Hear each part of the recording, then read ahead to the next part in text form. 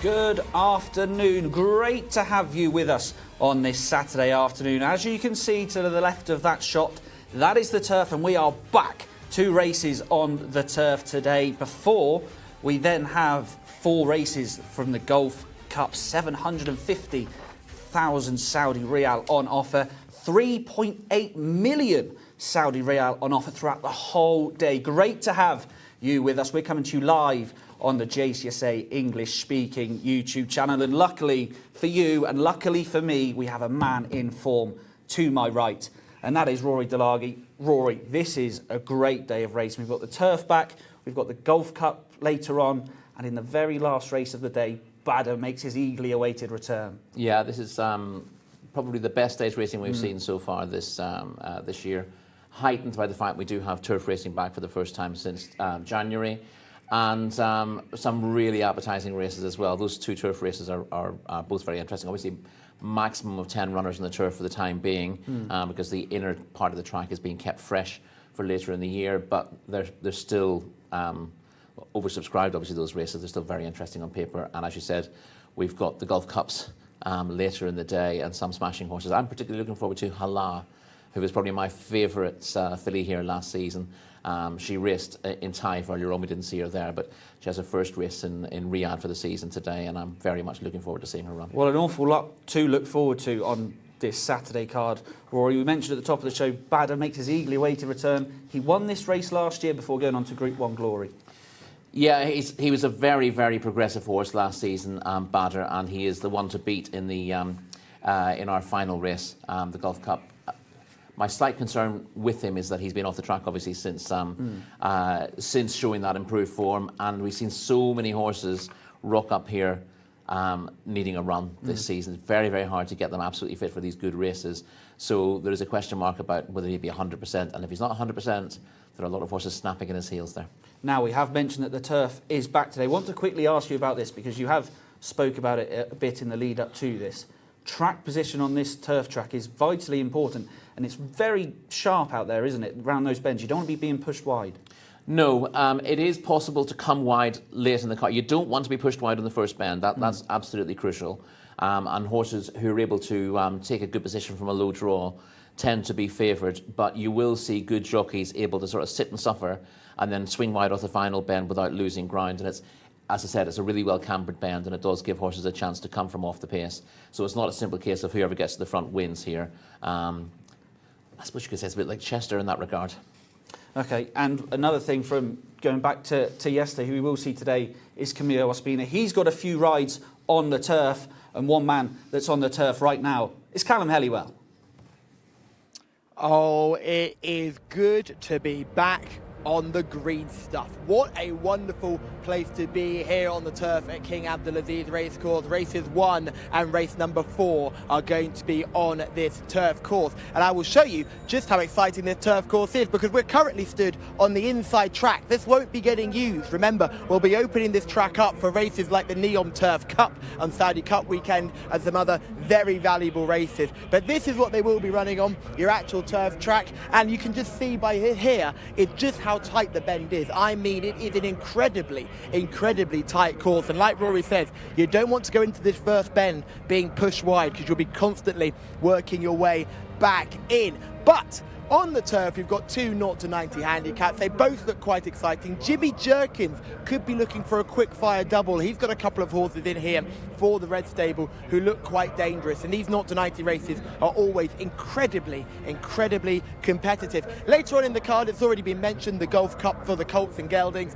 That's a thriller, our final race on the card. Obviously, Badr is the horse we're all talking about. Such an impressive horse last season, just improved with every single run, and his final run was quite frankly frightening. He spread-eagled a Group 1 field over this course last season, but he's not been seen since, and he faces some race-fit rivals, most notably Final Destination, who has won his last 3 starts and looks mightily impressive when bolting up last time. The form of that race has been boosted since as well. It's a really exciting contest.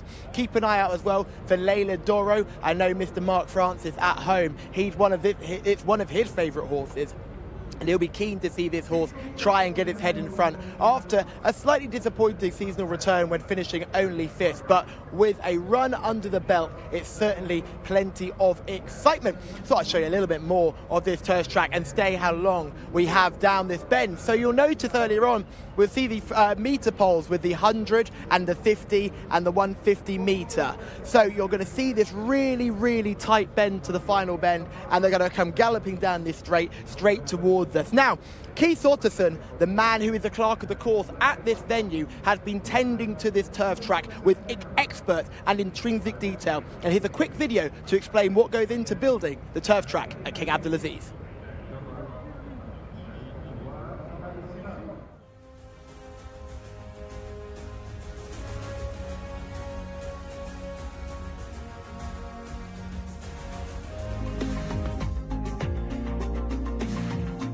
This season, the turf races will start on the 7th of December, which is 3 weeks earlier than has traditionally happened during the Riyadh season. We've been able to bring it forward. It's quite a difficult process planting the turf seeds and getting it growing in time, because we use cool season grasses for the winter season. It's an 8 to 10 week grow-in. We planted the seeds at the beginning of October and will be ready to race on the 7th of December. So this year we'll be able to increase the number of turf races we have from around about 26 per season up to the mid-40s. So we're looking forward to the expansion of that turf season in the 2024-25 Riyadh season.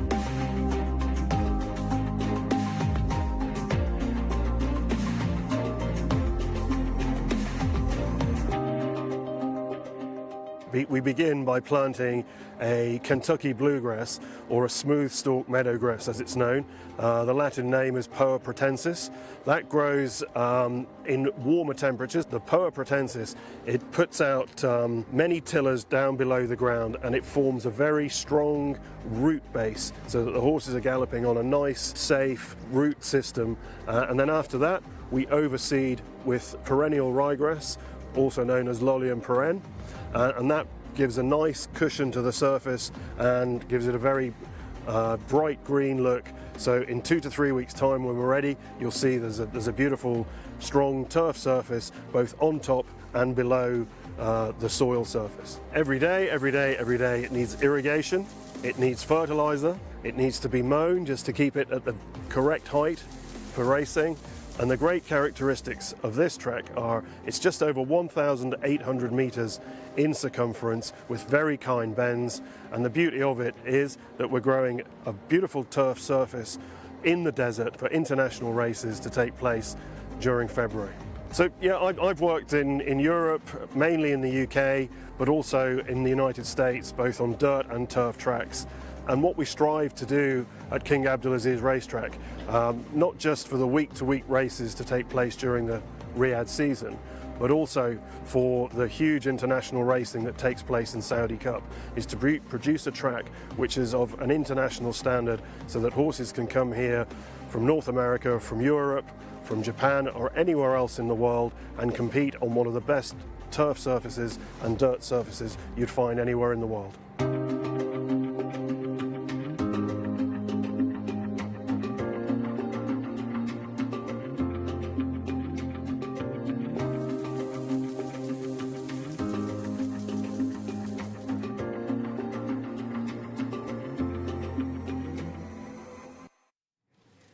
Great stuff there from Keith Otterson regarding the turf track, which is our first race, which links us nicely to Gareth Topham to take us through our runners and riders.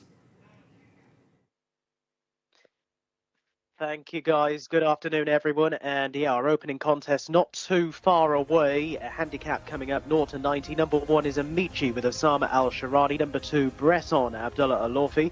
Number 3, Etisalat with Ahmed Al Azari. Number 4, Monasid Fahed Al Faradi.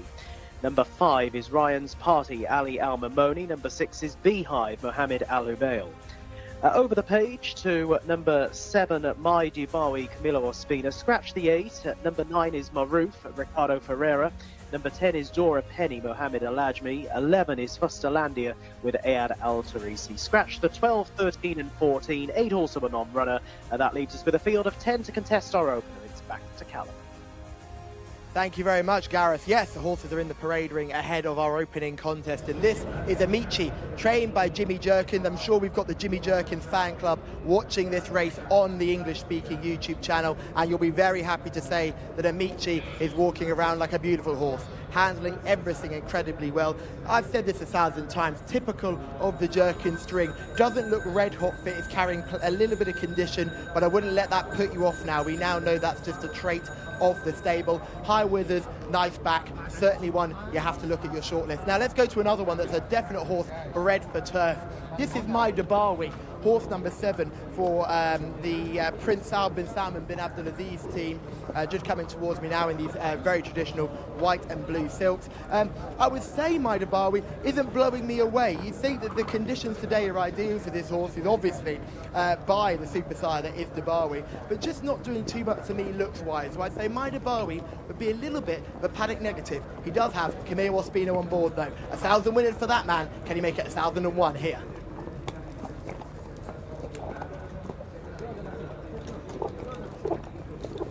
Thank you very much, Callum. Well, I'm not sure he will. He's 25 to 1 on the international market, My Dubai. Let's have a look at some of these in action, Rory, starting with the number 1 horse here, Ramici, who got a really good mention from Callum in the parade ring. We're going to see finishing third, or running on third here, but coming out of stall 8 is not ideal, apparently, Rory. No, it's not perfect. I managed to dig out some stats here, but let's just deal with Amici first.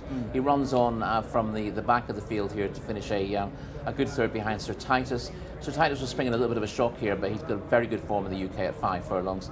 Under a change of tactics, he relished the longer trip there to win. Amici doing good late work to get placed. Now this is Maruf we're looking at in the green sleeves. There you go, finishing third last week. Rory, what did you make of this effort? Do you think he should be the market leader? I thought he was, yeah, I mean, I made him my pick in the race. He hasn't actually won on turf yet, but he's been running well. This was a solid effort, just getting run out of second late in the day. But obviously we're in handicap company here, and I think his mark is very fair. He's been placed on turf. It shouldn't be an issue for him, and I thought he was as well treated as anything in the race. And out of stall 1, would that be a positive? Stall 1's a positive. Obviously, you know, he's got a bit of early toe as well. We saw Amici coming from well off the pace last time out, so it's a little bit of an issue for him.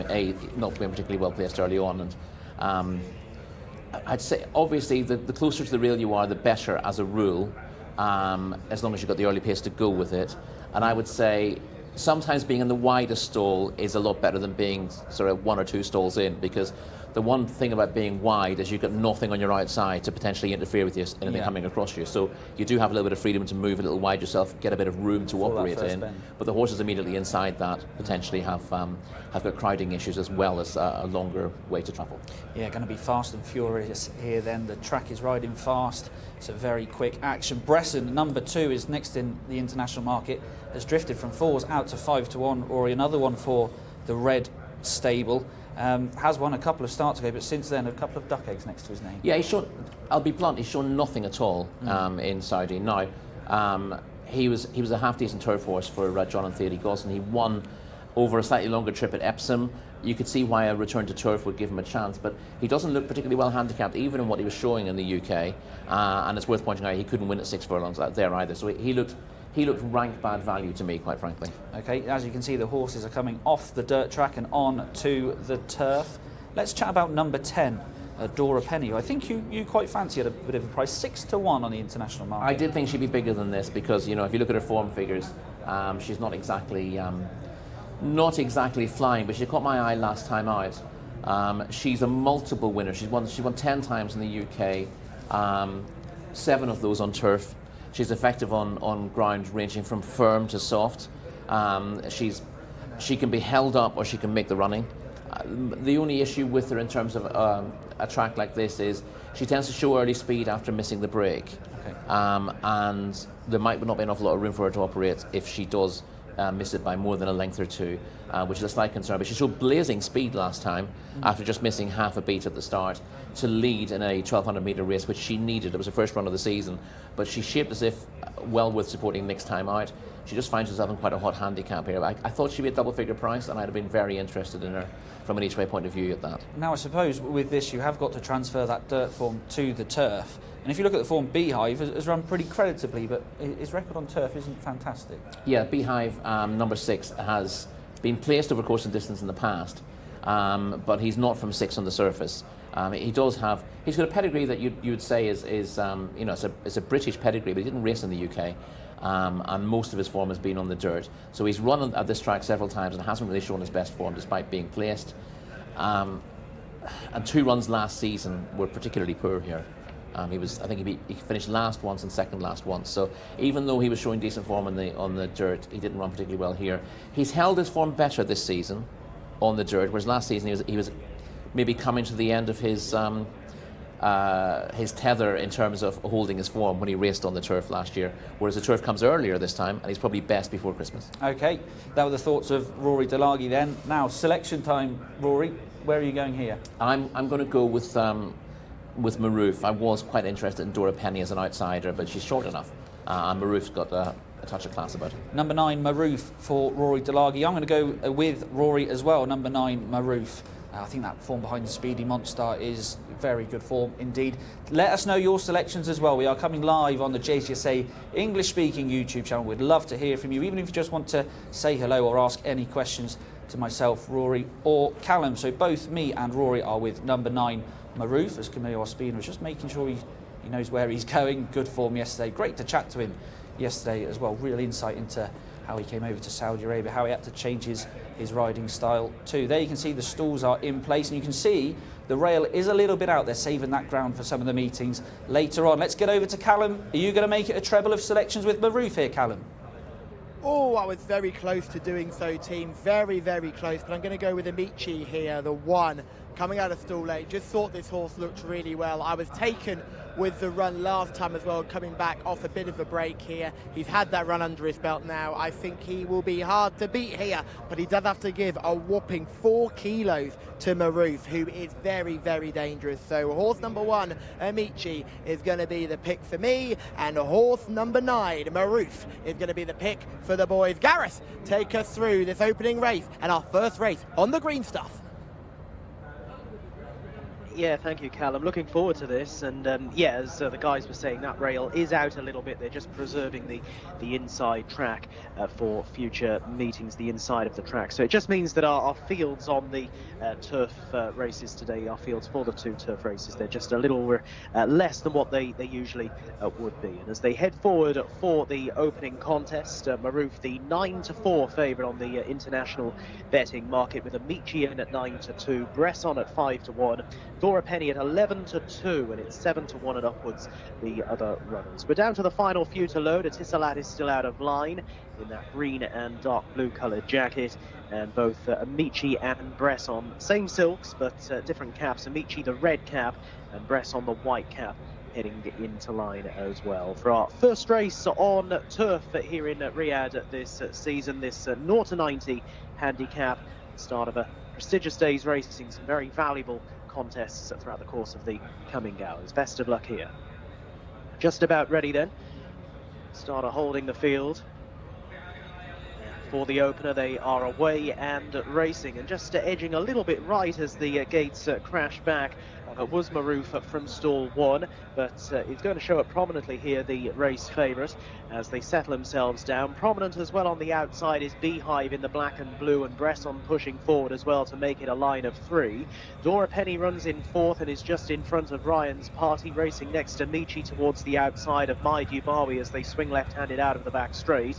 Monasib is next, a couple of lengths away to Atisalat, and the one who's struggling is Fustalandia. Making the run back towards home, on the inner course here, so a slightly shorter home straight once they turn on in. And it is Maroof under Ricardo Souza Ferreira, leading by 3/4 of a length over Dora Penny, who's now up into second along the inside and is trying to press as they race down the straight. Just over 200 metres to run. Dora Penny throwing it down to Maroof, and here to the outside is Mai Dubawi in the blue cap, who's staying on purposefully. And inside the distance, Mai Dubawi now picking it up. Mai Dubawi races on ahead of Maroof and Dora Penny. Amici best of the remainder, might well press for third, but up towards the line they go. It's Mai Dubawi and Camilo Ospina winning the opener by a couple of lengths over Maroof, and they were followed home by Amici and Dora Penny. The opening race on turf in Riyadh this season has gone to Mai Dubawi in the hands of Camilo Ospina, picking up strongly down the outside. This race is a real return to form as well for Mai Dubawi, but has done it handsomely in the latter stages. Drew clear and ultimately has won going away. We'll get you the full result shortly. The winner clocking a time of 1 minute 11.72 seconds at Mai Dubawi. That's a very tidy win, and Camilo Ospina remains in good form. 2 3/4 lengths was the distance back to the runner-up at Maroof, and Amici stayed on to grab the third spot, a further length behind. Dora Penny ran well also in fourth. But as we see the slow-mo across the line, it's a clear win for Mai Dubawi in the turf opener.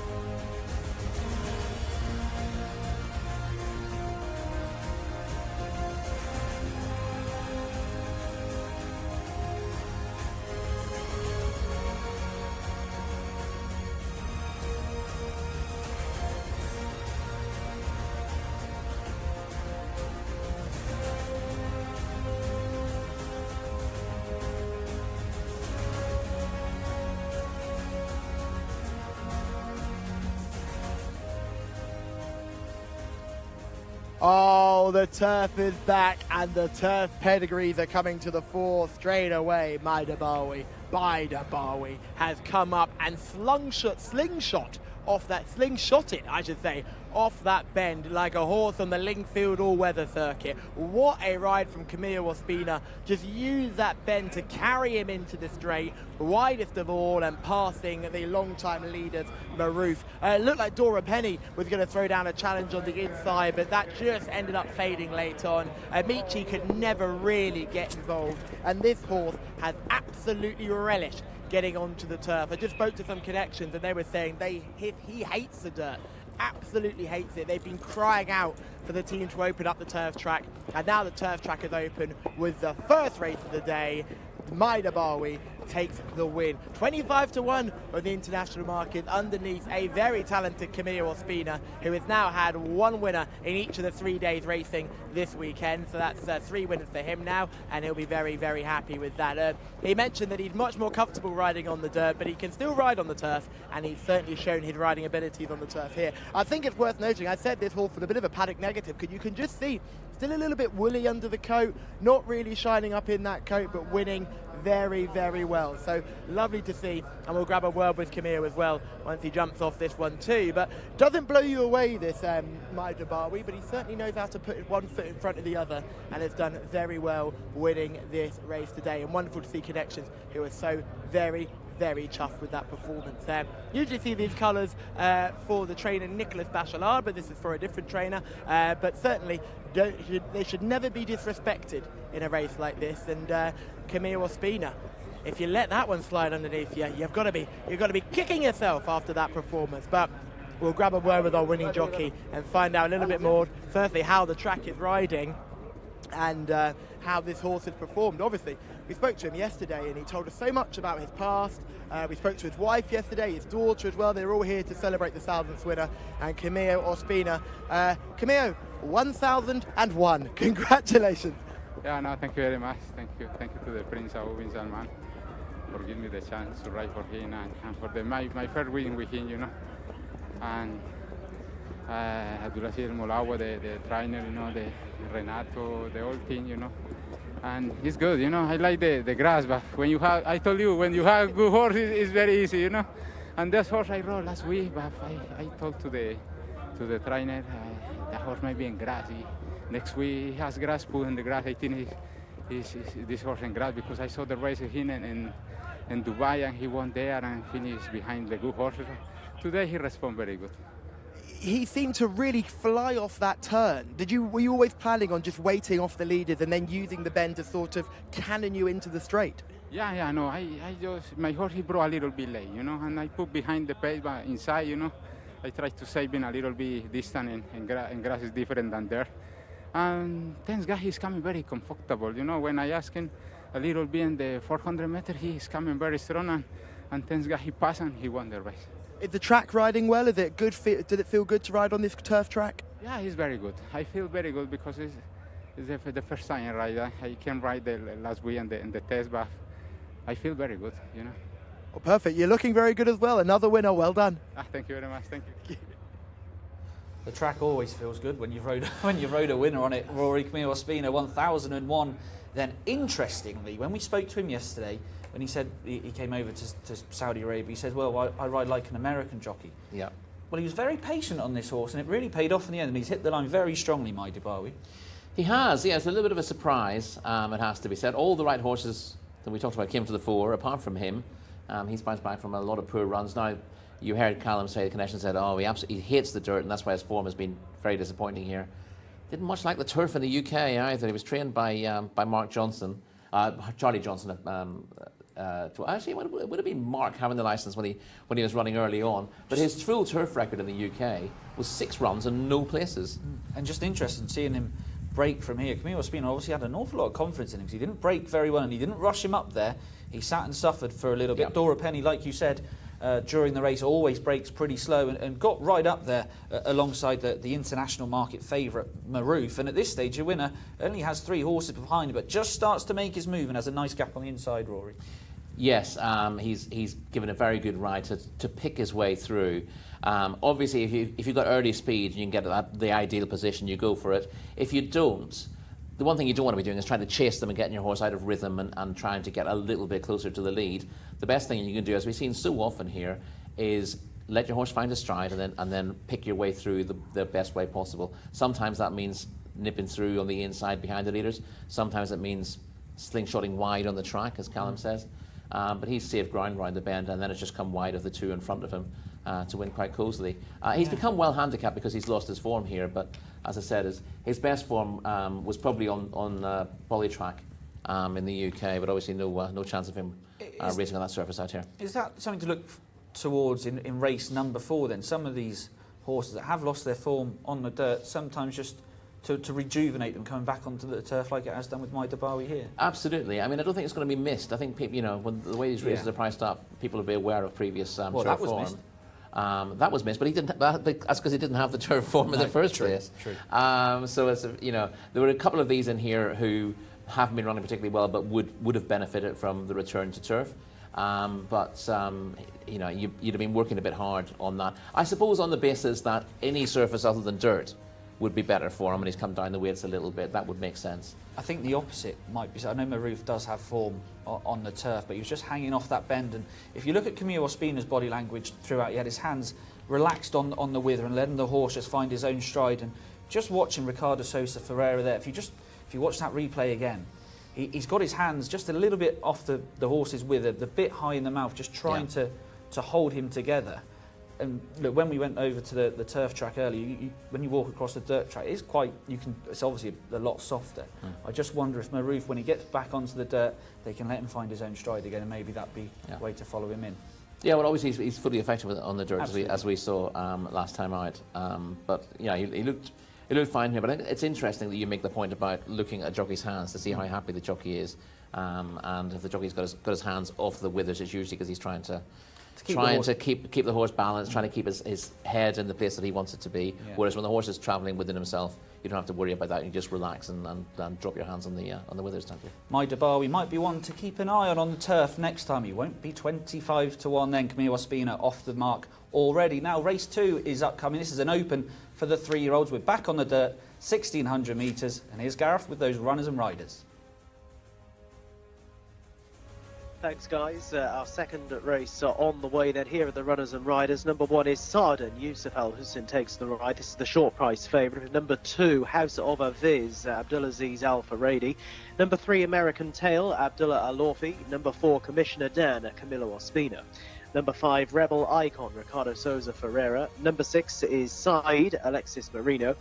Over the page to 7, Swift Victory, Mohammed Al-Laham taking the ride. Number 8 is Tireless with Ahmed Al-Shra. Number 9, Khalid Al-Ayez with Fahid Al-Faradi. Number 10, Rayan, Abdullah Al-Fayruz. And number 11, Tabar, Tariq Al-Mansour on board. Full field of 11 then to contest our second race. It's back to Tom and Rory in the studio. Thank you very much, Gareth. As you can see, the runners are just milling around the pre-parade ring. Some of them getting a nice bit of shade. Really warm day here at the King Abdulaziz Racecourse. Remember, do get in touch on the YouTube channel, the Jcsa English Speaking YouTube channel. A few of you have been in touch already. Hello to Cameron, who has been in touch as well. Let's run you through the international market for race number 2. Remember, back on the dirt for the next 2 races, and Sarden is your 8 to 11 favourite. Number 4, Commissioner Dan for Camille Ospina again at 5 to 1. 6 to 1, Sweet Victory for Mohammed Al-Laham and Thama Al-Dahani, who was in good form yesterday. 6 to 1 for Tireless, and it is 10 to 1 bar those. Let's talk about the international market favourite here then, Rory. Sarden, 8 to 11, has won last time out. Do you think the same's going to happen here? I think it's very likely. He's my pick in the race. He's got outstanding claims on the ratings, and I think he's got plenty in his favour. Has won 3 of his 5 starts to date.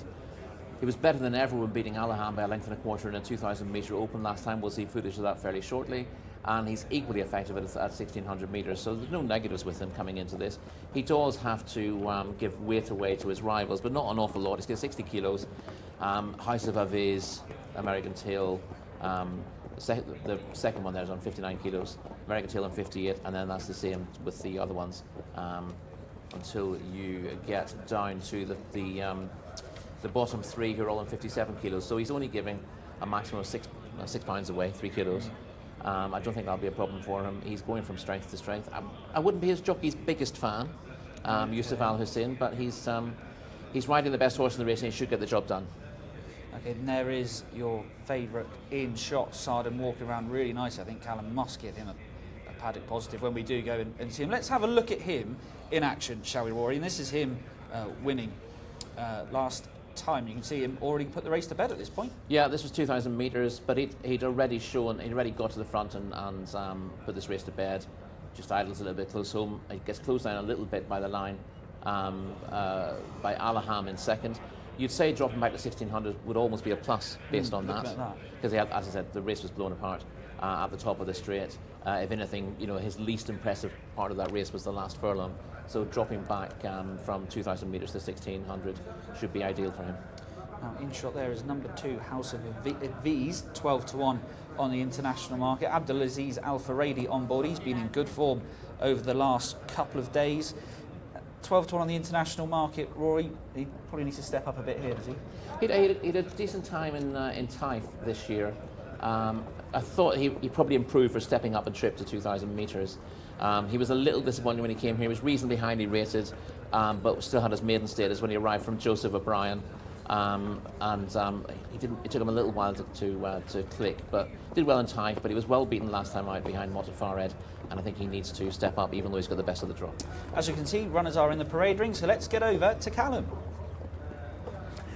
Yes, the runners are in the parade ring ahead of our first race on the dirt, and it is an absolute corker of a contest. I heard the boys in the studio talking about Sardin looking good from their point of view. Well, he looks even better from my point of view. Really eye-catching in the parade ring, this 3-year-old colt. He's a lovely type here by Mendelssohn. Would have been one of the first crops of Mendelssohn as well, so he's certainly doing his sire justice here, walking out like a lamb, very, very quiet, looking to give the owners a double and hoping Nicholas Bachelard can train a winner today. He's had a bit of hard luck recently, but maybe his good horses are coming back out to play. Sardin looks an absolute picture. Let's go back to horse number 4. This is Commissioner Dan coming towards us for the White Stable, who'll be looking to put their mark on the meeting and give Camille Ospina a double. Another horse who just looks an absolute picture here. Needs to bounce back from a 5th place effort last time, but certainly looks fit enough to do the damage here. Wow, what a race we've got on hand here. There's some lovely looking animals on show, but Commissioner Dan being just another one. Pull back to the 6th. This is Saeed, who we're looking at now. Now, this is a horse I remember winning 3 starts ago, has struggled since then, but again, looks like a real power-packed individual. He's basically got no neck. He looks like a stallion already. Really powerful, intense individual who just walks out with such purpose and aggression. He's almost just a tad long would be the only negative I give him, but he's a lovely type, and hopefully he can find his form again today because he looks ripped and ready to go. Pull back 1 to Swift Victory. This is the chestnut runner for Tamer Al-Dahani, one of 2 for Tamer in this race. Probably for me, just a little bit of a negative for me. Not the most fluent of walkers, as you can see. He's not got the most attractive of walks. Just a little bit just heavy-footed. I wouldn't be going mad if I saw him in a sales ring. Got a lovely poverty line on show, though, and got Mohammed Al-Daham in the saddle, which is certainly a positive. But maybe out the ones we've looked at, that's probably just a bit of a paddock negative. One more to just take a peep at is the 10. This is the last one we'll have a look at. The 10 is Rayan here. I thought this horse looked really well. Big, scopy type, definitely the biggest in this field. Really covers the ground as he walks. Abdullah Al-Farouz is in the saddle. He will be doing the steering here, a very talented jockey in his own right. You could argue that this horse is carrying just a little bit of condition. That would be my only concern, but certainly the scopiest in the field. But it's hard to look past the one here, boys. I think Sardin is the pick for me. Yes, not surprised Callum has gone with Sardin in the parade, and we did see him in shot, didn't we, Rory? He looked in very good fettle as well. Remember, do get in touch on the Jcsa English-speaking YouTube channel, and a few of you have been in touch. Will Norman, watching from Australia, great coverage. Thank you very much, Will. We'll try and keep up the great coverage throughout the day. And Dees Carl says, go, go, go, Swift Victory, Rory. That's number 7 on your race card, 6 to 1 on the international market. For Dees Carl, can you give them something to shout about here? As a winner, Swift Victory was a winner over this trip in the UK for James Tate, and he was last seen running a decent 3rd in a handicap at Kempton in June. He's joined current connections for 100,000 guineas since that, and these connections are pretty shrewd. I think Swift Victory will pay his way. The question is whether he's ready to go after a break. That's the only thing I would worry about. I did suggest the other day that it depends what Tamer Al-Dahani's plan is long term. We saw one who runs later on making his debut a couple of weeks ago. I said this won't be wound up for debut because Tamer's got a plan, and then it turns out he said I'm trying to rush this horse to qualify for a certain race, and I need him to win races now. So normally he'd be a little bit more patient. So it depends what the plan is for Swift Victory. But obviously as a handicap, as an 80 rated established horse, he's easier for him to place than some of these younger horses he wants to get qualified for cup contests. Yeah. So I don't think he's necessarily going to be pressing on straight away, but he would let you know if Callum sees him. That's the person to ask about Swift Victory. Yeah, if Callum has a quick word with Tamer Al-Dahani and says, does he win, Tamer? He'll tell you. Tamer Al-Dahani always has a plan up his sleeve. Kuwait 66 has been in touch as well. Hello to you and hope you're enjoying the show. Right, let's get on to Camillo Espina's mount, Rory. That's number 4, Commissioner Dan. Still pretty unexposed, only had the 5 runs and has got a victory to his name. Yeah, I quite like Commissioner Dan. He's certainly the most attractive alternative to the favourite and the obvious each-way play in the race. He's very lightly raced. He was 3rd in the Gulf Cup over 1,200 metres here on just his 2nd start, which is fairly impressive. Stepping up to cup class on just your 2nd start is very difficult to do. And I thought he made a pretty promising return when beaten into 5th place in an 18-runner contest. That was a winners of 1 behind Waktuk. Waktuk won here yesterday, so that we know the form is decent. Looks a little bit better now than it did at the time. I would say Commissioner Dan, he's got a rating of 85. He would get a plus on that for me, or maybe a P. Okay. I think he should be able to rate 90 odd. For anyone that doesn't know, if there's a P next to a rating, what does that mean? P for progressive. Okay. It's a time form thing, really. We don't have time form ratings here, but they'd certainly be interesting compared to the official ratings. But yeah, he's definitely capable of better. And Camillo Espina, well, there's no nerves now with Camillo. No. He's got his 1,000th winner. He doesn't have to think, oh, am I going to get it? He's now moving on to his 2,000th, so he'll be just getting his head down. As we saw in the first race, rode a superb race to win on a 25-to-1 shot. And you can be sure that Commissioner Dan will get every assistance from the saddle, and stall 2 is an ideal berth here as well. Commissioner Dan just going out of shot, just going behind the stalls there. There is Swift Victory, hoping for everyone that has got in touch on YouTube for a swift victory. Mohammed Aldaham on board. One more we should mention, the Red Stable runner here, Rory. That is Tireless, 6-to-1 on the international market. Jimmy Jerkins trains this one. Stall 8 to come out of. Again, a little bit unexposed, only the 7 runs, and has got a victory to his name as well. Yeah, I'm not entirely sure what to make of Tireless. He probably needed the experience on his debut here, because the dirt track here is not really like any dirt track in the States. And we see that the form doesn't necessarily transfer straight away. He did win over 1,600 metres at Tampa for Todd Pletcher. That was his only win from 6 starts in the US. He appears to have enough ability to be able to be competitive at this level, but whether he's able to show it now is a little bit of a guess. He will have learned from that first run, but they don't necessarily acclimatise as quickly as that. Right, runners are down at the start, and just a couple of minutes from post time, as Alex Moreno, who's in good form yesterday, is just resaddling Saeed. Selection time then, Rory.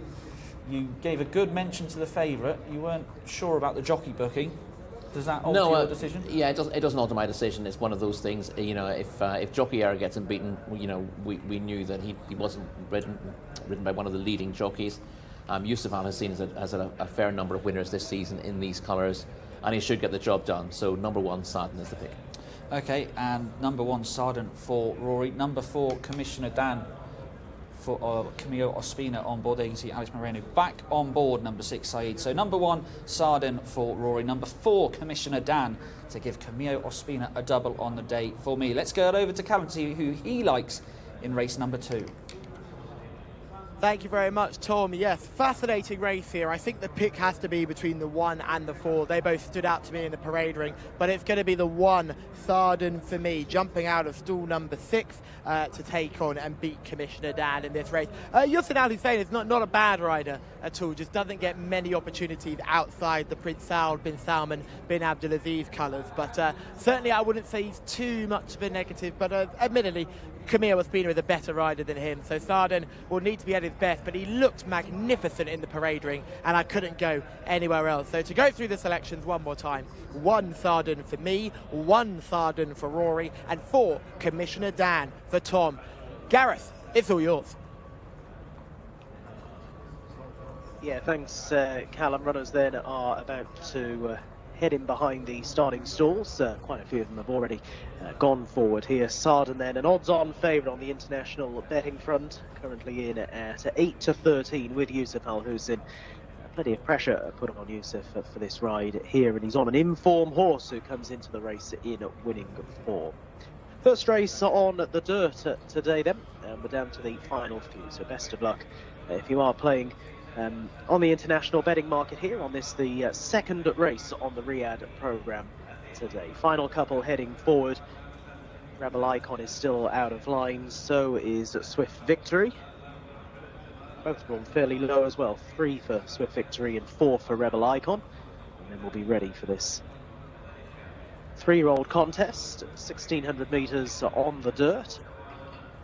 And the 11 runners are now all in line. So for race 2,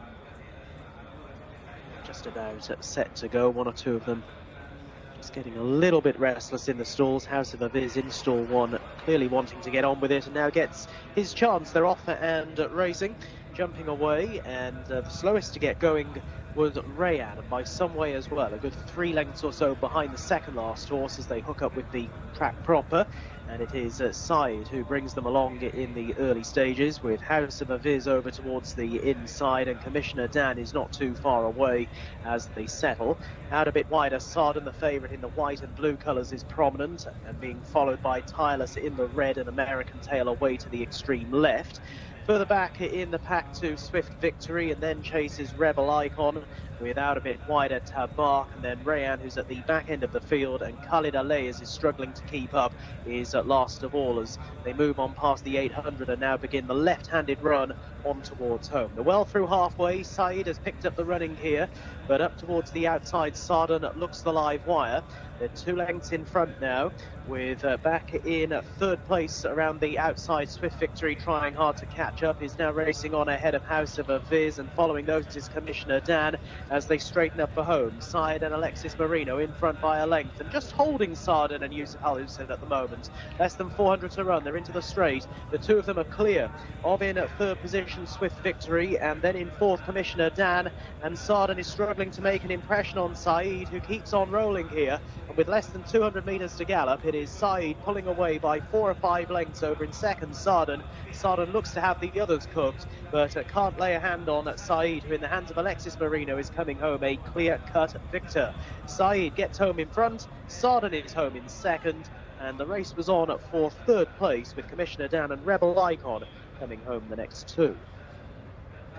It's gone to Said, who looked to have a pretty strong challenger in Sarden off the home turn, but has fairly and squarely seen that rival off and comes home clearly in the hands of Alexis Marino. Runs out a ready enough winner in the end, saw it out more strongly than Sarden, who's held every chance in 2nd spot. The winner then, Said, returning in a time of 1 minute 41.87 seconds, and comfortably accounting for his rivals.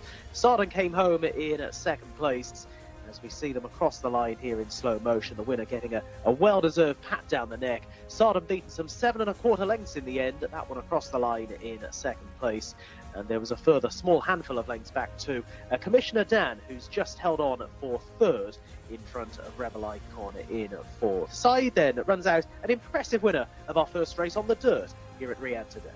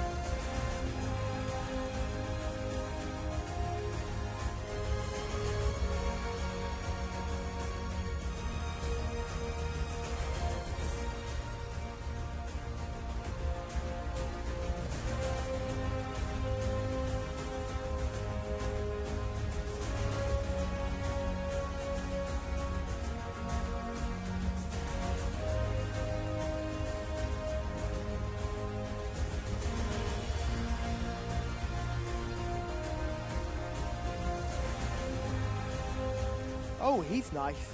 He's a very nice horse. He looked an absolute picture in the parade ring. That strong, powerful neck, well put together. But those 2 runs since his last win were what would put off many in the market. But look at him coming in. He's a strong, powerful boy. I'd be saying send your mares, ladies and gentlemen, because this is one who could be a sire going forward just by looks. Obviously, he'll need to improve an awful lot to be considered a real top class stallion prospect. But my goodness, does he look great as he walks in here. And Alex Moreno has just ridden Joseph Alacine to sleep in that race, to be perfectly honest. I'm sure the boys will agree with me. Sardam was obviously travelling the best, but Alex just puts the brakes on, allows the horse to get some air in those lungs, and then kicks again and wins comfortably. Congratulations to everyone involved, with Saeed, who has just done that in really good style and has earned a second career victory. That's 9 starts in Saudi and 2 wins. So well done to everyone involved, and well done to Alex in the saddle. It's a real picture of a horse. Big, strong boy, lovely type. So let's go and see Alex as he comes in and gets weighed in. I'm sure he'll be happy with that. He's been cooking on gas this week as well. I think that might be his 5th winner of the weekend. I could be slightly wrong there, but he's been flying along nonetheless. Had a double yesterday, and he's already started today off with a bang. So we'll grab a quick word with him and find out some more. Alex, that was a very, very nice performance. Well, thank you, buddy. And he was working well. So the horse was a little strong, Southern. I thought it was the favorite horse. But you know, my horse break well. So no time to wait nobody, you know. When you saw him in the parade ring before the race, I thought he looked absolutely stunning. Did you agree? Did you see him and think, oh, we've got a chance today? Yeah, he was looking so beautiful, you know. He was good. And I said, with the horse, he have a chance. So he showed off very good today, you know. Certainly showed off, won by a long, long way. Clearly this trip is what he likes. I imagine the connections will want to stay at this distance now. Well, I think that they will stay in this distance. And we'll see what's going on in the future, you know. Well, best of luck for the future, and well done today. It's another winner. You've been well this week. Well, thank you, buddy. Thank you. Thank you. Cool customer, Alex Moreno, and he's in good form as well. A couple of winners yesterday. And Rory, I thought he's rode a very good race here, because Sardin was on his girth the whole way, but this horse has won over 1,800 metres, so riding him from the front like this, and he's got his fractions completely right here, Alex Moreno, hasn't he? He has, yeah, and I thought Yusuf Al Hussein just panicked a little bit coming into the straight. He thought he seemed to be going okay, but again, I don't like horses being asked for a big effort before they turn into the straight, unless you're forced to do that because the winner's so far ahead. But he's got after him, got the whip out before the home turn, and the horse paddled a little bit from there. But it may not have made much of a difference to the result. But I thought the better ride came on the winner. It was drawn wide, but you see Alex Moreno got him straight across into a good position very quickly. Got across to the rail, has disputed it with House of... He's done well from stall 10 there, He has, yeah. House of his sort of pops up on his inside to get the rail there, so he's can't get all the way across. I think he's happy enough there. Going too wide is not a massive concern. And always sitting pretty. The runner-up moves up into 3rd place, but of course he's 3 wide going into the bend, and maybe his jockey would have been better just sitting in behind the front pair. Or if he thought he was going well at this stage, he could have looked past them and taken the race himself. But once you get into battle with a jockey who's got the experience of Alex Moreno, and you're head and head, it's never an easy battle to win. No.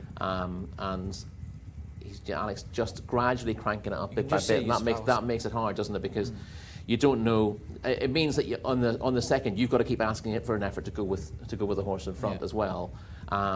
And not that many horses want to be asked that often. So sometimes you want to be able to come with one run. And I think most of the time, if you're on the best horse, you assume you're going to be able to cruise up. The horse on your inside is going to falter a little bit, and then you can go on. But Alex timed that very well, so that his horse had plenty more to offer, and he broke the heart of the second, essentially. Yeah, he did. I suppose it's hard for the handicapper here, because this was obviously an open race. Saeed has won off 84. Sardem is a horse rated 96. He's put 7 1/4 lengths between the two of them. Yeah. I suppose you probably want to stick to open company next time, because handicaps again, the key there is who we've got finishing 3rd and 4th. That's what the handicap will be looking at as well. Commissioner Dan's come 3rd and Rebel Icon in 4th. Commissioner Dan just never really got into it under. No, he didn't travel that well, did he? He kept plugging away, but wasn't particularly flashy in the way he travelled. And the fourth horse doesn't have a massively high rating. And as I said, the handicappers is likely to look at the weak links in a race like that, as he is the best of them. So the winner will be going up in the weights, but not necessarily a huge amount. And of course, as we said, because not many of these horses will be running in handicaps, it doesn't tend to get exposed that often. But we've seen a couple recently that have been unlikely. Alex Moreno then continues his good form from yesterday on number 6, i.e. 10-1 on the international market. Sarden, a beaten odds-on favourite at 8 to 11. Do you think Sarden would be better going up to 1,800 or even 2,000? Not really, metres no. next No, I time? mean, as I said, you saw him win over 2,000 last time. Obviously, he's fully effective. You know, between 1,600 and 2,000 metres. Just the way this race panned out, that was against him. And you know, in a race run in a different way, he's liable to bounce back to form. He's still finished a clear second. Yeah. And again, he's maintaining that very positive record of getting placed in his races. And I think he's just as likely to bounce back next time out. Tongue out for Alex Moreno, laughing at his opposition. Saeed wins race number 2. Good old pattern. He is pricked, and we were looking at him before. Callum was saying after that what a lovely horse he looks like. He's obviously in very good condition. Do you think those 2 previous runs, there could have been something a little bit amiss? Because before that, he was in decent form. Yeah, his previous run was a shocker. I mean, he's been a long way, and I just didn't give us running for whatever reason. But some horses can sulk if they don't get their own way. Yeah, he's got to the front here and he was very happy. Obviously, I'd need to go back and have a replay of his previous race from the start. But sometimes with horses like that, just something going wrong at the start, getting a bump or not being able to get to the lead, can see them just drop the bridle and essentially they drop themselves out. So sometimes it's more worrying if a horse gets beaten 10 lengths than it gets beaten 50 lengths. Saeed then wins race number 2 for Alex Moreno. Got to the front and did not see another rival. Race 3 is coming up. This is a Fillies Open, but just for the 2-year-olds over 1,200 metres, still on the dirt. Here's Gareth Topham. Thank you, Tom. The runners and riders then for race 3. Number 1 is Al Bekri, the mount of Adel El Faradi. Number 2 is scratched, as is number 3. Number 4 is Al Waliya, Abdullah Al Lawfi. Number 5, Dwight Ear with Naif Al Anazi. Number 6 is Lady Safir with Khalid Al Mamoni. Number 7 is Asafar with Nawaf Al Mudiani. Number 8 is Enig with Muhammad Al Nassar taking the ride. Over the page to number 9, Garami, Mohammed Al-Daham taking the ride. Number 10 is Ghassan Mohammed Al-Hubail with number 11, Hajia with Osama Al-Sharani on board. Number 12 is Medegesh with Alexis Marino. Number 13, Milad Mohammed Saeed. And Camilo Ospina rides to number 14, Flavin. Over the page to number 15, Nazmat El Wadi with Abdullah Al Rashid. Number 16 is Scratch. 17 is Neon Line with Tharbar Timiat. Number 18, Rawabi with Abdullah Al Fairuz. 19 is Shaybanaya with Rayan Al Tuesh on board. Back to Callum, who has more on this our up-and-coming 3rd race. Thank you, Gareth. Yes, let's have a look at these in the parade ring. We'll start with the 5. This is Dwight Ear, who we're looking at. She is a real powerful individual. She's a big girl for a 2-year-old. You don't often see 2-year-old fillies that look like this. She's very masculine, and she's had a few starts here, 3rd last time out. She'll have the experience, which will use to her advantage. There's a few who don't, and she certainly has the looks of a horse that will just get better with age and time. Maybe the 2-year-old season isn't what they're looking for, but clearly she's had plenty of starts, and they have the confidence to run her in a race like this. She shouldn't be discounted. She was a real eye catcher. The complete opposite can be said for Lady Sophia, who's not a paddock negative per se, but is a completely different type of horse. She is tiny, a really small individual.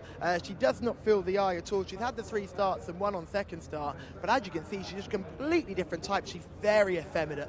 She's very light of bone, but she looks fit. She's not carrying any condition whatsoever. I'm not quite sure what condition she could carry, to be perfectly honest. She walks out well. Ignore the fact she's just fighting with the lip chain at the moment. That's totally fine. Yeah, she'd be an eye catcher, but certainly in a different way than the 5 with an eye catcher. Let's get back to one of the debutants. This is the 8, Enaig, who we're just seeing come towards us now. This goes in those blue colours of Abdul Manif, and it's the only runner of Abdul in this race because he has withdrawn his other runner. This makes debut, I thought, quite plain, to be honest. Wouldn't strike me as a horse that's here to win on debut, so I would be looking elsewhere there. So maybe not one for the shortlist today, but keep an eye out for these trainers' horses. He's got plenty of them, and they tend to be revved up on debut, so I could be wrong, but I'm not seeing anything in the paddock that suggests this horse is ready to win first time. Let's go over the page to number 9, Gamari. Now this is a proper horse here. looks really lovely. She's a lovely type here, and she looks fit and ready to go. The jockey on board is Mohammed Al-Daham. He'll be looking to go a couple of places better than last time. Looks in really good nick here, shining up in the coat, really power-packed individual. She's only had the one run. That was a second-placed effort. She's just getting a little bit revved up now because she's seen the jockeys coming towards us. Let's watch Mohammed get on. As you can see, she's a massively scopy filly. She really does. You walk into her and you realise just how big she is. She is a paddock pick so far. Let's go back to one more. We're going to look at number 13, who's had plenty of racing, and I just think it's quite interesting to look at this compared to the others. This is Milad, who's had plenty of chances and is yet to get the head in front. But you'd think this horse would be showing just a little bit more, but looks very, very light to bone and very, very weak. So I would be looking elsewhere, but it's interesting. She's had plenty of starts, but she's just not filling that frame. So maybe look elsewhere with the 13. Thank you very much. Callum Runner's just about to leave the paddock. Let's run you through the international market here then, shall we? Number 1, Al Buktri, 6-4 for Adel Al Faradi. Al Wayla is at 9-2. 6-1 is Garami, who we'll see in action very shortly. Number 5, White Deer, 8-1. The same price for Lady Sophia. 9-1 for Medegesh, and it is 10-1 bar those. As I said, let's have a look at Garami here, Rory. This is finishing second on debut. Callum gave a big mention to this one in the paddock. Can she step forward from this debut run? The answer to that is yes. I like this performance. The winner, she looks very good. The winner runs her down late on. They come well clear of, what are they, 7 1/4 lengths, 7.5 lengths clear of the third. That horse then went and finished third to Kansara last time out, and that's sorry, Alcanzar rather I should say, and that filly ties in very closely with the market leaders here. For example, the top two have both been behind Alcanzar, and on a line through the third filly there, this is the best in the race. And there she is, countering down start, Mohammed Al-Daham on board. We've already mentioned Thamar Al-Dahani in really good form at the moment. Let's talk about the international market favourite then, Rory. That's number 1, Al Buktri, 6-4. Pretty short favourite on the international market. This doesn't make an awful lot of sense to me. Was beaten 17 and 3/4 lengths behind Alcanzar last time out. That was a good race. The winner's very good. We've got no doubt about that. Have they just looked at her rating and that's it, do you think? Yeah, see, her rating hasn't come down from that. And indeed, the handicapper hasn't given Alcanzar a big rating. We were talking about her being a sort of 90-plus filly after her performance. She's got to 74. It's just absolutely crazy. She won thoroughly on merit by half the track, and she's only gone up a handful of pounds for it. She beat a lot of half-decent fillies, Al Buktri among them. But there are various others in the race who've run in that race as well. And if I look at the full form for that, you'll see the filly who was third ahead of Al Buktri. He was still beaten 13 odd lengths by the winner. Was well behind the filly we just talked about there, who's what, 11-2 shot. Mohammed Al-Daham, Garami. Well, Garami is now 4-1 from 6-1, and that's probably the correct price. Yeah, I don't. I think she should be the favourite. I'd have Al Buktri in at about 5-1. I'd have Garami closer to 2-1, and I think the market has got this wrong. It doesn't always get you the right results, but on form, there's absolutely no reason not to believe the collateral form. It can get a bit dangerous relying on collateral form all the time, but with given the timing of those races and the fillies involved, I think I'd be fairly happy that that Garami is at least on a par with Al Buktri. Remember, do get in touch on the Jcsa English-speaking YouTube channel. Plenty of you getting in touch. It's what we love to see. Dee's Carl watching from Singapore. Great to have you with us. George Lazaridis watching from England. Loads of exclamation marks. Glad you're with us. George Saroja, I think, was with Alex Moreno in the last one. Saeed, he just put result and result twice. I think he was very happy. And more people getting involved too.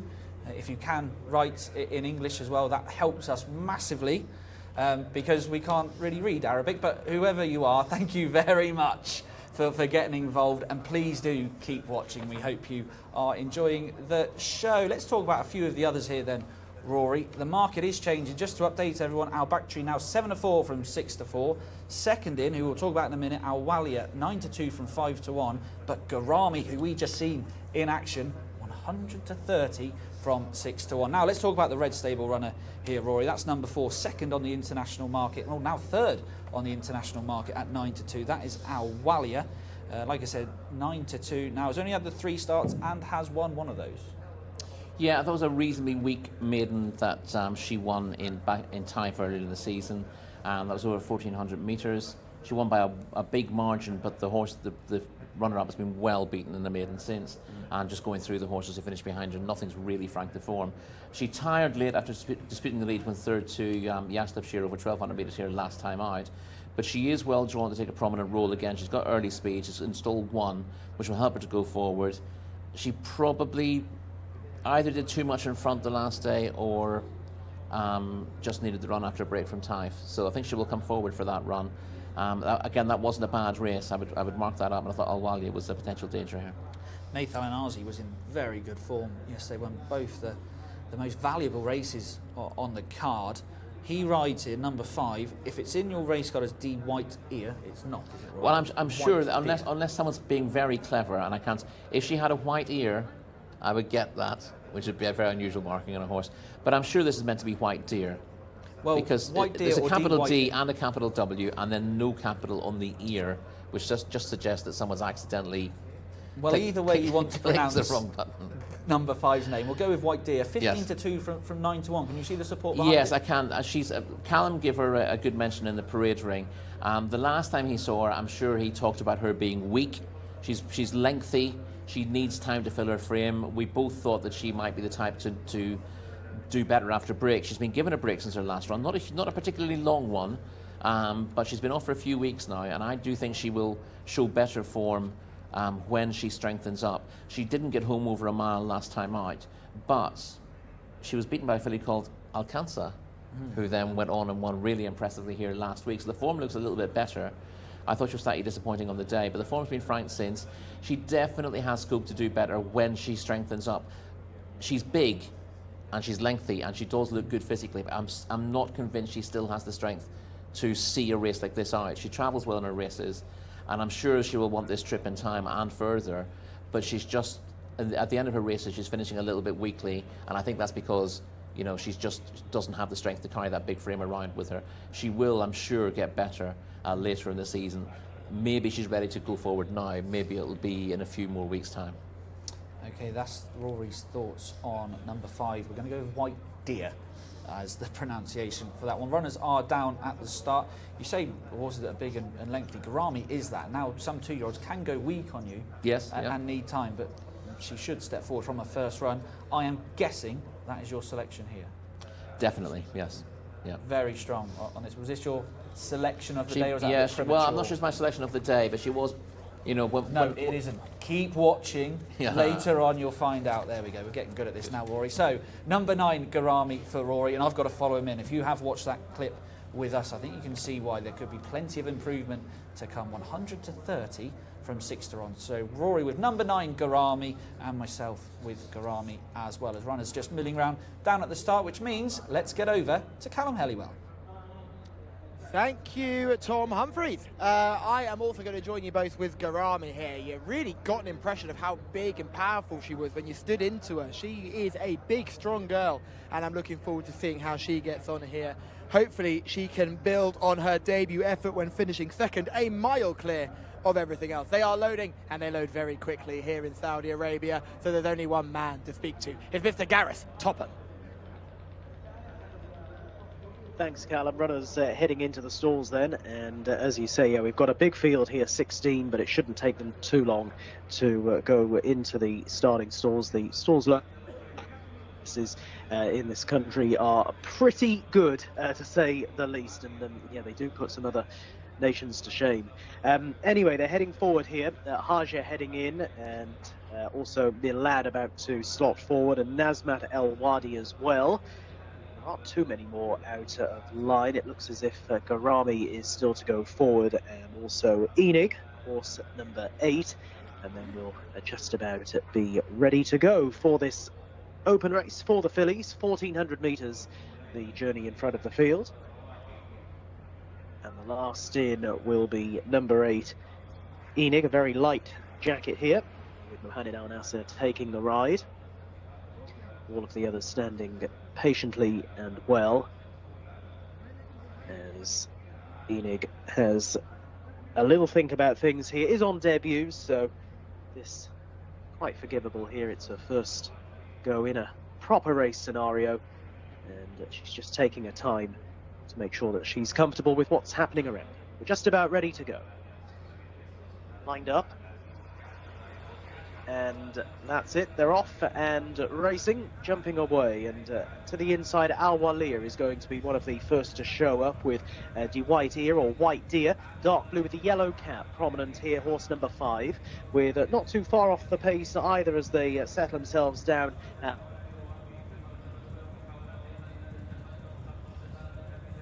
Rawabi as they continue their progress going down the back. Rawabi is out in front and leads here by a length or so to in second position Garami, and then to the inside Al Bekri back in third. Fourth is held by White Deer, and then along the inside is Al Walia as they begin the run left-handed back towards the entrance to the home straight. Gasana is racing next up towards the outside, and the others being headed off by Lady Safir as they're coming around the home turn, and it is Garami who's cruised through into the lead and kicks away by around about 3 to 4 lengths as they're now galloping on into the home straight. Garami going strongly from Al Bekri in second, who's working hard, and then towards the outside is White Deer, who's trying to pick up with back in behind those Al Walia. The others are all struggling to land a blow. In fairness, they're all struggling to live with Garami, who in the hands of Mohamed Aldaham is spread eagling the field here, just pushed out towards the line, is going to win this by a mile. Al Bekri up to the line for second, but is a long, long way behind Garami, who's made light work of these. Garami comes home in front, builds on that promising debut effort, beats Al Bekri, who's home in second, and they were followed across the line in third by Al Walia. It's a very easy win for horse number 9, Garami, Mohamed Aldaham on board. This one who ran a promising second on debut last time out and has clearly built on that initial promise shown and has run out a wide margin winner here, and had this sewn up pretty much from the entrance to the home straight. Quite impressive here, Garami. It didn't look a bad field on paper, and Garami has taken them apart. Scoring in a time of 1 minute 27.7 at 5 seconds, and a happy result as well for the English-speaking team. Garami it is, coming home by a long, long way, 11.5 lengths, beating Al Bekri, who's home in at second place, and Al Bekri in turn was nicely ahead of Al Walia, who was best of the remainder in third. They have finished strung out there, and Garami tearing the field apart in race 3, a most impressive winner.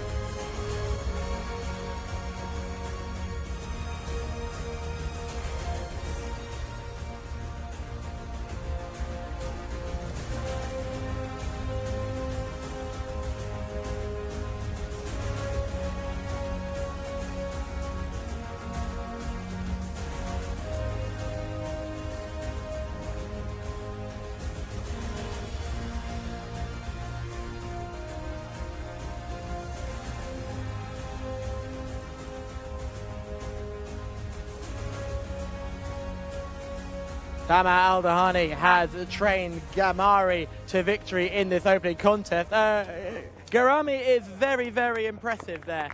Very, very impressive and did it very well. Yeah, she's a good filly. She ran before 3 weeks. She was unfit. Just I need to gallop her to show how she is first run in her life. And she made a good race. Today I'm happy with her in the war. I know she will do it very easy. And she do it galloper, you know. I thought on the debut effort, she ran so well despite, like you said, being unfit. Were you surprised at how quickly she's come out again and been so impressive today? Yeah, she's a good filly. I tell the prince about this filly. This one is number one in Saudi Arabia filly. Oh, that's a big claim. She's a sprinter filly, 7 furlong. She will be number one in Saudi Arabia. Very exciting. The number one filly in Saudi Arabia, according to the trainer. A very exciting 2-year-old to look forward to. Go and meet her. Thank you, thank you. Thank you. Yeah, so there she is, Gamari, who is just Garami, I should say. She's just so impressive to look at. I couldn't believe her when we saw her in the parade ring. You walk into her and you really are taken by how big she is. And you can see as she stands with connections here, she does tower above them. Ladies and gentlemen, she's only 2. She turned 3 obviously on January the 1st, but she's only a 2-year-old right now and is hugely, hugely exciting and certainly one to look forward to. And Mohammed Al-Daham is our winning rider as well and a very talented jockey in his own right too. Unlike we saw in the last race, Mohammed, while sitting on the outside in second, didn't put the brakes on. He said go and let's put this race to bed nice and early, and that is exactly what he did. And honestly, the further she went, the better she got. And what a claim from the trainer. Have we seen the best 2-year-old filly in Saudi Arabia? Is this the number 1 juvenile to go to war with? We will find out as the season continues, and you can watch every single race live here on the JCSA English-speaking channel. And remember, ladies and gentlemen, she was 6-1 on the international markets and got backed into 130 purely on the words of our incredible team in the studio. And Mohammed Al-Daham was our winning rider. Mohammed, well done. Thank you. Alhamdulillah. First, thanks to God and the owner, the trainer. Inshallah, a nice filly. She's a very exciting filly, isn't she? You said go on the turn, and she just kept going. Yeah. This filly, I ride in Taif. The owner, he bring in this filly. When the season Taif work there, she come there, and I ride in the morning. I go canter with this filly. I see, mashallah, a nice filly. I tell the trainer, I think this filly, very good filly. And alhamdulillah, come, same I see. It must be nice when you think she's so good and then she proves it on the track as well. Yeah. This, I'm happy too much, you know. Is she the best 2-year-old filly in Saudi Arabia? For me, now I see this the best one. Fantastic. Go and enjoy it. Thank you. Well, maybe we've seen a potential superstar, Rory. Garami, you gave her a very good mention beforehand. She stepped up massively on her debut. Interesting to listen to Tharma Al-Dahani that on debut she would have needed the run.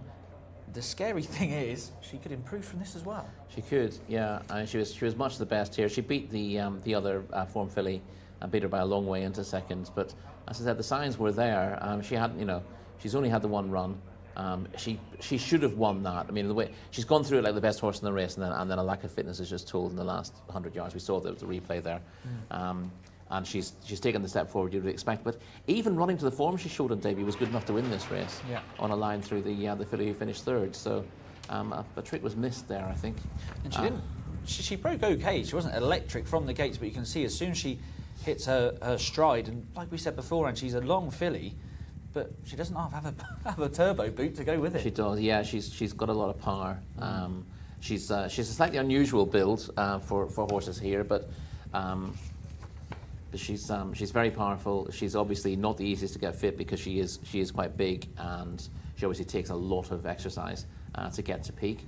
And she has taken the predictable step forward, as Thamar said she would last time out, and she looks very good here. But as you said, there's probably better to come as well. And again, the right horses have come to the fore here in the contest. So there's no reason to question the form at all. She's not flattered by the way it's run. She's won the race now. She just injected a little bit of pace before the bends, and she's looking different class to them.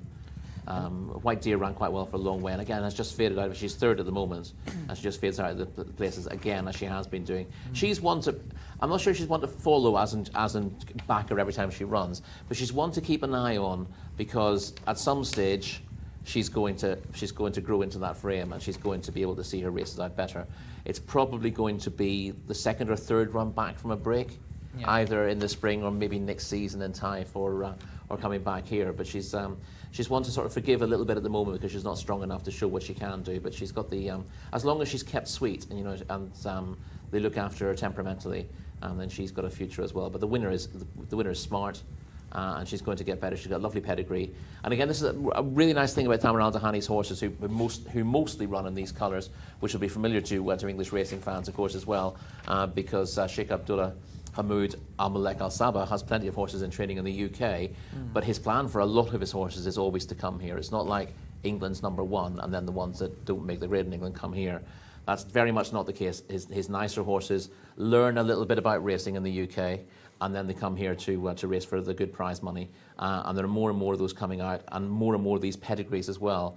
You know, if you go back a few years here, you're looking at the same sort of pedigrees, horses from sort of second division US sires to a large extent. But now we're seeing a few owners and trainers more than happy to go to the Newmarket sales and pick up, not necessarily the very top end of the market, but some very interesting pedigrees and bring them. You say interesting pedigree regarding this by King of Change, yeah, just standing. I mean, a really smashing racehorse, King of Change, almost forgotten now, isn't he? Exactly, but his best form came as a 3-year-old, second in the Guineas, and then went and won the QE2. So the best could be yet to come for Grami, the 2-year-old filly. Let's go back over to Callum.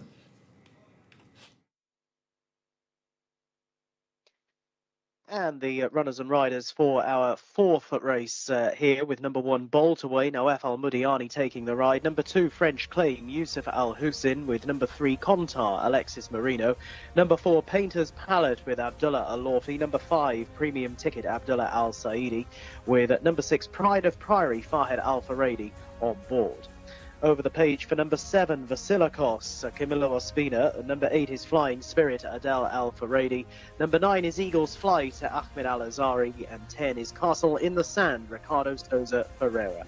Non-runners 11 through to 14. That leaves us with a field of 10. It's back to the guys in the studio for more.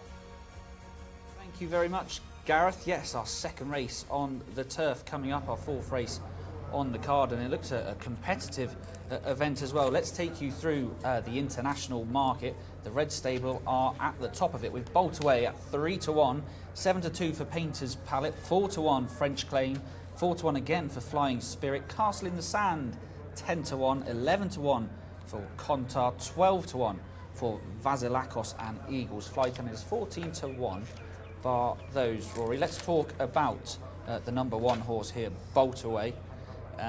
For Jimmy Jerkins, has had the 29 runs, 7 wins. Do you think coming back to turf is a plus? Yes, we're about to get a chance of seeing Boltaway in action, doing good late work here on the dirt. But yes, you're right, he does have good turf form. He was second to Year of the Dragon over this course and distance in March. You can see that he's looking for a longer trip here with a good late work behind the winner. Just disappears from shot.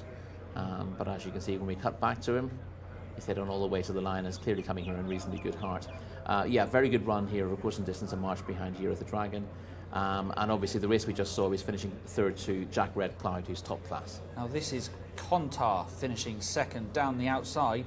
Has the international market missed it at 11-1? First of all, this is a good performance behind Luganini, who's a really reliable performer. Good ride by him. Yeah, and going on to the line, Contar. Doesn't win too many, he's only 2 from 25 in his career. He's an interesting one, he doesn't have any turf form, which is probably why he's 11-1. But he's by Ulysses, so he's actually bred to go on the turf. Number 2 there, French Claim in shot. There's number 3 in shot, Contar, who we were just talking about. Let's get your view on number 2, French Claim, Rory. 4-1 on the international market, but the last 2 efforts haven't been very good. No, they haven't, but of course, again, this is definitely not a dirt horse, French Claim. He's shown bits and pieces of form. He did win over 2,400 metres at Taif earlier in the season, but he's not really a dirt performer here. He's been disappointing, including behind Jack Red Cloud, as we said, but he was a very good horse on the turf in Ireland in his day. Paddy Toomey trained him as a 3-year-old. He was third in the Irish Derby. He was also placed on maybe the Vintage Crop Stakes in his final year there, one of the good sort of mile 6 races early in the season. So he's been screaming out for turf for a while, and I can see French Claim bouncing back to his best. Again, he's rated 90. He'd have been a fair bit higher than that at his peak on turf, so he's potentially thrown in here if he can be coaxed back to form. There is number 6 going in your shot. That is Pride of Priory. And there is number 7, Vasilakos, at 12-1. Let's get your view on number 8, who was also 4-1 on the international market. That is Flying Spirit. Adel Al Faradi on board this one. Rory, 16 runs, the 2 wins. Stall coming out of stall 1, that's an ideal stall on the turf. It is. Now, you look at his pedigree and you'd be worried about him here. He's by Harry Angel. He's related to 5 furlong winners as well, and you'd have thought that 2100 metres would be way too far for him. But he stayed 2000 metres well 2 starts ago, and he's run well in his last 2 starts in the dirt. Yes, third to Tabaretta in a winners of 3 contest a month ago. Tabaretta's run really well since that. And then a good 4th to Yadar in a similar event back to 1600 metres last time out. This is the furthest he's ever gone, but you'd like to think 2100 metres on the turf will be slightly easier to get than 2000 metres on the dirt. And I think Flying Spirit's a big player as well. And I suppose the faster they go, the better for him. Now in shot is number 10, Castle in the Sand, 10 to 1 on the international market, looking for a quick fire double for Thama Al Dahani. Yet to win in 10 starts though, Rory. Ricardo Sosa Fair on board. Is he well handicapped off a mark of 80? I don't think he is in short. On the pick of his British form, he's fairly handicapped, but he failed to win, and Andrew Balding doesn't usually fail to win with a horse with a decent pedigree. So I thought, good though Thama Al Dahani is, I didn't think he was good enough to win with this one. Right, let's go and see what Callum's up to. Thank you very much, team. Yeah, pleased to be joined by Colin down here at the start. Now, Colin, you're in charge of a lot of the grass management here at this course. Tell me more about your role. Here is a client representative between us, the consultant agronomists and track professionals for all things turf. And this is this is year 5 of a 5-year relationship with the Jockey Club of Saudi Arabia. My 3rd season, but 5 years for STRI Group. That is fascinating. Talk to me about the changes that you've seen over that 5-year spell. Growing grass in the desert is quite challenging. This is quite a bespoke track because it's a cool season grass in the Middle East. Normally speaking, tracks are warm season backed and transitioned into a cool season racing for aesthetics, etc. But this is specific and purely a cool season northern hemisphere grass in the middle of the desert. The changes over time is us getting to understand the track, its nuances, the little things that happen in each of the corners, and getting to understand it, developing over time a better understanding of species that actually perform better at different times of years with the wear and tear, water quality, root zone, organic matter, etc. It's a learning curve, and it's an ongoing new day for us every day, you know. So it's really interesting because when I tell people we race on the turf here in Saudi Arabia, the first people that tell me is saying, "Oh, it must be strange running on grass over there." And I sort of explain it in the stage of golf courses, and I imagine there must be some similarity to golf. Very much so, yeah. I mean, we work globally. I've worked in the GCCs for 8 years now, getting to know and understand grass and its requirements for different settings and for different sports. We work very closely with governance here in country for other sports like golf. We do an awful lot of football stuff as well, so all things AFC and World Cup 2034 are very much on our radar, and something we're heavily involved with, as well as all of the equine facilities across KSA. And finally, we're about to have our first sort of couple of turf races of the season here. How nerve-wracking is it watching the turf? If we're sitting back and enjoying it, but I imagine as someone who is in charge of putting things together, it must be very nerve-wracking. Confident as I am, there is always that element of doubt until you get the first race under your belt. It's quite a young track at the moment. We're trying to increase the season and length of season year on year, increase the number of horses racing on it. So we're getting earlier and earlier, and our windows of opportunity to grow grass is getting shorter. It's because of weather and climate, etc. So it's always nerve-wracking, and even if it was 100% ideal, I'll always have an element of doubt around it because it's kind of dear to me. So, but yeah, very comfortable with it at the moment. So. And finally, His Royal Highness Prince Bandar mentioned that there was a plan to have a sister track to Riyadh where we could have turf racing all the year round. Is that actually possible here in Saudi Arabia? It's possible, certainly, with a little bit of planning. It takes a lot of coordination in terms of how many horse population who's coming, width of track, and the grass species itself. But everything is possible, and it's something that we'd be happy to be involved with going forward. Well, there you have it, ladies and gentlemen. Everything is possible, and Colin and his team will be looking to make sure that the turf racing stays all the way through here in Saudi Arabia. thanks, Callum. Yeah, great insight from Colin there. It's all well and good just us watching, saying what's going to win this and that, but the hard work that does go into it. And yeah, fantastic insight from Colin there. Now, as you can see, the runners are going down to post. Let's talk about this horse in shot. This is Vasilakos going down to post, number 7 on your race card. 12-1 on the international market. Rory Camillo Ospina has already rode a winner in these colours on the turf. Can he make it a double here? No. I'm going to say Vasilakos. Vasilakos. He's a talented horse, the son of Dubawi. Obviously, we've seen one Dubawi win already, and Callum will tell us that you got to back these turf pedigrees. But I think he's a monkey, to be perfectly honest with you. He's well bred. All he's won so far, he won a maiden at Al Ain for his previous yard. He's been running respectably on dirt, but often tends to look like he's going to play a big role in the finish, but doesn't always see his effort out. And you could argue that it might be stamina, but for me, he just lacks a bit of heart. And that's not a great thing here. Again, he will handle the surface. Dubawis tend to be really adaptable in terms of racing surface. So trip and grind will be fine for him. He's got a very good jockey on board, but I think when push comes to shove, he doesn't want it enough. In fact, that was actually French Claim in shot, I think. I think it was Vasilakos. I think it was Vasilakos when you said that. Make sure you don't get confused about them. Right, selection time. Rory, which way are you going here in the second turf race today? I am going to go with Bolt Away because and I'll tell you, no, I'm not. I'm going to go with Flying Spirit, actually. Adele Alpha Rady. I haven't stolen yours again, You have. You've stolen mine. So I'm going to go with French Claim if he can reproduce his Irish form. I just wonder if they might go a bit quick for him. So number 2, French Claim for me, 4-1 on the international market. Flying Spirit also. We're now 9-2 on the international market. So number 8 for Rory, number 2 for me. Let's get back to Callum.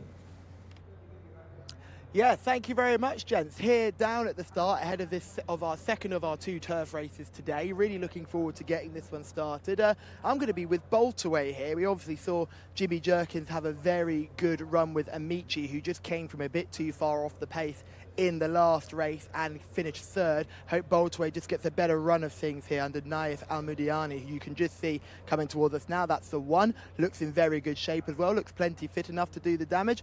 Also seeing one of the Prince Saad bin Salman horses. This is Vasilakos, who we're just seeing come through, number 7. Ran a good race for a long way last time out, but just faded when push came to shove. I imagine, like plenty of this owner's horses, they will thrive on this turf track. Tamer Al-Dihani has yet another runner here. That's the 10 horse, who is Castle in the Sand, Ricardo Sosa Ferreira. He must have thought he was going to have a winner on the turf in the last race, but just got swept up in the last few strides. They were just seeing a tack adjustment here. Great that we can get such a close angle of the tack adjustments. Now we're down here at the start, and this is a great start, this 2,100 metre position, where you can get plenty of good quality shots to English channel. Great to hear are in the YouTube chat. Remember to like and subscribe and turn on those bell notifications. Therefore, you will never miss a meeting. And remember, we will do every race on the build-up to the Saudi Cup and every single race after it as well. So you'll see the entire Saudi season here on the English-speaking channel. Plenty of other horses to look forward to in this race as well. Seen the 5 premium ticket, who we know plenty about. I'm pretty sure that, with a good mention from the boys as well, will certainly love this turf track. One of the ones that hasn't particularly blown me away is the 6, Pride of Priory. Looks a little bit weak there, not quite as tuned up and as tight as some of the others who we've just seen. Kontar, obviously mentioned, will absolutely thrive on this surface, being by Ulysses, the stallion that I absolutely adore. Hasn't quite reached the height that was expected of him when he first went to stud now, but hopefully Kontar can give him a good result here in Saudi Arabia. I imagine when the breeding took place, they weren't thinking that Saudi turf racing was going to be on the agenda, but hopefully they can get themselves a win. We can see Adele Al-Faradi aboard Flying Spirit in those very similar colours to what Sir Alex Ferguson has with his horses as well. You'll remember horses like Spirit Dancer and a few of the others as well that are involved in those sort of horses, both on the flat and over jump. So it'll be good to see if that horse can do the business here. Obviously, Spirit Dancer is the horse who we could see here on the turf. He was a winner over Saudi Cup weekend last year, and one of the most wonderful scenes here. Sir Alex Ferguson mobbed by fans in one of the most spectacular sporting moments I've ever witnessed firsthand, so it was lovely to see. Just going down here, one of the Green Stable runners here. This is Eagle's Flight coming towards us now. The 9 looks really well, doesn't he? Eagle's Flight looking really, really good. The loading is starting. We're going to see Flying Spirit go forward first. They'll load up, they'll jump out, and Gareth Topham can take us through the race. Thank you, Callum. Runners then heading into the stalls for this 0 to 90 handicap on the turf, the second of our turf races here today. This is Castle in the Sand in shot and about to take up position in stall 7. And still out of line also is Eagle's Flight. This one now about to slot into stall 3. 2,100 metres in front of them here, so they'll have over a circuit of the track here at Riyadh in front of them. Vasilikos heading forward as well, horse at number 7. And final couple to head into line. Will Contar about to go forward. Boltaway is about to slot in as well. There's a couple of others as well. Premium Ticket and Painter's Palette as well. You won't miss him. He's got a big white face. Boltaway, the 11-4 favourite on the international betting market, with Painter's Palette and Flying Spirit both at 7-2. French Claim at 4-1 and 10-1 bar. And they are ready to go, and off they go. And unseating the rider on exiting the stalls was Eagle's Flight. Eagle's Flight has lost Ahmed Al-Azhari at the start. Ahmed went right over the horse's head. He dipped as he came out, and the horse galloping on riderless with the field. Early on, they're towed along by Castle in the Sand. A circuit left in front of them. French Claim towards the outside. A Premium Ticket are in second and third. And they're being followed by Vasilikos, who's over towards the centre of runners with out a bit wider Painter's Palette, and up towards the inside is Flying Spirit, who's racing a bit keenly as the loose horse now carts his way up towards the front runner, and just lighting up Castle in the Sand a little bit here. Castle in the Sand has got this company, and it's not really doing him any great favours as they're about to swing into the back. Right towards the back end of the field, Pride of Priory, Boltaway as well, and also Contar as they make the run going down the far straight. Castle in the Sand and Ricardo Souza Ferreira now with the loose horse to race. Not an ideal situation. Some 3 lengths behind the leader, racing in second place. Maybe just Flying Spirit along the inside of Vasilikos, and out a bit wider in the blue and yellow Premium Ticket. They're being followed by French Claim, who's now overtaken towards the outside by Painter's Palette as they race on towards the end of the back straight. Boltaway looking to creep a little closer now, is down along the inside. And further down the pack is Pride of Priory as they're now leaving the far straight behind them. And Castle in the Sand in front here by some 3 lengths over Flying Spirit, who's now a clear second, with pushed along back in behind those Painter's Palette, wider out of Premium Ticket as they're coming into the home straight. Boltaway still with many lengths to find, but is all the while improving his position under Nawaf Al-Mudiani as they now race down the home run. And it is Castle in the Sand now being picked up for the lead by Flying Spirit. Flying Spirit has first go as Castle in the Sand and moves on past. Boltaway is up into third place, but has got 4 lengths to find on the new leader, and it's Flying Spirit in front here to Boltaway, who's now challenging Castle in the Sand for second. Is staying on Boltaway, but is running out of time. Flying Spirit in front, holds on to win. Boltaway home in second, and through for third, staying on stronger than anyone was Contar. That one home in front of Castle in the Sand, the long-time pace setter in fourth. It's a winner for Rory Delaghi in the studio as Adel Al-Faradi partners Flying Spirit home to victory here, and it was just sat in a nice position throughout, just on the tail, few lengths adrift of the tail of the leader, who probably wasn't done any great favours by that loose horse, who once giving Castle in the Sand some company, rather lit up the horse still in the race. But Flying Spirit in a time of 2 minutes 12.55 seconds has run out a comfortable enough winner and holds on from Boltaway, who stayed on strongly in second place but was beaten a length in the end. And Contar has rattled home from a long way back to grab the third spot. But it's Flying Spirit home in front and doing it tidily enough in our second turf race of the day.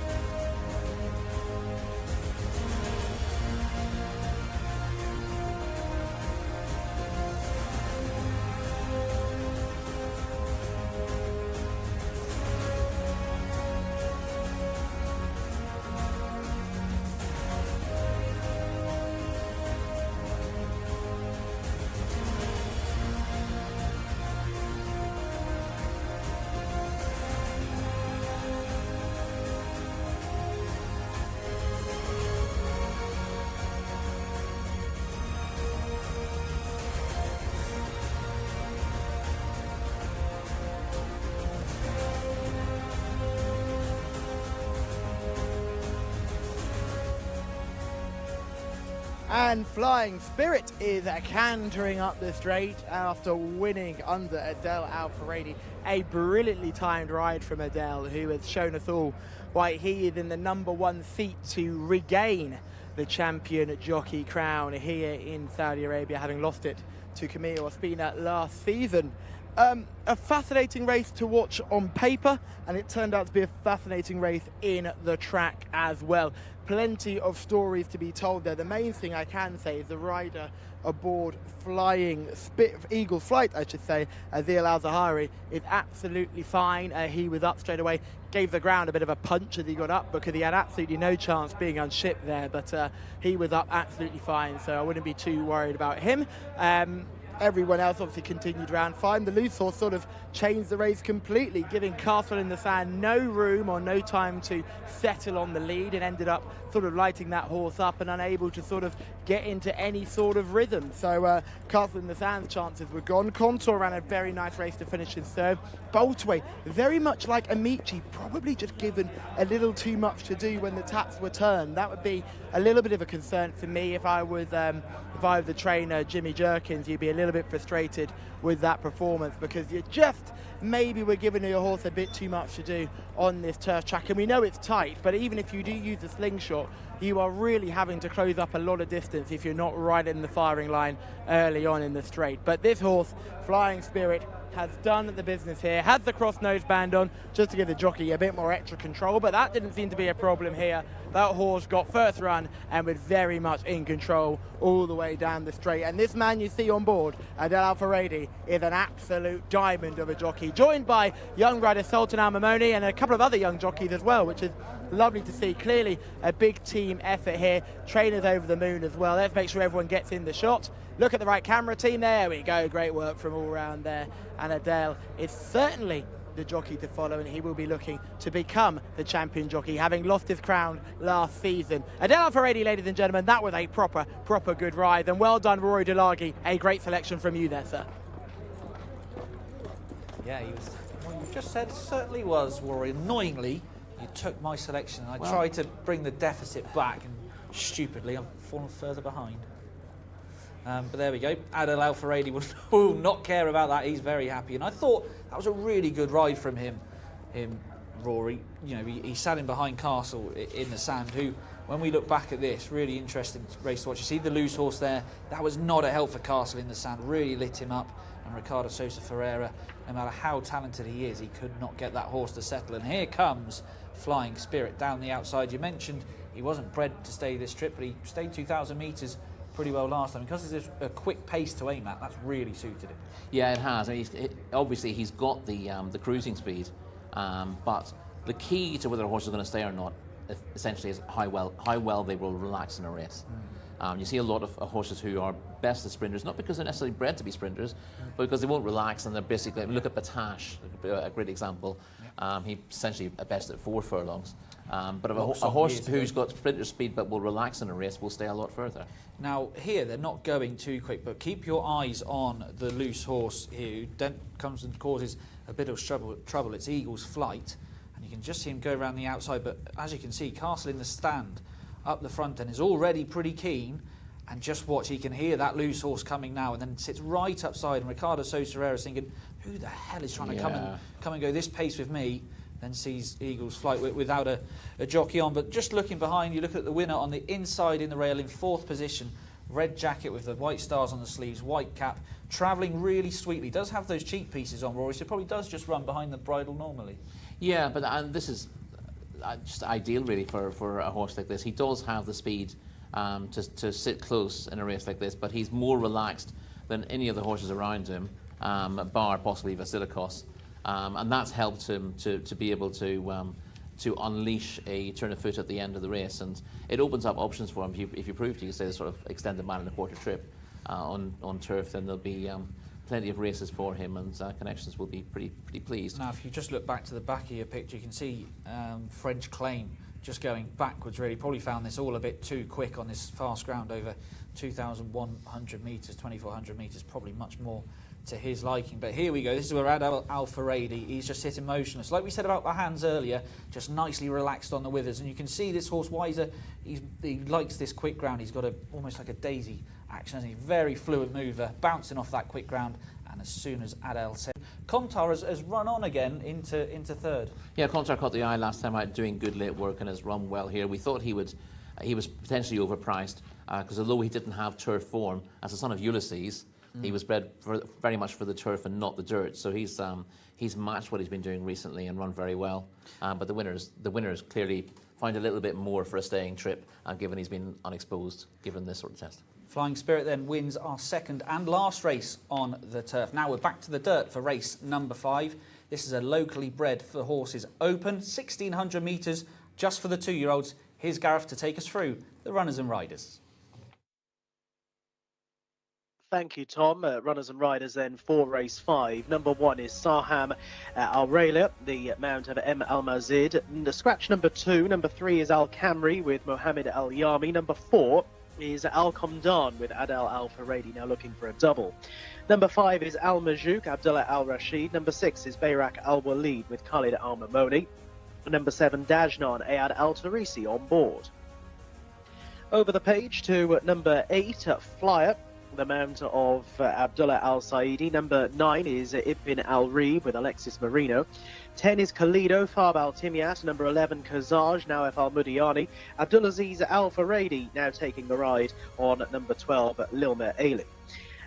Next is 13, Marjouz with Azil Al Zahani on board.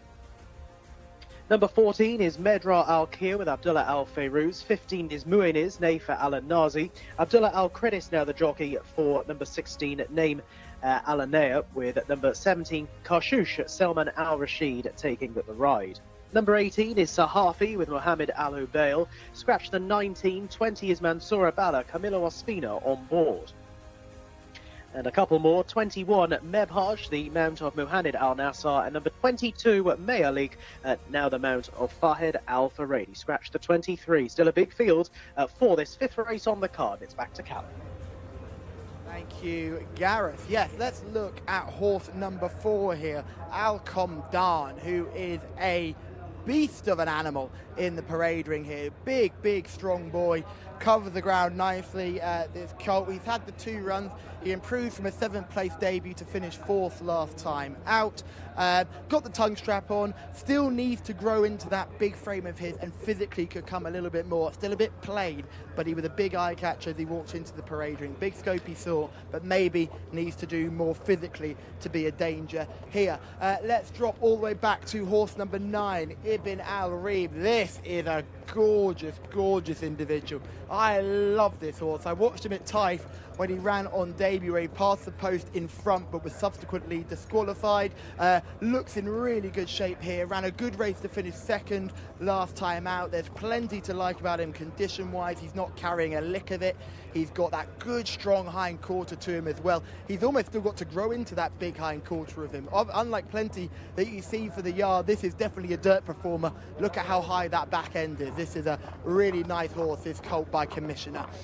Let's pull back to horse number 12, Lima Ali, who we're going to see now. It looks almost like a purebred Arabian with that very exaggerated neck and high back end, but really looking well in the coat, striding out nicely, just having a bit of a chew on the bit there, but I wouldn't use that too much of a concern. What I'd be looking at is his middle. He's still got to fill out a little bit more of that frame. He's still, despite him being quite scopy, he still to me looks a little bit weak, but he finished 3rd on debut and can't be discounted here. Looks really well in the coat though, so certainly a horse that I like, but I might have reservations about making him my final paddock selection. Let's pull back to horse number 16, Neem Alanaya, just coming towards us now in these Alanaya colours, which we know so well. This is a horse that filled the frame, completely different to what we just saw. Really well put together, strong hind quarters, big strong neck, lovely ears as well that it's going to fill in. He's a gorgeous sort. I like the 16. And let's pull back one more to the unraced white stable runner, who is the 20 in your race cards. Mansoura Billah is just coming towards us now. Now, Mansoura Billah won't blow you away when you first see, but this is by Hainesfield. It's a change of stallion. What you talked about with Tilal Al Shraim is that they've changed the breeding practices here so they don't get too involved with premium tap. This filly is a little bit different to some of the other ones we've seen in this parade ring already. Still got to develop physically, I think, but we saw a White Stable debut winner, and it wouldn't be a surprise if we saw another one here today, but I'll be looking elsewhere. It's between the 9 and 16 for me, boys, but I think I've just got to pick Ibn Al Reeb. Thank you very much. Callum. Ibn Al Reem is his paddock pick, and the international market seems to agree as well. It's 6-4. Now let's have a look at some form. We are seeing Muaniz, number 15 here, Rory.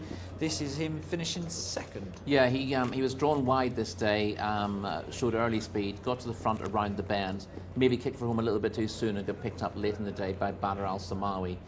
This was in a maiden over course and distance last time out. I thought this was a good performance. He was pretty clued up. Is the one. It's not a negative, but in terms of improvement from one start to the other, he might not improve a huge amount. Now this is Sahafi finishing behind Mark Francis' favourite horse, is it, or is it a different one? No, it's a different one. Sahafi running on in the end, seeing the blue sleeves there. Was this a performance that took your eye? Yeah, beaten 6 lengths in the end, but he did good late work to be third to Sadr Al Mawakib in a 1200 metre maiden last month. He will improve for stepping up and trip, and the runner-up that day has won an open race since. That was Mozart, so the form's worked out fairly well, and Sahafi has to be of interest here.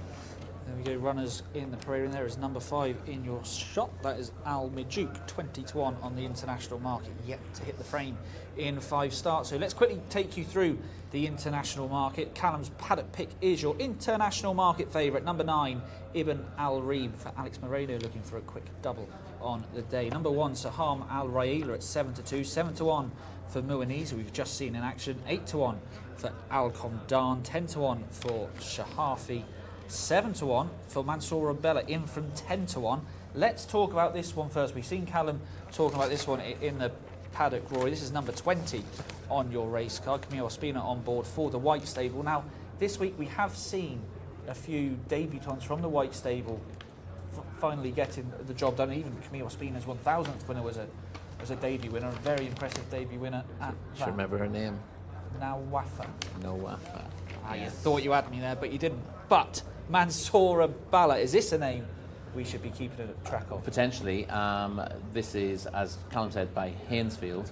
Is a half-brother to 4 local winners, including, not necessarily the best of them, but the best recent of them. Last year's King Faisal Cup winner, Laila Ilem, who's got a rating of 103. So it's from a very good family. 2 of the other siblings have won plenty of races as well. And obviously, she makes plenty of appeal given that Nawafa won so well the other day, suggesting that the White Stable are just beginning to hit full stride. And just looking at her physically, she looked a lovely filly, a lot of depth. She walked pretty nicely, but she's going to take a lot of time. She does look like a future stayer. I can see why they're going over the mile of 1,600 metres here. Would that worry you with the likes of, we've just seen Muaniz on debut, was revved up for that race, like you say. If they go a real strong pace early, could she just get out of her comfort zone? She might do, but the one thing you will notice about the better runners from this stable is that even when they're not 100% fit, they tend to be pretty sharp early on. They don't tend to get behind. Those that get behind on debut from the stable are maybe not the stars. And obviously we haven't seen that many trailblazers from the White Stable this season, but there are reasons for that, and we are back to service as usual here yesterday. There was Muaniz, who Rory said finished second over course and distance last time. We just seen running there. Now let's talk about number 1 in here, Rory. This is Saham Al Rayla, 7-2 on the international market. It's had the 5 runs, 2 wins. Has got to overcome stall 20 though. Stall 20, not the easiest place to come from at the best of times. Saham Al Rayla at least has the experience to be able to get across to some degree, but it all depends what's happening in the middle of the track. Where there's not an awful lot of pace in the middle, you can be drawn wide and just gradually move your way across to the rail without anything bothering you. if there's a lot of speed up through the middle horses, it doesn't really matter that much what's happening dead on the inside. But if there are other horses sort of drawn between 10 and 14, and they want to go forward as well, getting around them is your real problem. And if you commit yourself to going forward, and others go forward inside you, you can't get past them, then you're going to get hung 6 or 7 horses wide on the bend. And we've seen plenty of races here recently where you've had that scenario and the horses who are drawn wide have just had to bite the bullet and sit wide, and you simply can't win from there.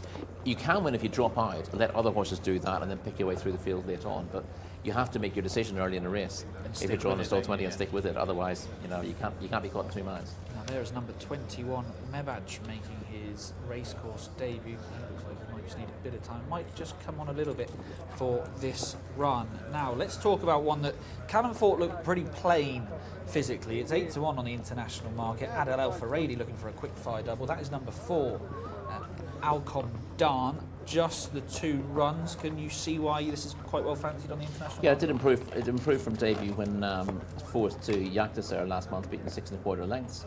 I thought it had place claims. If it improved again, I thought it was quite likely to improve from 2nd run to 3rd run as well. So while he's not a standout, he is a horse you thought is getting to the level where he'd be competitive. And I didn't. Did I have him on my long short list? I did. I have him as my 4th pick. Okay, there we go then. Make sure you get in touch on the Jcsa English speaking YouTube channel. Plenty of interactions today as well. We'd love to hear from you, your selections. If you've got any questions for myself, Rory or Callum, or even if you just want to say hello and say where you are watching from. Now let's go through some of the others here. We've covered the first 5 or 6 in the market here, Rory.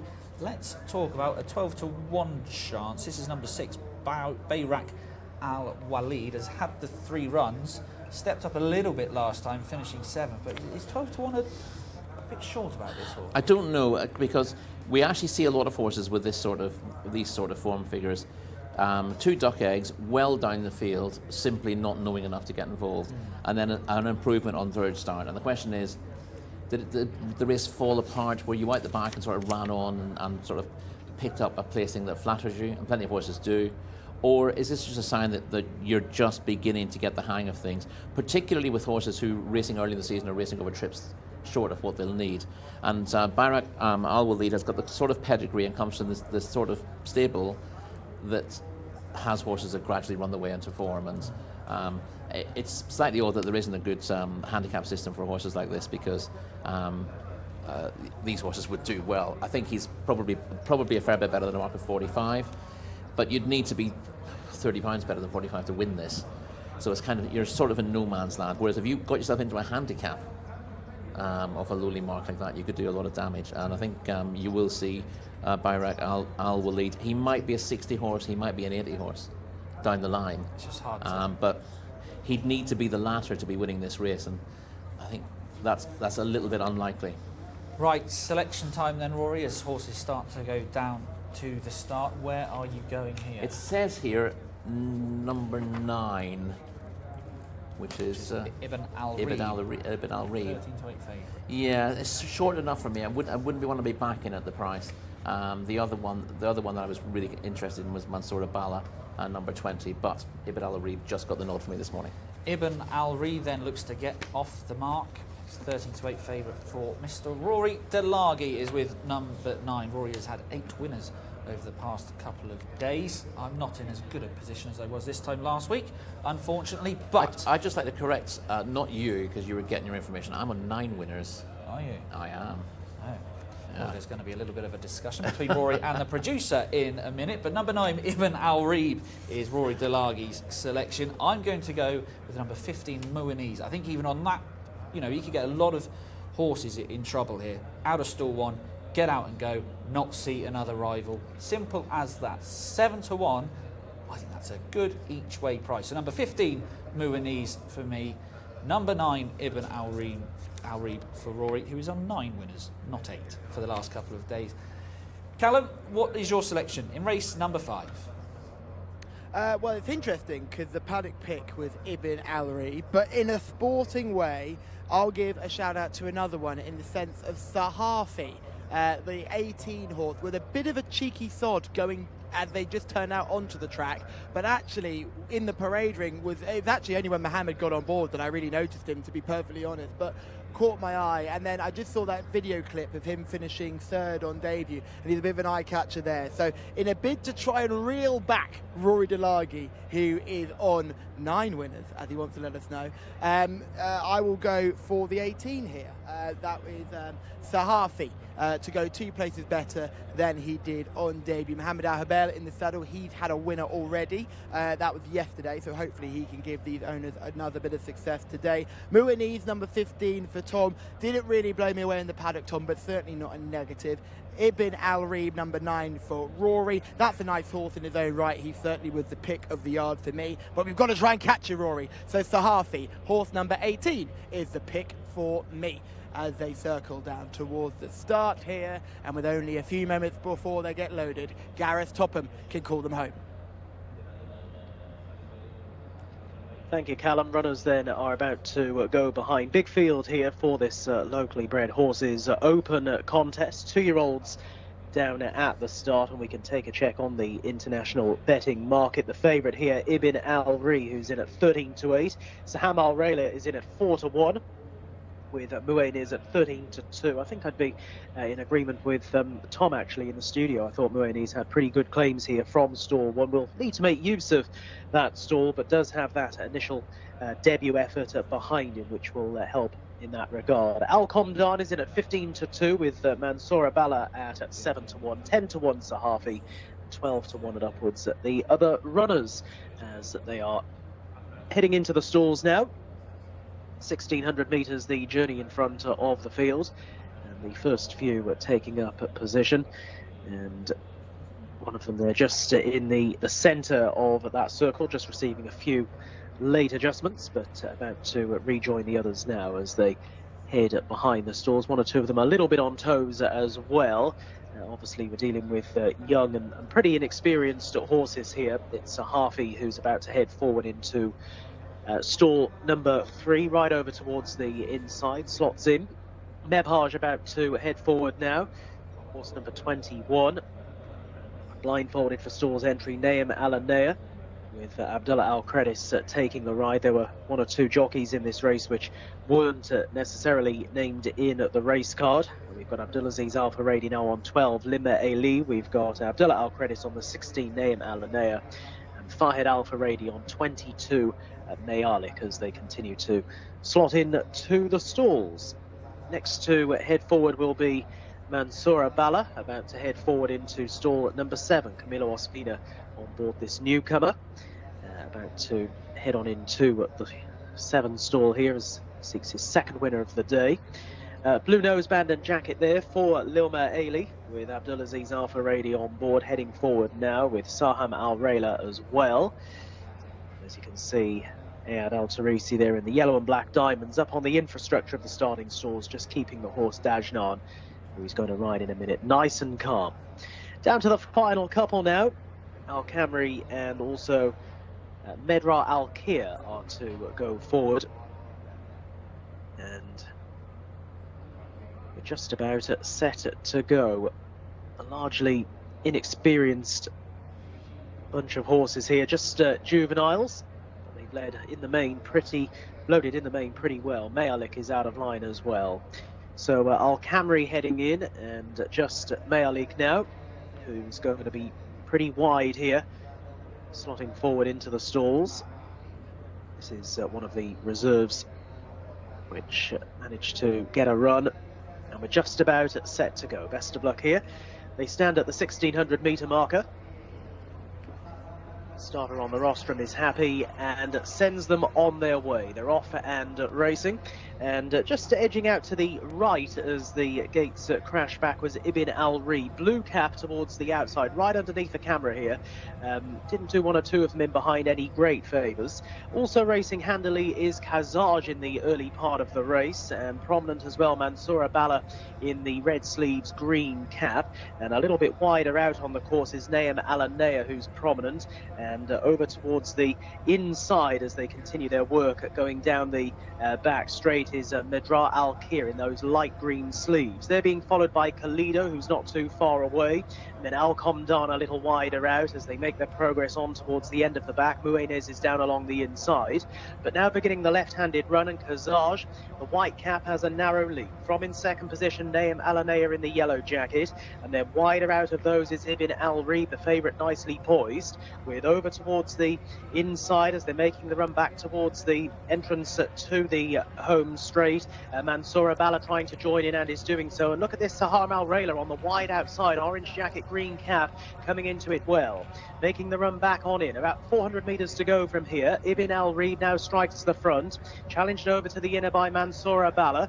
And then towards the outside, picking up well, is Kalido in the white cap. And further back then to Sahar Malrela, who's just beginning to flatten out a little bit. Running on well is Muenis in the pink jacket to the far side, but hanging tough in front here as they come into the final 75 yards is Ibn Al-Reeb. The final challenger will be Muenis. Ibn Al-Reeb from Muenis, who's going to get close. Ibn Al-Reeb from Muenis. Ibn Al-Reeb from Muenis in second place, with back in third Kalido, and those three nicely away from Mansour Abala through next in four. It got pretty close at the end. Rory in great form. That's 10, I think, now. We'll get that confirmed because Rory will tell me if I'm incorrect. It's an all-out win there for a game effort there. Ibn Al-Reeb, Alexis Marino at the double, and just hanging on from Muenis, who in the hands of Naif Al-Anazi under an all-out drive there.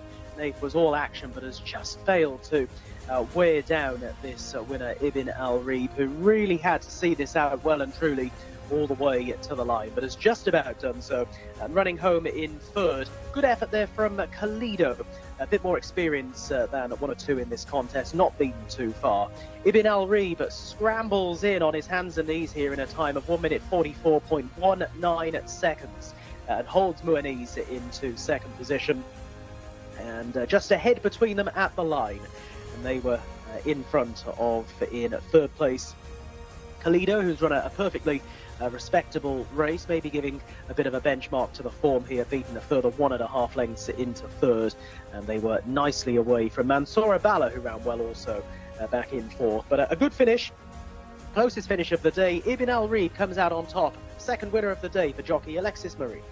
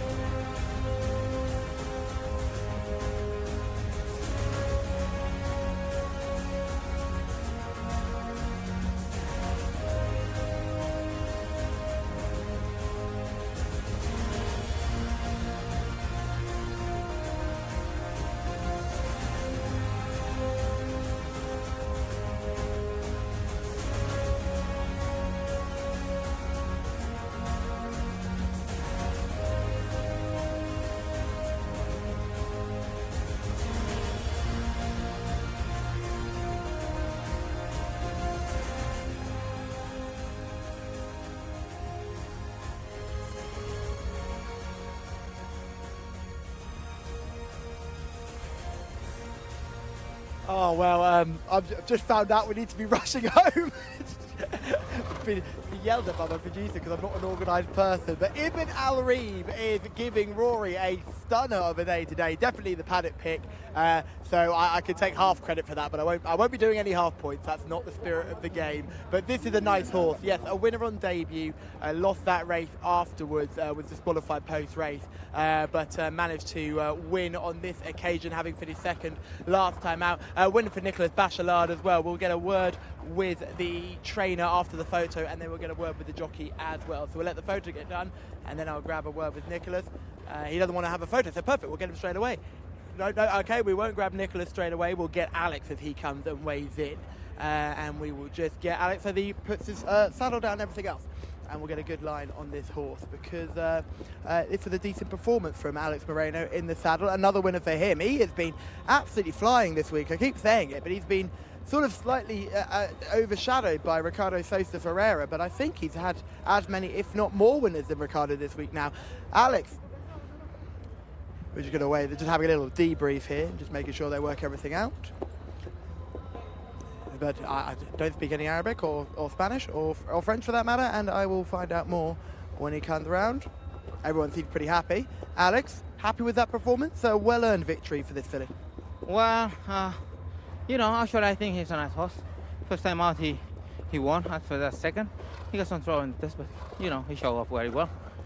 And just, you know, I hope he can be signed from the future races.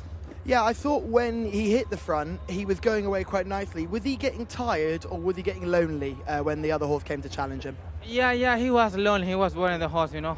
When he saw the other horses, he came back again. But, you know, actually he's a beautiful horse. You are flying at the moment. How many winners is that this week? Are you on 6 now for this week, or is it 5? I can't even keep track. We have a couple more, don't worry. We'll call it 6 and say you need some more. Yeah, why not? Well done. Thank you, buddy. Alex Moreno, very good form. Roy, you mentioned yesterday, when he does get a winner and he rides with confidence, he rides a lot more winners. Yeah, he's a very good jockey anyway, Alex, but he definitely thrives. There are a few jockeys like that. And so you get some jockeys who are like, you know, cold as ice. Yeah. They just ride the same way every race. Whether it's a Seller or whether it's you know, the Derby. We were talking about Adele Alfaredi earlier on, and Adele is very cool-headed, rides the same way all the time. We've even seen Camilo sometimes succumb to nerves in a race. But Alex is one of those jockeys who really goes up a gear when he's had a winner. Now keep your eye on stall number 1. That is the eventual second. Muaniz doesn't get to the front. Nathan Anazi eventually sits and suffers, but comes around the whole field and then comes back towards the inside. I'm going to say it now. I think the best horse has finished second here, Rory. You reckon? Well, I think it's interesting that I don't dispute what you say about the fact that he ended up covering a lot of ground, but it's interesting that he looked like he was going to come there and pass the winner, who has found a bit more originally. True. And then Muaniz has been able to throw down a second challenge, which is just failed. He was lunging at the line. They were on different stride patterns, and maybe a stride past the line. Muaniz has poked his nose in front, but I like the way the winner, who was up with the pace throughout, and has had to do plenty of work, also going wide because their horses on his inside. I thought he's a bit better than the Bear Result as well. Yeah. But you mark both horses up to some degree. I'd like to see them race against each other again with a different sort of scenario and see who is the best. But Moomin is very much caught the eye on debut and did so again here. This is where he just comes wide of the field. In fairness, you know, the one thing about this is he's you know, you can't question his attitude, because he's had an awful lot of kickback. He's the only one that's really come from the back of the field as the eventual winner in front now. Ibn Al Reed kicks and then he has to cut back towards the inside. Back inside, and once he does get on an even keel, had he been able to make a move towards, you know, straight to the outside of the field with that diagonal run, I would argue that you actually don't lose a huge amount of ground doing that, but you do if you have to switch back inside again. It's just Pythagoras, really, isn't it? It's A-level maths. Where the key is whether you're just able to use your normal stride, or whether you're having to change stride pattern because other horses are around you are forcing you to do that. And he's had to do that there by cutting to the inside. And as you see on the overhead shot, he did get his head in front shortly after the line, but doesn't count shortly after the line. No. And the winner was eased down right at the wire, so he's geared down shortly afterwards. But yeah, the front two caught the eye. One or two other performances there you would want to put in your notebook. It's probably not a bad race. Kalido caught the eye, but he's the one who sort of makes you wonder about the value of the form, because he's always been second a couple of times. He's had 9 races now, Kalido, and was carrying a rating of 60 into this. That means the handicapper won't go mad about the front two, though. No, which is always handy. I thought the horse on the inside here, Camille Ospina's mount for the White Stable, Mansoura Bala, I think she's run really well. She has run like a horse that does need a bit of time. She just finished a bit tamely late on. When she strengthens up and comes back. She was able to get forward. I mean, they always know the job. They're always able to get forward, but she wasn't able to get to the lead. She didn't get beat because of greenness, did she? No, no, exactly. That's the thing with the stables horses. But she does look like she lacked fitness on the day, and she's big. She will benefit from more time. But as you said, she'll also benefit from more distance as well. And the winner's a big enough horse. He's going to improve with time. Whereas Muaniz, he looks more of a 2-year-old ready to go type, and he needs to get that maiden victory under his belt pretty soon, doesn't he? Yeah, he's the one you probably, even though he's finishing strongly here, I don't think he needs to step up and trip. He looks like a miler to me, whereas a lot of the big races come the end of the season are 1,800-metre races, the custodian of the two holy mosques. Yeah. A couple of those cup races, the big money is over 1,800 metres, and a lot of these horses, the locally bred horses with a bit of size and scope about them, they need a bit of time to develop, but they'll also benefit from that slightly longer trip as well. So it's always worth looking at these horses coming through who are maybe looking, sort of middle of the road horses early in the season in maidens over sort of 1,400 to 1,600 metres. Towards this part, they're just... And then, from the turn of the year, that's where they really begin to develop physically, and they relish the longer trip as well. I mean, we're talking about Badr earlier on. He was exactly that kind of horse last year. Ibn Al-Reeb then just holds on for Mr. Dilagi. Now, let's get back over to Gareth for the runners and riders for race 6. Cheers, Tom. The purebred Arabian horses in action at this time. Number 1, Clash, Abdullah Al-Lawfi. Number 2, Emirati, Selman Al-Rashid. Number 3 is Urshan and Ricardo Souza Ferreira. Number 4 is Hamdan Al-Zamali with Rakan Al-Obey. Number 5 is Hofan Al-Khaladia, Adel Al-Faradi on board. Number 6 is Ibn Shaddad with Naif Al-Anazi. Over the page to number 7, Jazab. Hamza Saad will be taking the ride. Horse number 8 is Makeen Athbar, the mount of Azil Al-Zahani, with number 9, Mubarez Al-Shahania with Khalid Al-Mamoni. Number 10 is Nadir Al-Barak with Alexis Marino, now seeking his 3rd winner of the day. Scratch the 11, number 12, Saraj Al-Hura with Abdullah Al-Credis on board. So scratch the 11, that leaves us with 11 to contest this Arabian Horses Open contest, and it's back to Callum with more news. Thank you very much, Gareth. Yes, joined by Lucas Gaitan, who yesterday had a very, very close second with Sawaj. He ran a big race. Yeah, very happy with him because he recovered from his last 2 races and he did very well. We will see where we go next, but we are happy that he recovered his level. And also in this race we have Makeen Athbar, who was such a surprise winner to the international market, but not a surprise winner for you. You had a lot of confidence in this horse and he justified that. Yeah, not to us. He was doing great. He has a royal pedigree. He's brother of Makinat, Dergam Atba, and he has a Group 1 brother in France.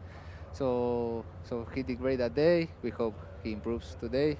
And well, it's an open today against winners. So we will see. For sure, number 1, this Clash. He was second in the big cup in Taif. It's very tough, but we will see. We have high hopes. Yeah.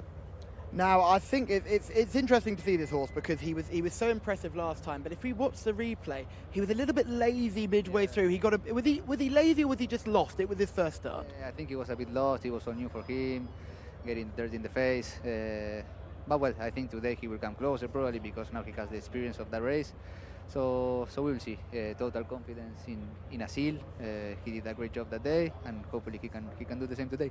And talk to me about the jockey bookings, because it seems to be changing. Asil's sometimes rides some, then you've got Alexis on some as well, and then I saw Mohamed Al-Hubail was riding one as well. So how does that work for you? Well, those are our 3 jockeys, Mohamed Al-Hubail and Asil. They work with us every morning, and with the horses we know Alex, he was doing very well, like Salam Al-Khair or other horses like with Dargam, that he knows them since years.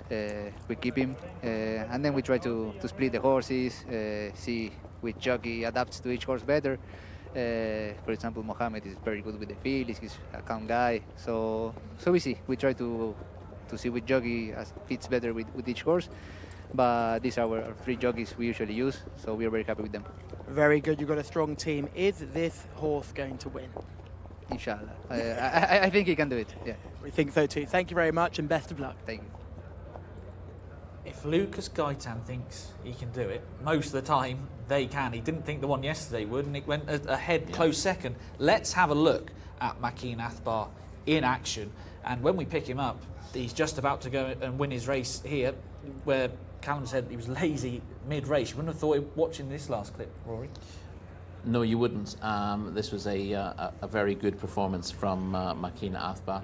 And as we were saying, the form has also worked out. He was quite a big price for this, but if you remember when we were in the studio, we were convinced that was a technical error and the wrong prices had gone on the wrong horses.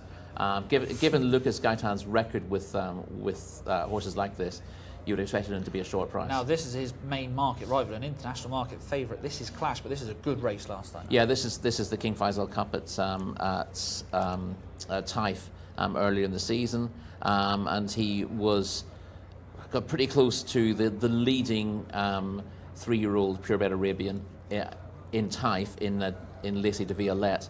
That was a good performance. He'd won a handicap with a mark of 65 earlier in the Taif season, improved to chase Lacy de Violette home in the King Faisal Cup prep. I think he was third that day and then improved again to be second in the King Faisal Cup itself. The form has worked out as well. Obviously, that's a very different track. He needs to prove that he can race like that here at Riyadh. But he correctly gets a rating of 100. Was it 109 he gets? Yeah. And that he's beaten horses rated in the hundreds in behind him that day, so the rating makes perfect sense. Intriguing race upcoming. Let's get back to Callum in the paddock, who's having a look at them. Intriguing race is an understatement here, Tom. This is the best 3-year-old purebred Arabian race we've seen since we've come to Saudi Arabia. This is a fascinating contest, and we'll start with number 1, Clash, who's just having a moment to relieve himself, making him a crucial couple of pounds lighter, I imagine, as he just takes it all in. He's a lovely type, isn't he? Really strong, imposing, dapple grey, powerful 3-year-old, second in a cup race last time, your international market favourite, and you can see why I have no negatives in the parade ring for Clash. Let's go back to number 3, Urshan, who we're just going to see come towards us now. This is in the colours of Vizier. We know these colours very well, and they're very strong in this purebred Arabian scene. Urshan is very well put together. You can see another horse that shows plenty of power and precocity, and that's what you see in these 3-year-old purebred Arabian races. Those precocious types that are a bit more muscular, a bit strong and powerful, they are the dangerous ones, and Urshan is just like that. We're just seeing a couple of them get a bit wound up as the gates get pulled back. If this is the 4, that would be a negative for Hamdan Al-Miller, who's just getting a bit worked up in the parade ring. But we'll focus here on the 5, Hofan Al-Kaladir, probably the number 1 of the 2 Al-Kaladir stable runners in this contest. Nasser Mutlaq training both of these. This is the horse that had the better form, a second place effort last time. You'd be a little bit concerned that you're running. Whoa, steady, we're going to have a loose one. Okay, everyone stay calm and still. And then we should be okay. The 5 is what we're looking at now. The 4 is definitely a big paddock negative. It'd be interesting. That might go to the naughty corner. Let's pull back to the 6. This is Ibn Shaddad, who we're seeing now. As you can see, just maybe a little bit physically behind the 5, who we've just seen, who might just be, you're just thinking he needs to come into himself just a little bit more, and very light on the shoulder. So I'd be avoiding the 6. And then we come to the horse that's been the talking horse for the channel. This is Makim Akbar, and I have one word, and it's just wow. You can clearly see the relation to Durgam Akbar. They're very, very similar. The only concern I'd have if he's getting a little bit warm in the hindquarters. Was so impressive last time. You'd just like him to be a bit more relaxed in the parade ring, but he certainly is a very eye-catching individual. The trainer's got him turned out incredibly well. He looks really fresh and ready to do his thing. My only concern was he's getting a little bit revved up, and if you like the favourite Clash, he's handling the prelims just a little bit better. Makin Akbar then getting a really good mention from Callum. He is 6-4 on the international market. Let's run you through the international market. Clash is even money. Makin Akbar at 6-4, and the international market suggests it's just a 2-horse race. Hofan Al-Kaladir at 8-1. Urshan 9-1 from 11-1. Looks a little bit of a big price. We'll get Rory's thoughts on that in a minute. Ibn Shaddad at 16-1, and it's 20-1 bar those. Let's get your thoughts on Urshan first, Rory. Number 3 on the race card. Ricardo Sosa Ferreira takes over. I thought he had some pretty good form coming into this. Well, Urshan was second to Makin Akbar in the footage that we showed. He had experience before that, so he lacks pace over shorter trips, but he's shown decent form all told, and he got his head in front last time out in fairly good style. So he's been going forward race by race. Obviously, you look at him and go, well, you're held by Makin Akbar, and he is, because Makin Akbar was making debut when beating Urshan. Urshan never looked at danger that day, just ran on past beaten horses to be second. But the third has come out and won since, and the form is pretty good. So when you compare him to the rest of the field, he makes more appeal for me than Hofan Al-Kaladir, for example, more appeal than Ibn Shaddad. And in a race lacking depth, he's the one horse you could back each way in this race. Ibn Shaddad? Or no, Urshan. Yeah, Urshan. Just quickly then, you've quickly mentioned them, the two. Hofan Al Khalidiyah, number 5 on the race card, 8-1. You think it should be a little bit bigger than that then? Yeah, I don't think the level of his form, although he gets the same rating as Erşan, is quite as good, to be perfectly honest. He's been a little bit slow to come to hand, so you'd maybe give him credit for gradually getting there. But I think on balance, I would say, first of all, it depends what you think of Makeen Athbar in the first place. If you're a big Makeen Athbar fan, then you'll rate the form a little bit higher. Yeah. And I tend to. I think Makeen Athbar is probably, I don't think he's a stone inferior to Clash. Okay. You know, and the market doesn't think that either. Obviously, there's a lot of upside to a horse who's just run once, even from a stable who tends to get them fairly straight first time. Now, coming out onto the track is Hofan Al Khalidiyah and Ibn Shaddad in the same ownership. To tell them apart, the grey with the white cap is Ibn Shaddad. The bay horse is Hofan Al Khalidiyah, number 7, going down to start pretty enthusiastically. That is a 66-1 outsider, Jcsa, making his racecourse debut today. Just quickly on the ratings, Rory, between the two. Now, Clash is rated 109. Makeen Athbar just after one run. There he is in shot, just making sure he gets down to start safely enough. There he goes, nice and relaxed like a show ball. Here we go. This might be a little bit tricky. You don't want that happening. He's full of himself, isn't he? He doesn't. He's kept him just about under control. You don't want him to get away more. But like we were saying on the ratings, we'll keep an eye on that just to make sure. He's not quite. You wouldn't say it's in full control. No. But he's not running away, but it's not. It's more like he's trying to half bronc with him. Yeah. So hopefully keeps the partnership intact. Like we were saying about the ratings, Clash on 109, Makeen Athbar 95. You know, on ratings, Clash should be winning this very, very easily. Yeah. But you know, Makeen Athbar, we haven't seen the best of him yet. Sometimes you need to understand the route to ratings in the first place. And Clash is a really good example of this. He got a rating of 109. You can't really argue with that. Being beaten half a length by Lacey de Villa last time out, and the collateral form that entails entitles him to that rating. But when he won on his third start, he won a not to 80 handicap off a mark of 65, having been 3rd and 4th in his first 2 starts. So he's clearly improved from his 2 maiden runs to win that handicap. He then improved a chunk to be 3rd, beaten 15 lengths by Lacey de Violette in the prep for the King Faisal Cup, and then he improved another chunk to finish within half a length of her on his final start. So he's kept going forward to achieve that rating of 109, whereas Makeen Athbar hasn't had the opportunity. Now he's not as slow a developer as Clash. I think Makeen Athbar has got rid of his jockey. We did just see one of the ponies going down, so that is not good news for Makeen Athbar supporters. They were saying he didn't look absolutely in control. No. And look, we have mentioned before about feet out the irons, how it keeps horses relaxed, and it can do that job. But when something like that happens, luckily he's been caught. He hasn't got too far. He looks very proud of himself, Makeen Athbar, but hasn't got too far, and hopefully he can get to the start and they can take the partnership. But like we said, when you have your feet out the irons, it does normally relax horses. But if there is one, and he's only having his second start, you just want to get down to the start. And a lot of times, Rory, with horses that have had that racecourse experience, sometimes it is that second time. Here we go. Here we go. And you say he was half bronking, and I think half bronking goes to fully bronking shortly. And look, we didn't see. He gets rid of Vasil Asarhani. We didn't get the action shot, but luckily everyone's okay, and he's going to get down to start. And like I was saying, sometimes when horses are on their second start, they then know what is happening. So he probably got onto the race and say, "Oh, here we go. I know what's happening this time." But he's been a naughty little school child. Yeah, he seems perfectly okay. And I don't think it's not necessarily in any way reluctance. Also, you have this thing. Sometimes the fitter horses get. I mean, you'll know this very well from riding horses at home. Sometimes the fitter they get, the harder they are to handle. In fact, that's probably mostly true, isn't it? So you get horses who are very fresh, who haven't done an awful lot of work, and they're hard to handle. And you get horses who are almost fit, who are actually dead easy to handle.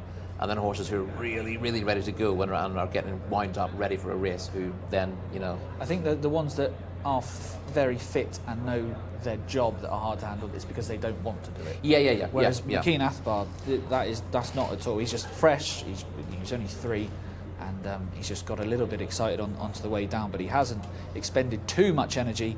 The outriders have managed to catch him, which is always a good sign for anyone that is supporting Makeen Athbar. And there are a few, 11-8 from 6-4, but Clash is now your odds-on favourite at 10 to 11. I wonder if that's because they've seen Makeen Athbar loose down to the start. Runners are just slowly milling round down at the start. Rory, I think it's a fascinating contest, and I think it is probably just a two-horse race. The international market suggests that as well. Which way are you going? I'm going with Makeen Athbar as well. Obviously, slight concern about him getting loose briefly, but my biggest concern there would be for Asil Al-Sahani, that he's okay. He's not I think Asil Al-Sahani shaken up by the incident. But I mean, you look at that and go, well, there has to be a big negative for a horse to do that. But I think most of the time it's not. If a horse is panicking and gets loose and then does a circuit of the track or whatever on adrenaline, I'd be against it then. If a horse doesn't want to come out in the track and looks reluctant, I'd be against it then. But he's just full of himself, isn't he? No, exactly. He's just full of himself. If you do think Makeen Athbar will win this race number 6, do not worry. At the moment, we haven't seen him in there. You think he was being walked back, so they, and the outriders are doing the right thing.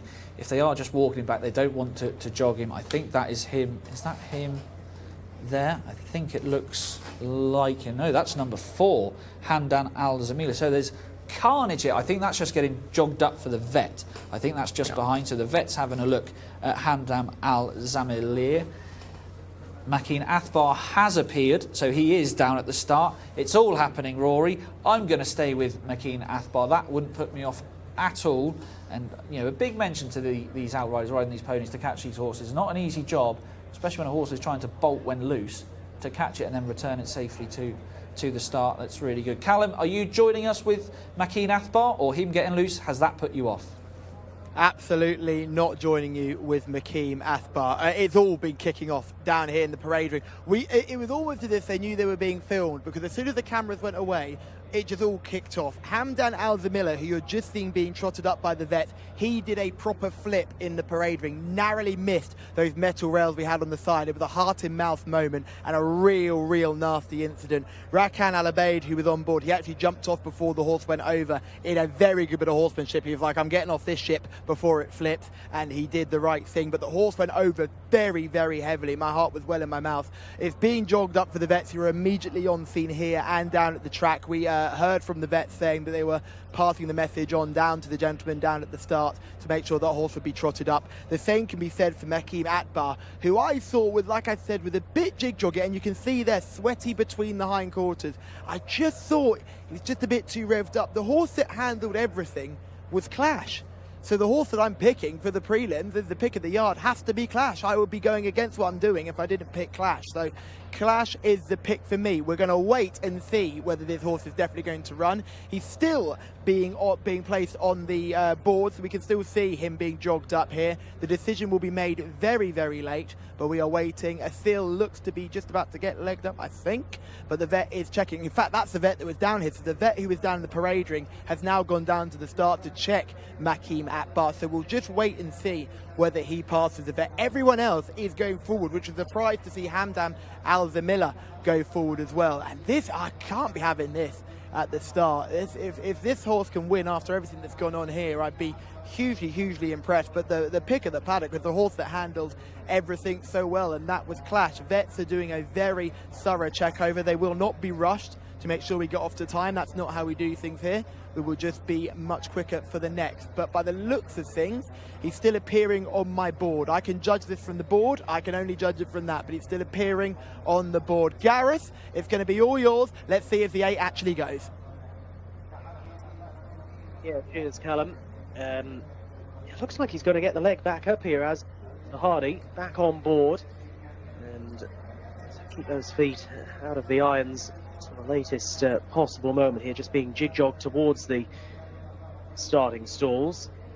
But yeah, not an ideal situation beforehand here, and not for a horse so inexperienced as well. You want their careers to get off to a pleasant start, and Makeen Athbar just absolutely full of it, but is going to head into the stalls okay in the end. And well, this one, the second favourite on the international betting market, who have it as a 2-horse race between both he and Clash. We'll see how they go.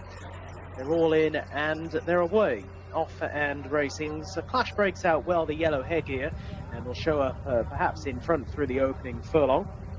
But a little bit of competition on now is coming through Ibn Shaddad towards the outside, and also racing prominently is Makeen Afbar, with not too far off the pace Nader Al Barak in a yellow noseband, and out wider on the course is Hofan Al Kaladir, and deeper still edging across is Mubaraz Al Shahania in the white and red colours. Urshan is also wide out on the track. Meanwhile, up along the inside is Emirati, who's well back with Hamdan Al Zamali, and also towards the back end of the field at this stage is Seraj Al Ruha, and last of all now Jazab, and that one just beginning to lose touch with the other runners as they prepare to make the left-handed turn out of the back straight. Looks as if Jazab is pulling up, but it is Clash who leads here by a neck on the home turn. Chased though by Makeen Afbar in second. That one now just being ridden along, with Ibn Shaddad still prominent as well, trying to make it a line of three.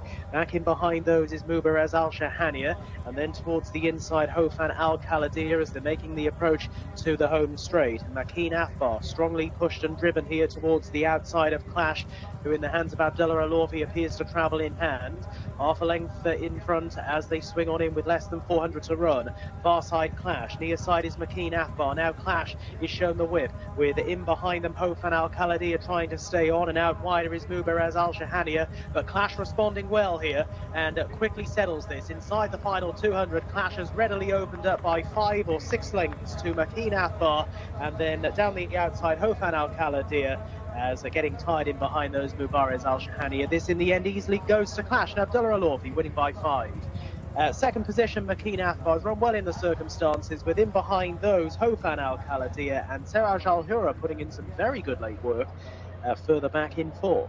It's gone to Clash, Abdullah Alorfi on board, and once he gave this one a flick behind the saddle, Clash has quickened nicely away from those tiring rivals in behind. Well done to Callum there, who was pretty keen on Clash beforehand. It looked to be, certainly if the betting on the international market was anything to go by, a two-horse affair, and given the antics of Makeen Afbar beforehand, although I think that horse has run well, maybe that did just make the task that bit more straightforward for the winner here, Clash, who from stall 2 broke well, kept up the pace and responded well once given the office just outside the furlong.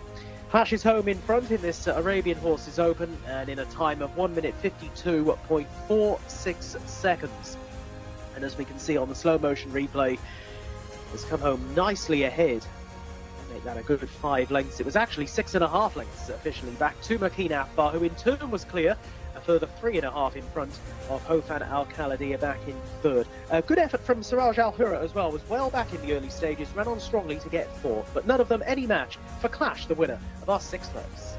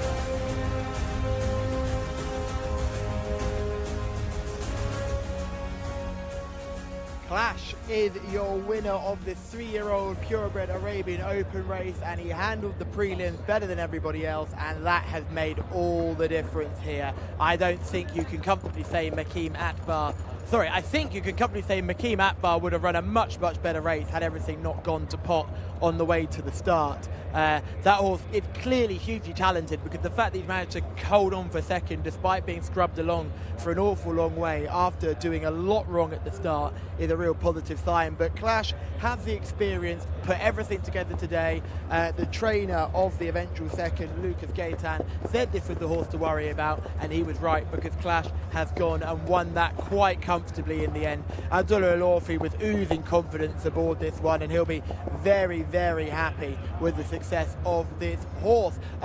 Handled everything well in the prelims and got home fine. A little bit of a wash up from the end of the race. The 7, Jazab, that horse finished lame, was walked back through, made it all the way back to the finish. Obviously very detached. The vets will be having a look at Jazab. I imagine that will not be allowed to run for a while. The other horse that turned over, Hamdan Al-Zamila, that horse came home fine, which was lovely to see. I was very worried when that horse went to post, but that horse came home fine. So plenty to wash up from that race. But Clash was your winner, lads. I finally got one back. Well done, Callum. Annoyingly for myself and Rory, but Clash just travelled really nicely throughout the race. But once we went to Callum, Rory, we thought it'd be fine beforehand. But seeing it, Maki and Athbar down the side, he did get himself pretty wound up. And when Asil Al-Sarani got legged up, he tried to shoot off again. He had the sweat in between his back legs. Those were the genuinely negative signs. But we said that before. What you want to do is, however a horse behaves in the parade ring, it's what they do at the start, just before they go in the stalls. That's the key to whether they're going to give the running or not. And even here was a different sign to before, because Callum spoke to Lucas Gaitan beforehand, and said, look, he was lazy mid-race last time. Here, he's just running on his nerve a little bit, and then it doesn't take long. I think he's actually run a really good race. I think he's run a massive race, because he's clearly running on his nerves, and I expected him to work really hard to stay on terms with Clash into the straight, and then sort of fade back into 4th place. And you say it was disappointing, and I say that's kind of what you'd expect in the circumstances. The fact that he actually goes away from the 3rd and 4th in the finish to finish a very respectable second, I thought it was a commendable performance in the circumstances. Of course, you've got to balance that with the fact that you do now have temperament concerns with him based on what he did here. He's certainly got... Well, I think next time you get him ponied all the way down to the start. Yes, he might be absolutely fine in the parade ring next time out, but you want to take those measures to make sure that you've got all bases covered. He clearly has a lot of talent. He showed that first time out. He's shown that, talent often comes with a complex side as well, and he's shown that today. And Clash had the form coming into this as well, and sometimes maybe we just overlook. He is rated 109. Yes, there's question marks whether he should really be rated that, but he has gone through this race like the class horse he is, and he's won like he should. I think that the only question with the ratings coming into this was whether you can trust a rating of 95 on the runner-up, whether giving a horse a rating on the back of one run is really fair. The rating of 109 for the winner, in terms of, obviously you've got to bear in mind that the scale used for purebred Arabians is different to the scale used for thoroughbreds. But his rating compared to the horses he's been running against early in the season is absolutely justified. There's no question about that. If horses who finished behind him in Taifa come out here and get stuffed, then you start questioning it, but they haven't. They've actually been winning races and winning races well. And this was over 1,600 metres. If Maki and Athbar does learn to do it all the right way, how he finished the race, because he was under pressure pretty early. He's one of the first ones off the bridle, really. He was, yeah. You'd even go up to 2,000 metres with him if there's races for him over that. Yeah, all you've got to do is get him relaxed. Again, we said before, that's the key to getting home, because he stayed on again despite the fact that he hasn't relaxed in this race. He hasn't given himself every chance. But I suppose we should have known that Clash was going to run and win in terms of coincidence bets, because for all of us tonight, London's calling. It is, and Clash has won that very nicely from Makin Athbar. I don't know. Does this make? Maybe I feel young. London Calling is a great anthem by the Clash. Although it was a hit before you were born, obviously. But myself and Greg, the producer, know it very well. One for the oldies then. Clash wins race number 6. Race 7 up next. It's a Fillies Open for the 3-year-olds. Here's Gareth Topham. It's all right, Tom. You're not alone, Tom. straight over my head as well. Anyway, Phillies Open coming up, and we scratched the one horse here. Number 2 is Consoling, the mount of Alexis Marino. Number 3 is Temeda, Camilo Ospina. Number 4 is Aina Wea, Fahed Al Faradi. Number 5, Dance Desire, Ricardo Ferreira. Number 6, Double Talk, Abdullah Alofi takes the ride, with number 7, Camera Al Mohammadia with Adel Al Faradi. Over the page to 8, Retournel, Tariq Al Mansour, with number 9 scratched as well now. Number 10, Gay with Mohamed Al Ubail. Number 11 is Bidea Kir with Ayad Al Tarisi. Number 12, Corinthia Palace with Mohamed Al Yami. And number 13, Retail, Abdullah Al Rashid. So take out 1 and 9, and that will leave us with a field of 11. Back to the guys in the studio. Thank you very much. Gareth runners are in the pre-parade ring, just milling round for race number 7, this Phillies Open, and it looks a pretty wide open betting heat too. Dance Desire is 13-8 from 2-1. It's been really well supported. Tamada for Camillo Ospina at 2-1. Number 4, Aina Wea, 9-2. 9-1, and on the drift is Consoling. Also on the drift is number 1, Bid to Wake at 10-1, and it is 16-1. Bar those, Roy. Let's start with number 1, Bid to Wake. Osama Al Shirani can't claim the 3 kilos in this open contest. Indeed. 10-1 on the international market. Has won 3 of her last 5 starts, but a disappointing effort last time. Yeah, and that's something that needs to be bounced back from.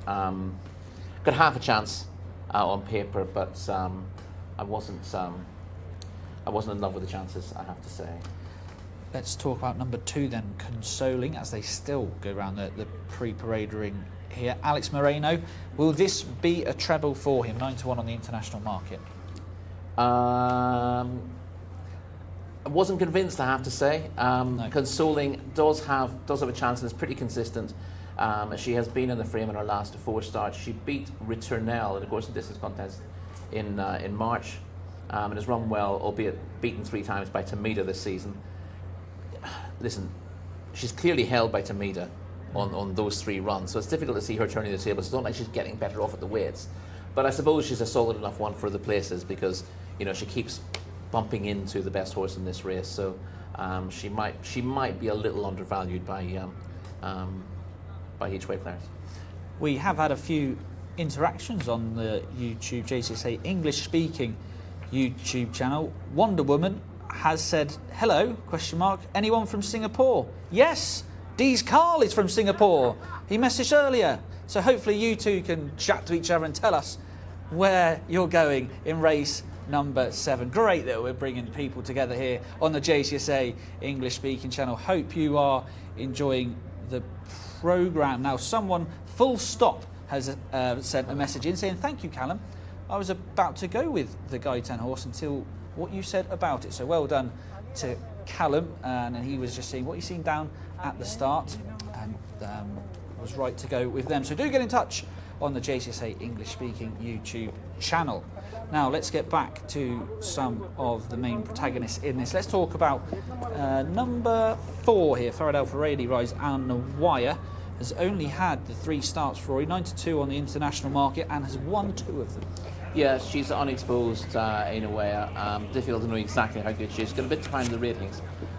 You see a lot of these rated, well, the best of these rated in the mid to low 80s. She got a rating of 75, but she is lightly raced and entitled to improve.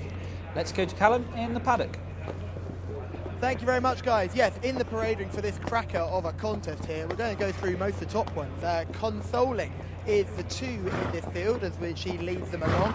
She's got a big old march to her, doesn't she? She really does step into the ground as she walks. She's clearly right on the edge of the nerves, but she's not getting warm and she looks immaculate in the coat. 2 4th place efforts are her last 2 starts. Hopefully she can go 3 places better today. She looks in great nick though, doesn't she? Really shining up in that coat. Let's go back one more to Temeda, horse number 3. Now, when she ran last time, she wasn't a paddock eye catcher for me. She looked a bit plain. She looks much, much better today, and she finished second when not blowing anyone away last time. So this will be a real positive for me. She looks really, really well in the parade ring. A lovely mover, shining up in the coat, plenty of fitness on side as well, and there's beautiful quarter marks on her hind quarters too. She's been well turned out by the White Stable, and they'll certainly be looking for a victory here today, which will be their first win of the day.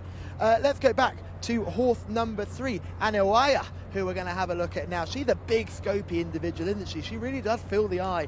She's quite long, but I wouldn't hold that against her here. Over this trip, you tend to get horses who are a little bit more long and athletically framed. Walking out really nicely, covers the ground well. She's, like I said, she's a scopy filly. She's quite exciting, I thought. She's certainly growing up. She's still only a 3-year-old. She's going to grow into that frame, no doubt. But I like her. I do like her a lot in this race, and I think she'd have every chance to go and make it 3 wins on the spin. Obviously, she's won her last 2 starts. Let's go back to Dance Desire. This is horse number 5. Woo-hoo-hoo. We're going to be excited in the parade ring today. Dance Desire is the 5 here, going for Tamal Dahani and Ricardo Sosa Ferreira. Has the form in the book with a very, very good winner last time, beating a couple of these, so well worth keeping an eye on her. She looks fit enough. I'd be slightly more interested in a couple of others, but she's not a total negative, but not quite blowing me away as much as others. Here's the one who's having all the fun. This is Double Talk, horse number 6. Actually, when she's not bucking and squealing and walking around, she's not exactly the best of movers either, so she can't be a paddock positive for me. Not the most attractive of fillies, but she does look great in the coat. Guys, the paddock pick is Tomeda. That's the one for me. That is 2 to 1 on the international market. Now, just quickly, we were talking about Bintu Wake. Now, Bintu Wake is a non-runner, but with the news that Callum said yesterday, Rory, where apprentices can't claim in open races, Osama Al-Sharani was supposed to be riding, there's a possible reason why you wouldn't run that horse now. It is possible. I'd like to think that the trainers would have known in advance that was going to happen, so you wouldn't get a trainer booking a jockey. But my understanding with the announcement was that it wasn't a brand new thing. It wasn't like jockeys had been able to claim in all these races. My understanding is that it was just the value of the races had changed, that they couldn't claim in. So they've never been able to claim in group races and opens, I think. But it was we think it was the drop in price. It was, I don't know. It was a higher value that they couldn't claim, and that's been dropped down a little bit. That's our understanding. So it's not like it's completely out of the blue. No. Because it's standard in other countries that claiming jockeys can't claim. You can't claim in the Derby, for example. No. You know, you can't have a sort of last just saying this horse actually carried £7 less than anything else. You can't claim in the Grand National, for example. No. So that's par for the course elsewhere. So I don't think that'll be the reason why Bintu Wake is out. In fact, we could find the reason if we wanted to, but it's a slightly dull thing to do. So we'll just move on without the time. We don't do dull stuff here on the Jcsa English speaking channel. So if you did fancy Bintu Wake, does not run. Now we will look at a few clips of form soon, won't we, Rory? And the first one we are going to see is our international market favourite, Dance Desire, Ricardo Sosa Ferreira on board this one for Thama Al Dahani. Here we go, finishing on the outside in the green sleeves here, winning this, Rory. Is this enough to win this? Well, this is the most crucial piece of form in the race. This is Dance Desire beating Tomeda into second place. They had a bit of a battle. I think Dance Desire got the perfect ride here. Tomeda tries to rally when she's headed, and there's not an awful lot between the pair now. A Double Talk was back in 6th that day. It was drawn wider, so it makes it a little harder, but those appear to be the key pair here. We're now seeing Al Nawea. As I said, this is her win last time out. She's 2 from 3 now. She's won her last 2. This isn't quite as good a run as the one we've just seen, but this is a filly who's going places. So although she needs to improve £10 to win this race, it wouldn't be a massive surprise if she did. Just watching her in that closing stages, she still looks a little bit green. She doesn't the penny still hasn't dropped there. She's still a bit babyish in that, wasn't she? Yeah. Could still step up. So he's only had those 3 starts. 2 of them have been victories. In shot there, just getting a little bit warm, and that would be a paddock negative, I'm sure, for Callum. As with this one, number 8, Return L, 20 to 1 on the international market. Let's talk about the second favourite here, Rory. That is Camillo Ospina's mount. That is Tomeda. Very consistent on the last 5 starts, hasn't been out the first 2. Yeah, she's had an absolutely cracking season. She won 3 times on the trot in Taif, beating Consoling on every occasion, and then she's run a cracker to be second to Dance Desire last time out. There's very little between that pair on form. I think it's 60 kilos and 59 kilos between them here. I think that's a slight change from last time, but strictly speaking, Dance Desire is weighted to confirm form with Tamida, but because Tamida's got that really consistent record, you wouldn't be at all surprised to see her find a little bit more and go close here. But it's not a 2-horse race, but those two clearly stand out in what they've shown of late. Absolutely. As some of the runners go down to start, there was Corinthia Palace having her 7th start today as a mark of 65. As runners now start to go down to the starting stalls, hopefully not as much drama as we had in our last race. There you can see Corinthia Palace, who we just spoke about, number 13, Retail, coming out of stall 1, got the sheepskin sheep pieces on and going down there pretty nicely. Let's go through a few of the others. Now, Double Talk, Rory, number 6 on your race card, 16-1 on the international market. Did win 3 starts ago, 6th last time, needs to step up here, would you agree? Yes, but there's reasons to think that Double Talk might. Obviously held by both Tamida and Dance Desire. We saw that race just a couple of minutes ago. Double Talk was only 6th there, but that was her debut here. She's been another one who came from the Charlie Johnson yard, and she was a winner at Wolverhampton earlier in the season. That was in April. Her last run was in June, I think, and then she's come over late summer, having joined New Connections. So there must be a chance that she just needed the run last time. I don't know how they're trained in between times. I think generally speaking, you bring a horse over, you've got to put them in quarantine, you generally sort of let them down and then bring them back up again. But it's possible that she was kept on the go and kept that fitness from the summer, in which case she might gradually sort of lose form from this point. But if she'd been let down and was coming back, then she might have just needed the run, and therefore she come forward. So there is that logic there. I wouldn't be adamant that that's an absolute guide to her merit. You know, a horse's first run here is not necessarily going to be exactly where they will be. No. Some horses run well first time out and then kind of lose their way. Yeah. It's sort of a bit of a bounce thing, and some horses just take a couple of runs to find their feet. She's run somewhere in between. She ran well enough to think she wasn't too far below form, but she's going to go. She's not going to run the same race this time, I don't think. She's either going to come forward a bit for it or go backwards a bit from it. If she comes forward, then she's a player. As we have said before, do get in touch on the English-speaking YouTube channel, the Jcsa English-speaking YouTube channel, and Malik has done just that. He has said super with a couple of love heart eyes emojis. So thank you very much, Malik. Hope you are enjoying the show. Runners are just starting to get down to the start. A couple of those paddock negatives, I thought. Camera Al Mohammedia was 16-1 on the international market. Does have Adele Alpha Rady on board, but the last 3 starts hasn't been in the place. Well, that's the thing. The interesting thing about Camera Al Mohammedia was that she won a course and distance maiden in February, so last season, and that was a step up. You thought, well, actually, she might make a bit of an impact. She's run terribly in 3 runs since, and I can't really put my finger on it, other than she does seem to be getting above herself in the preliminaries and maybe not giving her running. So she's been a long way in her last 3 starts, but she's shown that she's better than that if she can find her form. Now runners are starting to get down behind the stalls. Any re-tack adjustments will happen.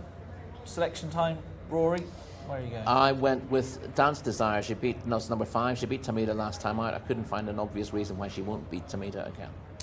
Short and sweet. So Rory Delagi is with number 5. Just lost it there. 5, Dance Desire. And I'm with number 4, Aina Wire. Out of stall 2. I don't think we've seen the best of this filly yet. So number 4, Aina Wire for me. Number 5, Dance Desire for Rory. Callum, where are you going in race number 7? Thank you very much, team. Tamida is going to be the pick for me in this race. Horse number 3, jumping out of gate 11. She really caught my eye in the parade ring and looked lovely. Aina Weah is a nice selection as well. We just don't know her ceiling, do we, Aina Weah? But she's a hugely exciting horse, and Farhad Al Faradi will be keen. I'm sure Mr. Mark Francis, who was a big supporter of Aina Weah back in the last few weeks ago, hopefully he'll still be maintaining the faith as well. And Dance Desire, certainly a good horse in her own right as well. It's a cracking contest, this Phillies Open. We go over the 1800 metres, which is the Saudi Cup trip, which means you get a bit of a rundown until you meet the racecourse proper, and then we continue the same way we go every single time. They're circling down at the start. I'm just seeing Tamida getting brought into the middle of the circle, maybe for a brief tack adjustment, maybe just to tighten that girth. Sometimes you do get horses that just tuck themselves in a little bit when they go down to the start, but as soon as I say that, as if she was listening to me, she slots back into line. So we wait and see until they start the loading process here. We've been running to time here in Saudi Arabia today, which has been good to see, because we got a bit slack over the last couple of weeks, so nice to see normal service beginning to resume, and hopefully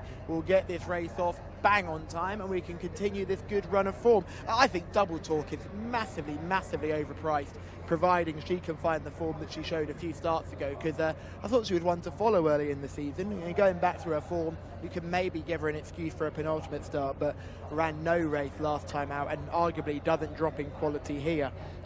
Ritournelle got a little bit warm in the prelims as well, that'd be worth a mention. And the other horse that was a little bit of an eye catcher was Corinthia Palace. Looked really well put together, having the 7th start today. Mohamed Al-Yami on board, obviously not able to claim in a race as good as this. But to go through the selection one more time, Tamida will be the pick for me. The stalls are loading and Gareth can call them home for this cracking Fillies only contest. Thank you, Callum. Runners heading forward then. Tameda, the favourite at 7-4, one of the favourites on the international betting market. 11-8 actually here, Dance Desire. So a couple there, well talked up, and Rory was in the Dance Desire camp, and final couple are heading forward here with Bidea here and Al Tarisi currently not on the horse's back. Stall 4, he's just about to jump back on board now, and we are just about set to go for this Fillies Open. Good heat this. They all stand in line, ready to go. Retail, the one closest to camera in stall 1. It's a long hold. Oh, yep, just about ready. Here we go, they're off and running. And not the quickest away was Retail along the inside, but breaking out well, Ritournelle will cross over in that green coloured jacket to show up. But now Retail beginning to accelerate along the rails and comes through to take over as they cover early ground. Corinthia Palace is there as well, and out a bit wider is Bidea Kier. So those low drawn are all well to the fore as they link up with the course proper. Ritournelle on the outside now in that green coloured jacket, and just being followed a couple of lengths away by Gay, who races in company with Tameda, white jacket, red sleeves, green cap. Deeper out of that one as they continue their progress over on the far straight, Camera Amo Amadia, and they're being followed by Aina Weyer, who's well back in the field at this stage as they continue their run going down the side of the track, and as they do so also consoling another one who's towards the back end of the field as they're about to make a left-handed turn now and on towards home. Dance Desire is at this stage parked a little wider, but they're making the run back towards the entrance to the home straight. Again now has come through to pick up the running. It's Consoling who's now working away in second. It was Ritournelle who's a bit further back in the field. Third position, maybe just Tameda now improving over towards the inside as they're coming around the final turn. Dance Desire also stepping forward with purpose, is now on in advance of Camera Amo Hamadia as they're galloping back towards the home straight. Ritournelle is staying on back in behind those in a red cap, and they're now down the lane, and Consoling comes through to take a narrow lead from Agay, but here towards the outside, Dance Desire in company with Tameda, and the two market principals now race on 1 and 2. Inside the final 200 metres they go. Stand side Dance Desire, and on the far side Tameda. There's nothing in it here with 100 metres left to run, and it's on the near side Dance Desire just going on from Tameda. Dance Desire is going to prove just a neck or so too good for in second position Tameda. Good race between the pair, with Ritournelle staying on all the time down the outside to grab the foot. Well done to Rory there with the Dance Desire. Ricardo Souza Ferreira having to be at his strongest there in the latter stages and just outgunning Tameda and denying Camilo Ospina of a double on the card. To this point, there is still time, but a terrific battle between the two, and Dance Desire follows up that recent win with a battling success here over Tameda in second position, and Ritournelle has stayed on nicely down the outside of Consoling in the same ownership. They've come home as the next couple, but a real ding-dong tussle there. The winner clocking a time of 1 minute 56.34 seconds, Dance Desire. Ricardo Souza Ferreira on board. Just gets the better of, in second position, Tameda, who's beaten a neck in the end, and then Returnell, who snuck through in the latter stages to get into third, and fourth home Consoling. Good finish then to our seventh race, and it's another for Rory Delagi, this time Dance Desire.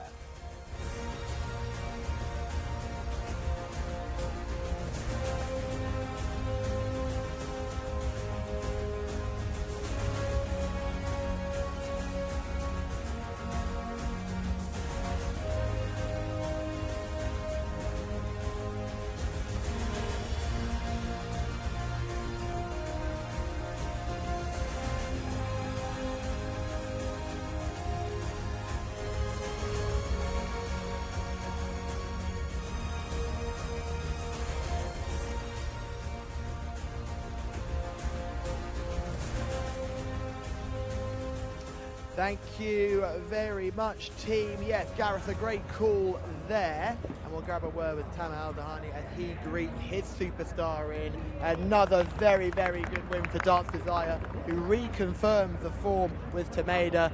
Tamer, very, very impressive there. Yeah, she's a good filly. We need to stay with her all her races now. She have a good speed. She beaten a good filly for Bismitab, but my filly, she's a good, I know. She's confirmed the form with Prince Mitab filly as well. She beat her last time and she's beaten her again. They are both the same, you know. But it depends about the breathing for the last for long, you know. My filly, she's a good breathing. She's by Sea the Star. She can open more. She loves long distance. Yeah. She certainly does. And Ricardo, another winner today. He's been flying over the week. You must be so happy to have him on your team. Yeah, I'm happy for Ricardo because Ricardo, he wanted the winner today, but he got it. Well, there you go. You can go and greet that horse in, and we'll follow behind you. Well done, Tamer Al-Dahani, who has guided, trained Dance Desire to success under Ricardo Souza Ferreira, who had to wait until race number 7, ladies and gentlemen, race number 7, until he could get a winner. Jcsa here as well, and the Spanish affiliation are all here to celebrate the success too, which is lovely to see. And in comes Dance Desire. Like I mentioned in the prelims, look, she doesn't blow you away, Dance Desire. When you look at her, she's not a filly that really takes your eye, but what she has is a brilliant attitude, and when she was pressured there, she really had to fight. She came widest of all and got into an absolute humdinger of a battle with Tameda, and just about got the head in front. There was a moment where I thought Tameda might just shrug her off, but she found more, and that is the See the Stars in her coming out as well, which is great to see. And Tamer Al-Dahani has yet another winner this week. They just keep on finding, and Ricardo Souza Ferreira will keep on riding them. Ricardo coming through to join me now. Well, you had to wait until race 7 today. What was going on? Yeah, sometimes need like an old race. I take place, maybe one race not place. In the grass not good, like I have one horse. I try go, horse come with me. I try wait, horse stay with me, you know. But mashallah, this filly, I like this filly. He really honest filly. He gives all the time 1000%. Today I scare a little bit 1008. I know the horse Camilio, but he fighting good. That was what was interesting for me, because you were stepping up to the 1800. You've ridden her with lots of patience, like you've shown before. But when she's had to fight, you of Camillo have got into a real scrap. It was a stunning race to watch. Yes, a good line, you know, with me and my best friend here. I'm happy because win, but you know, it's very good play with Camillo, and for people look this race together, I think very nice. Yeah, and we saw you and Camillo congratulating each other after crossing the line, just acknowledging how amazing it was. 4-6.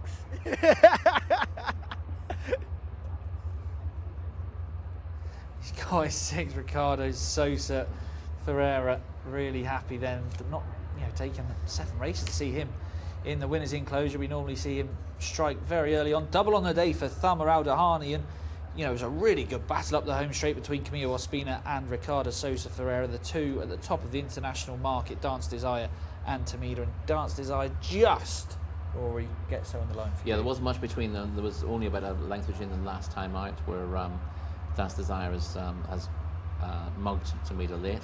Tamida had time to respond here, and she did respond well. But Dance Desire just had enough for her under a determined ride from that man again.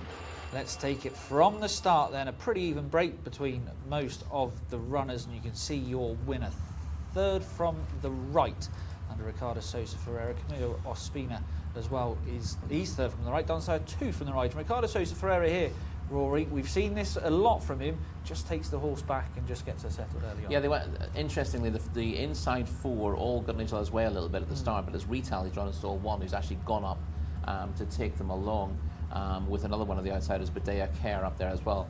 So the pace was fast enough for the nature of the race. He's just tracking the right Ricardo, market, Ricardo knew at this stage he doesn't have to think too much about the leaders. No. He knows who he's got to worry about in midfield. This was Returnell or Consoling is well enough placed here, and he doesn't want to let something with that kind of form get away. But he's very happy where he is. He's got Tamada. He knows that Tamada is probably the one he's got to beat, and she's always just in his sights. Keep your eye on the horse in white. Just trying to go through this gap here and just gets the door shut. That is Aina Wire, and that is at the completely wrong time, because that's when the race is just starting to quicken. And the race is over for that one there, Rory. Yeah, you can certainly forgive this run from Aina Wire. You don't really want to be having to take that kind of gap. And I wonder whether she was going well enough at the time for him to take that kind of chance there. Maybe he felt that he had to get into the race, but she was wiped out, and that was her race finished. Definitely worth another go next time. Now the front 2 are currently in 3rd and 4th, coming down on the outside, and they are neck and neck, stride for stride. Dance Desire just puts her head in front, but fair play to Tamida. Rory, she fights back and almost gets level here. She does, yeah. She gets back up to the lead again briefly, and you see Ricardo having to really drive. The pair get close together late in the day, but Dance Desire just edges the verdict, and she is the right winner in the day. But fair play to Tamida, who's been a model of consistency all season. We don't often see that, even at the high level races. You know, there's plenty that can go wrong in a race here, and so even the best horses have the occasional duck egg in their form. But Tamida's now her last 6 runs: second, first, second. There we go. Ricardo Sosa Ferreira, left-hand drive. He soon switches it into his right hand. There we go. And just a few more reminders to keep Dance Desire up to her job. Camilo Ospina probably wish he didn't teach Ricardo Sosa Ferreira all those good tactics from when Ricardo Sosa Ferreira came over here, and he gets the job done, I think, after he tried to go for a high five. There's Ricardo Sosa Ferreira getting congratulations from plenty of people. His wife. That's his wife, I think. Yes. So the most important person to be a bit awkward. Be a bit awkward if it wasn't. Let's get over to Callum. Thank you very much, team. Pleased, I should say, to be joined by Jihad, who is from Lebanon and has come racing here at King Abdulaziz Racecourse. Firstly, how are you doing? I'm doing fine, thank you. Are you enjoying your time coming racing here? Yeah, for sure. We are enjoying too much, yeah. No such thing as too much enjoyment, but it's such a wonderful place to come racing and such an amazing environment. Yeah, for sure. It's an amazing environment. The stadium and the club is very, very amazing. More than we expected, to be honest with you, yeah. And have you been racing in Lebanon? Is there a large racing scene in Lebanon? Yeah, in Lebanon, yeah, you can find, there is a place in Lebanon. You can enjoy too, but here is much beautiful. Really, really nice. And what brings you to Saudi Arabia? I'm working here in Saudi Arabia. Fantastic. What do you do? I'm civil engineer working in the construction field. I tell you what, they do throw up the buildings quickly here. Every time we come, more buildings are up. Yeah, and you will see more in the near future. Yeah, there is very, very beautiful projects going on. That is wonderful to hear. Can we get any clues of what type of projects there are? What buildings will we see maybe in the next year or a couple of years' time? Yeah, you will see many types of projects, not just type. You will see airports, infrastructure, and you will see entertainment, also buildings. So be ready for the coming future in Saudi Arabia. And this very brilliant future for sure. This is my second year here in the country and coming to visit, and I've already seen the change already. Like, I imagine as someone who works in civil engineering, it must be an ideal place for you to work because there is such an aptitude and attitude to want to change. Yeah, for sure. So what is your question? I was just saying it must be wonderful to work here in a place where there's so much change going on. Yeah, for sure. It's very wonderful. The experience that you add to your career is very, very good. It's very beautiful. Now it's a booming country, Saudi Arabia, and especially the capital city, Riyadh.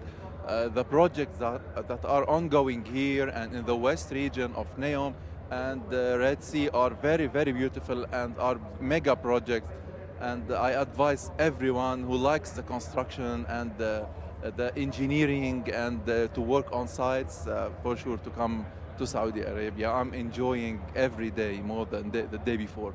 Thank you very much for your time, Jihad. We just got to mention your friends who have joined you as well, who all tried to run away from the camera. But now, if you could just turn to point to them, they thought they would escape the interview. They are not escaping an interview from Callum Helliwell on the English Jcsa English-speaking broadcast. But Gareth Topham, you can take us through the runners and riders for our next contest.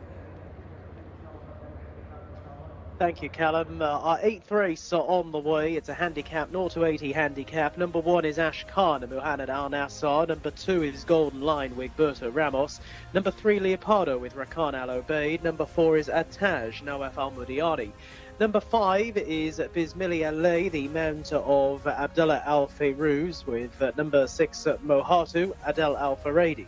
Number 7 is Fanar with Abdullah Al Credis. Number 8 is Beat with Adil Al Zahani. Karbal Timiat takes the ride on number 9, Dan. Number 10 is Now with Ayad Al Tarisi. 11, Horton of Youth, Khalid Al Mamoni. Number 12 is Kilawe, the mount of Abdullah Al Khamis. 13 is Rajil with Ali Al Mamoni. Khalid Al Azmi partners number 14, Sayed. 15 is Emirates Knight at Mohammed Al Yami. Number 16 is Jamran with Osama Al Sharani. 17 is Matching Zox, Abdullah Al Saidi. Number 18 is Tail Al Kir with Alexis Marino. And over the page to the final couple, 19 Freshwater Cliffs with Abdullah Al Hussein and 20 Gambe Veloce, Mohammed Al Ajmi. Take out 21 through to 24. It's a 20-runner field. It's back to the guys in the studio.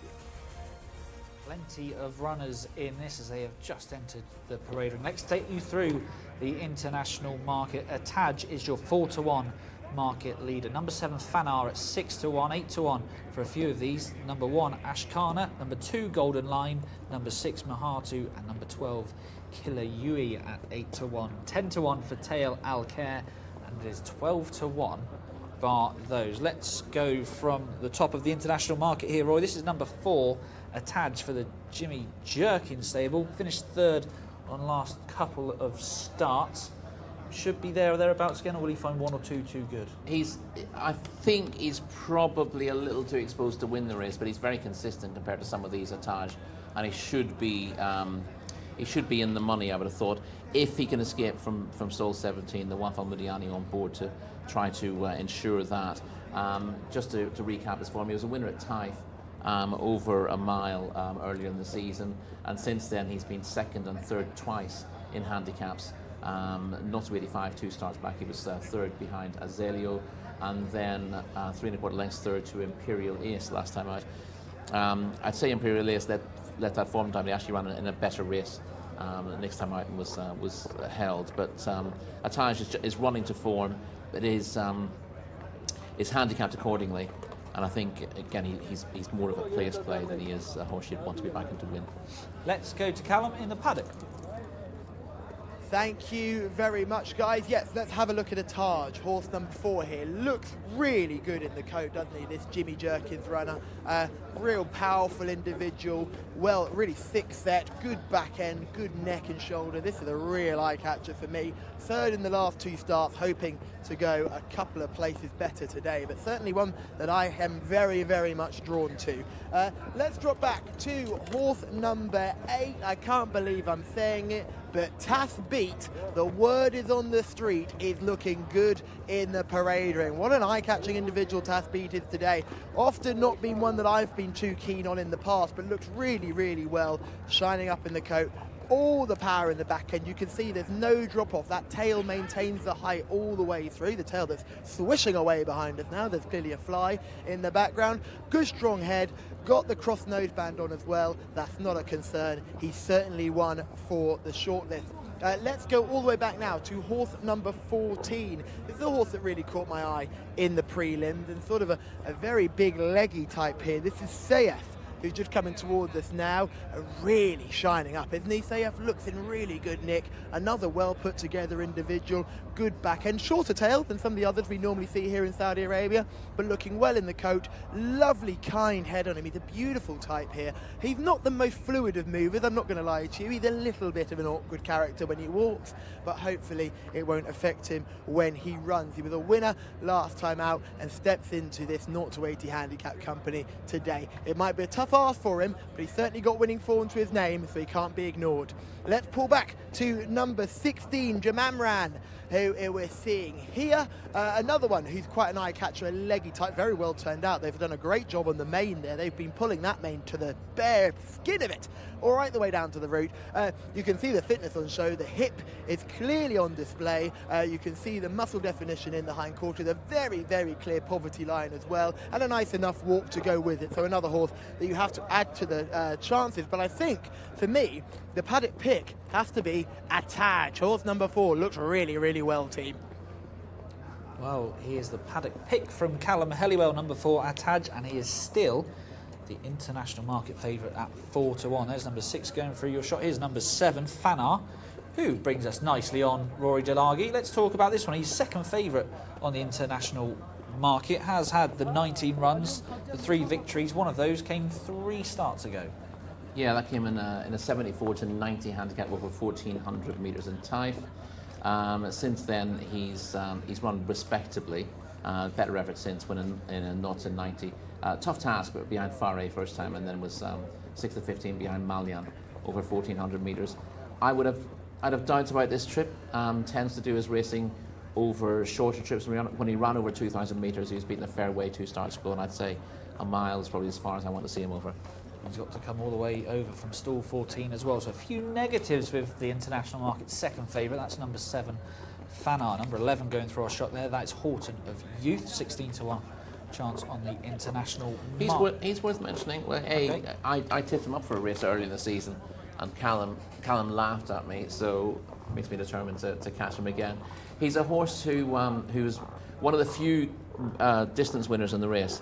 We're racing over the 1,800 metres here, and not every horse enjoys this. Houghton of Youth's had 2 runs over course and distance, winning one of them, and I think you've got to bear that in mind. Whereas the horse we just touched on, who's the second favourite, has had 4 runs over course and distance, been unplaced all 4 times. Let's talk about the top 2 in the handicap then. The top weight is number 1, Ashkana, 8 to 1 on the international market. Rory has had the 18 runs, but has only won 1 of them. Yes, it's not the easiest to win with, but it's largely consistent racing over the right sort of trip, and he's effective between 7 furlongs and just about stays 2,000 metres. Well beaten over 2,400 a couple of starts ago, or 3 starts ago rather. But this trip is okay. He ran over this trip last time out and finished 4th of 15, beaten 4 3/4 lengths. So a repetition of that would see him not far from the money again. He's got a little bit of class about him. For all, he's not easy to win with. As the runners now start to go out onto the track, there is Jamran for Osama Al-Sharani, 20 to 1 on the international market. Takes that very, very valuable 3 kilos off his back. Let's talk about number 2, Golden Line. I quietly fancy this, I'll be honest. Rory, what did you make of his chances? If you ignore his last run, or you take the view that he will come on for it, because it was his first run for 7 months, then he's got a decent chance. He was a winner over 1,600 metres on his final start last season, beating Tawaj in an open. His previous start over this course and distance was 2 tough fronts behind Weight to Excel, and you can certainly ignore that. Was Jcsa Challenge. Prior to that, he's been placed over course and distance and was pretty reliable, pretty consistent through most of last season. So if he gets back on track today, which you know, I'm expecting him to be a lot fitter than for his seasonal return, he should be competitive. As the runners just start to go down to start, 1 out of line is Lepardo, number 3 there. Grey horse, you won't miss him. Blue sleeves, red cap. Having his third start today. He comes out of stall 15. And remember, we are coming to you live on the Jcsa English-speaking YouTube channel. Do get in touch. A lot of you have been in touch throughout the day. We want to hear from you. Tell us who you think might win. Any questions you want for myself, Rory or Callum, let us know as the runners just start to get down towards the stalls just in your picture there. Once they are all down at the start, those stalls will come across. There won't be that big gap. If your horse is drawn wide here, one that isn't drawn that wide is number 12, Kilay. How will you pronounce it? I'd say Kilauea, but that's just because it appeals to me and makes it easy to say. Okay. I'm not sure that's necessarily the correct Well, let's go with your pronunciation, Kilauea. It's a 6-year-old, 8-1 on the international market, Rory. Third last time out, but has only won the once out of 28 attempts. Yeah, again, you've got this issue with a few here that you don't tend to have the greatest strike rate with horses in this grade. Kilauea is doesn't have form at the trip as such. He stays 2,000 metres, but his form's a little bit patchy. He didn't run at all badly last time out, went fourth behind Motafared, and if he can build on that, he's got a decent chance. But he's just been a little bit too inconsistent, to be honest. He does have a very good run behind Al-Lukdal last season, which will give him a big chance. But as I said, he's not always confirmed that. But if he puts his best foot forward, he's handicapped to go well off his mark. Adel Al-Faradi has already rode a winner in the colours of the El Alday stable. This is number 6, Mahatu, 8-1 on your international market. It's now drifted actually to 9-1. Can you see why it's drifted out, Rory? Because it has won 2 of his 10 starts, but the last 5 attempts have been pretty poor. Or is that harsh? Yes, he doesn't have an awful lot of experience here, having switched from the UK. Was he William Haggis in the UK? I think so. But he disappointed in his first 3 starts. He then showed a fair bit more when behind Go Fast Trow Lands in an open here over 2,000 metres 2 starts ago. That form hasn't worked out brilliantly. Okay. A few horses who ran well and that haven't really followed up. And he was beaten 16 lengths when 7th to Motafared last time out, so not really building on the promise of his previous start. But again, like a lot of horses here, he's becoming well handicapped if he can find his form, and he's got the sort of profile that you get the impression he will run himself into form at some stage. He did well in 2023, and he's just taken time to acclimatise. He has shown signs that he's getting competitive, but I just thought he would do a little bit better last time out, which is off-putting.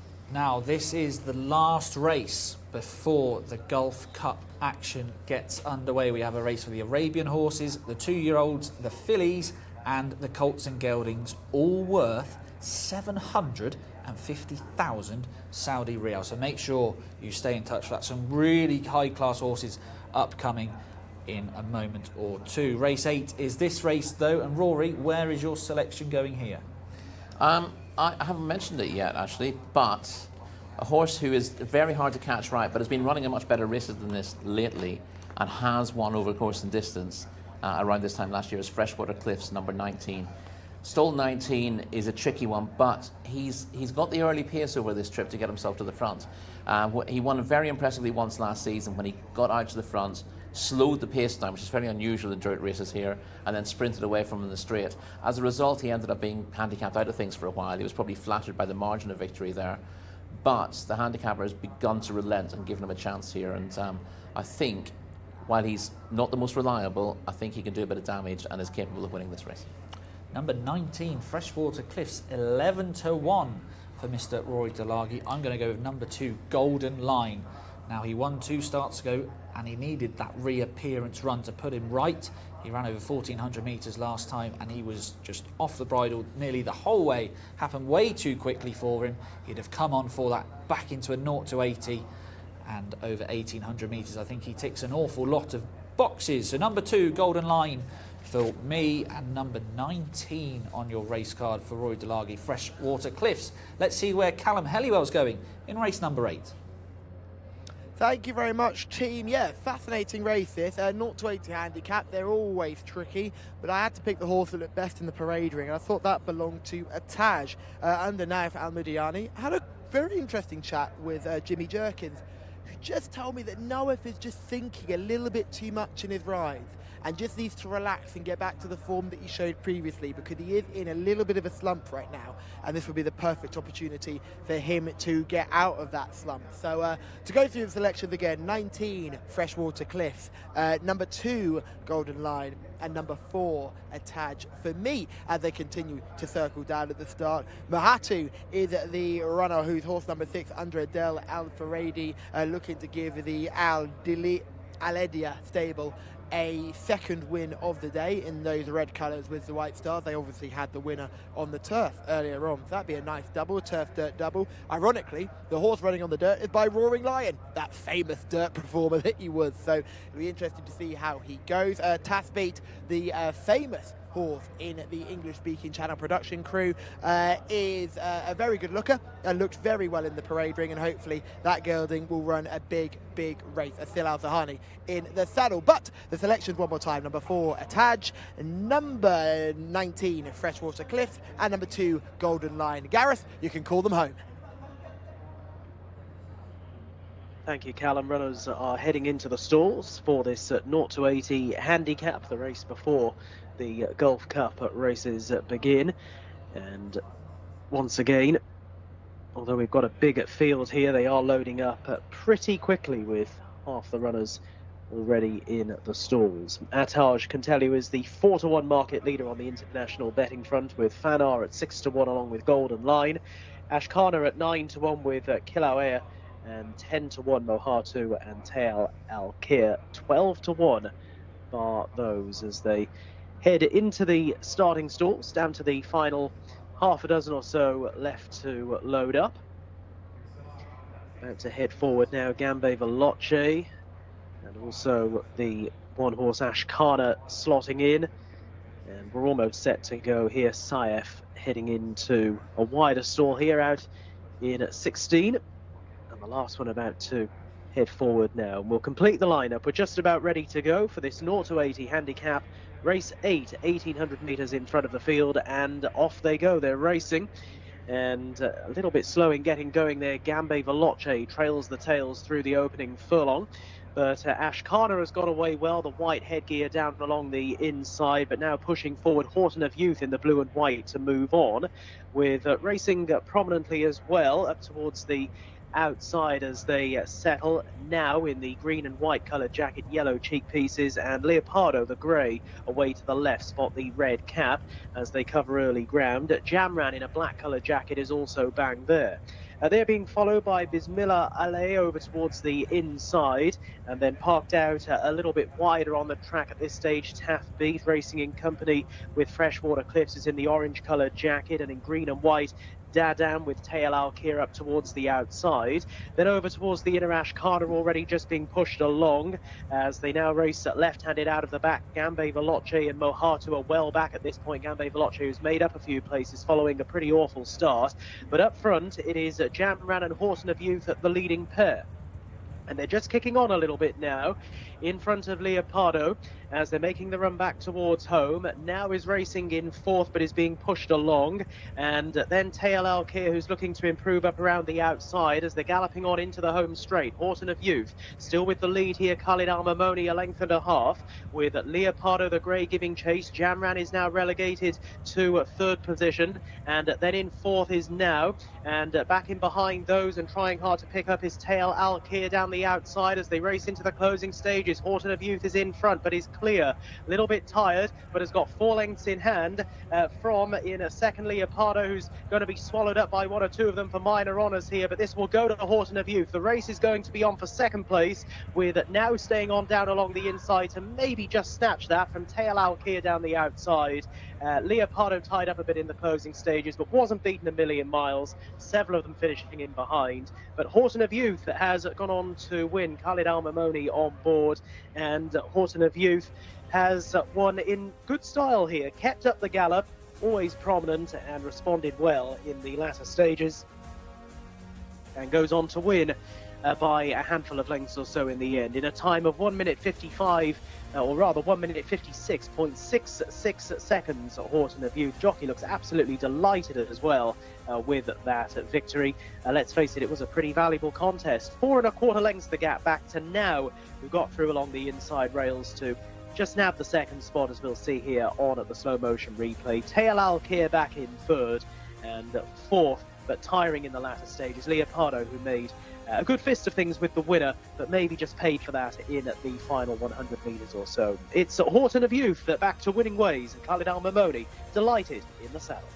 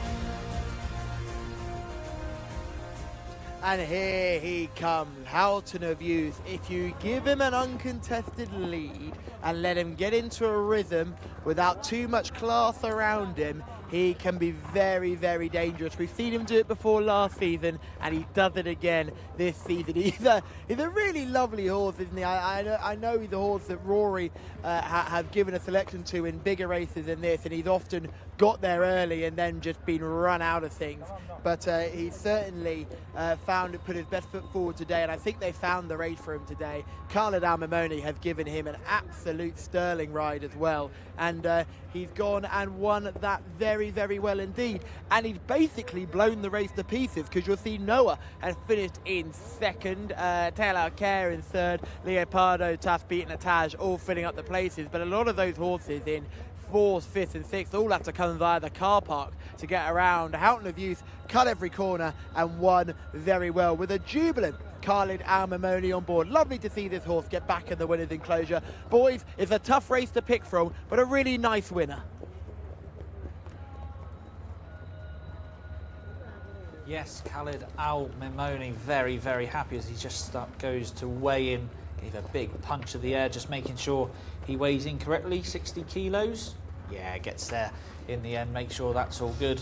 And Khalid Al-Mamoni, he'd have enjoyed that one. First prize, 60,000 Saudi Riyal, Rory. And he kept it nice and simple from the front end, and we gave a good mention to this beforehand, and just a shame he didn't go with him today. Yeah, it's a toss-up between two who've made all the running over course and distance before, and it's an unusual course and distance, and some horses are specialists at it, and some horses who are effective at 1,600 metres and 2,000 metres don't seem to click over the 1,800 metres because of the just because of the layout of the track, I guess. But Horton of Youth is a horse who has won over course and distance before, and he showed that if you find a winning formula, they will come back as well. He was disappointing last time out, but he's been running in tough races. He's a horse he ran above himself in Taif last year. Essentially, he won a cup race, was placed in another two, and he just ended up being handicapped out of things for a while. So he lost his confidence.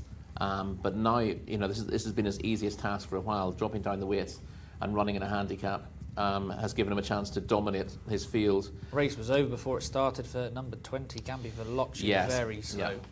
Away. That's reluctance as well. That wasn't just missing the beat. That was a horse who didn't really want to come out of the Maybe stall. want to stay clear of next Yeah. time. Now you can see the winner down on that inside with Khalid Al-Mimoni and got him into a nice rhythm. They weren't going overly quick in these sort of handicaps. They normally do go too quick. He pretty much has to lead, but he does sometimes have to go quicker than ideal to lead better horses than this. And that's the key, getting him back into a not to 80 handicap. Normally he's been higher in the weights than that.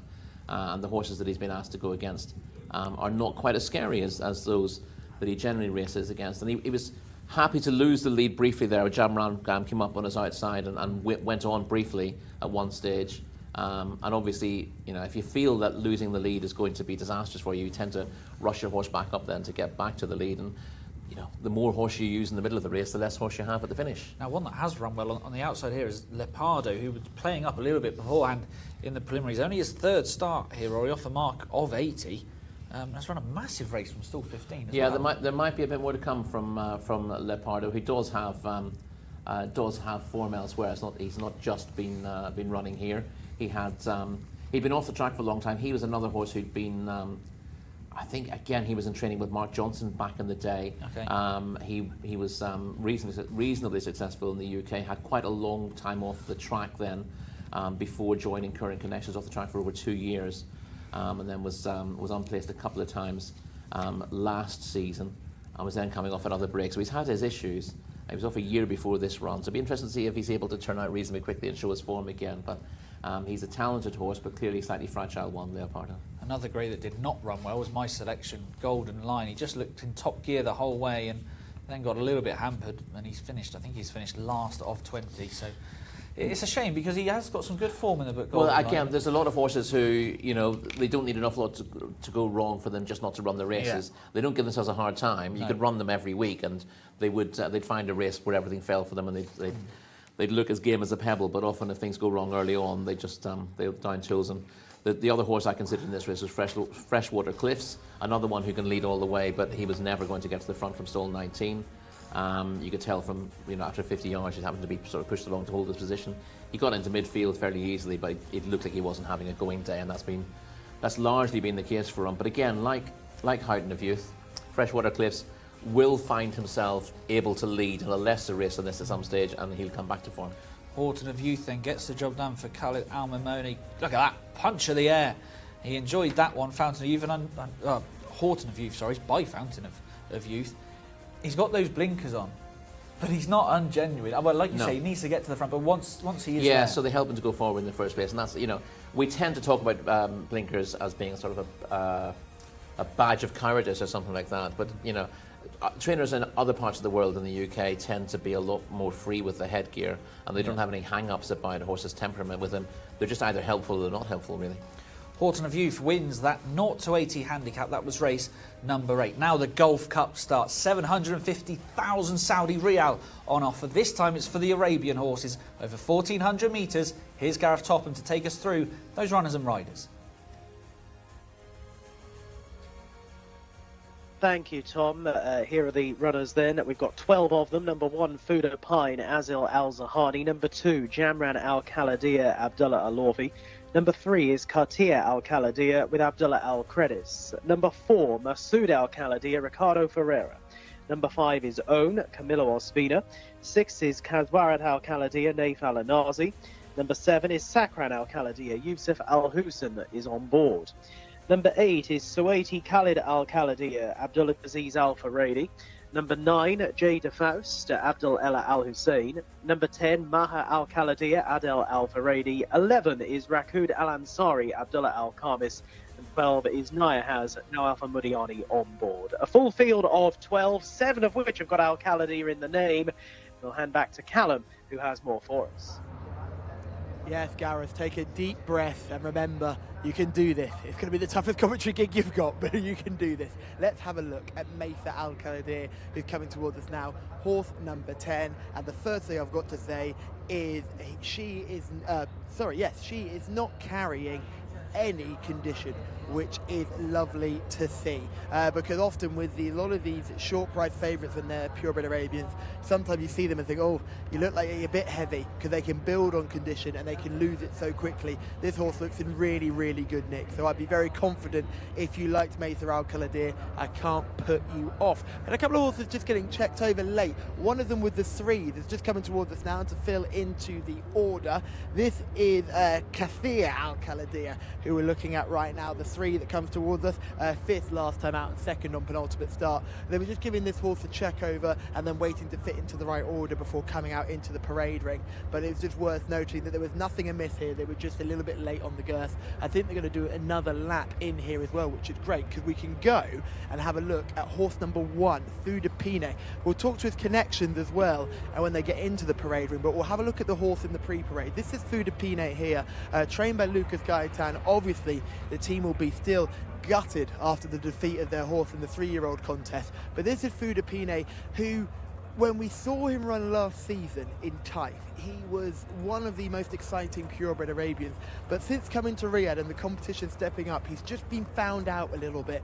We don't really know whether he's all speed or not all speed, but he's failed to get home on his last couple of starts. He does look good, but as you can see, he's a teeny tiny horse, and Asil Al-Sahani gets the ride again today. It'll be interesting to see what tactics are involved. I don't think the team were too happy with the ride Asil gave their last runner. So we'll have a look at one more actually, Masoud Al-Kaladir, who I saw coming down before the start. Horse number 4, we're going to have a really quick look at this one as well, because this is a really power-packed individual who I saw with a big eye catcher coming down to the stable this afternoon. Has got a little bit warm, but I wouldn't let that put you off. Is handling the prelims pretty well aside from getting warm, with a winner on penultimate start, unplaced last time out, but just a real, you can just see the power in this one, that short powerful neck that we saw earlier with Saeed when he won earlier on in the card. We're seeing a very similar sort of put together horse here. And remember, Tamer Al-Dahani, he won't train too many purebred Arabians, so when he is, you better watch out. So those are just a couple of the horses who have caught my eye in the pre-parade ring, lads.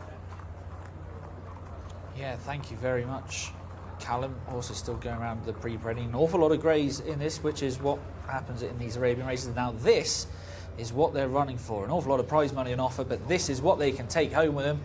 They need a big house as well to fit that in. Look at that, that's what they are running for. One of the Gulf Cup trophies for the Arabian horses. The date on the bottom as well. A lot of connections wanting to get their hands on this, Rory. And one horse that won a big pot last week was Kazrat Al Kaladir, and he is got 11-10 market favourite. 7-4 for Maytha Al Kaladir. 9 Jade Diffused is at 9-1. 10-1 for Suwaiti Khalid Al Kaladir. Niyahaz at 12-1, and it is 16-1 bar those, Rory. Let's start with our international market favourite, number 6, Kazrat Al Kaladir. Now, we saw him last week getting the better of Vizier, didn't we? But I know he's 11-10 and he's probably the best horse in this race. But you watch a clip here. This is the battle now. Yeah. He's had a really tough race, and this was only last week. Yeah, Vizier really throws in a big challenge, and he has to keep digging it out in front because we're at Al Kaladir.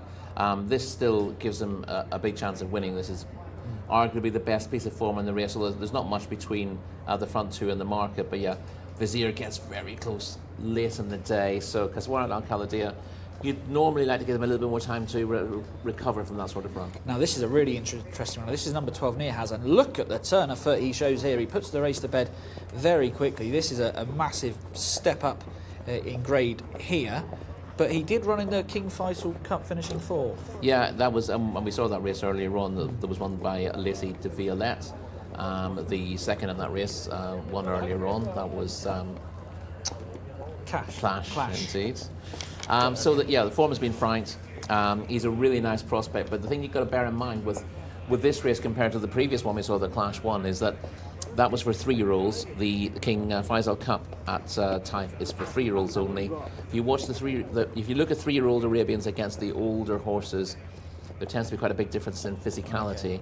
And the worry for me is that Niyahaz, although he's a really good prospect, is taking on his elders for the first time and might just get found out. And that's what the rating suggests as well. Rating of 105 is very fair. You could maybe even rate him a little bit higher than that.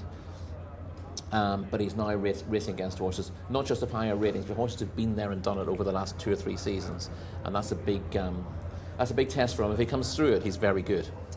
Now, the second and third in this international market, Rory, I don't think there should be a bigger gap. 7-4 for Maytha Al Khaldir, 9-1 for Jade Defoe. They met last time out.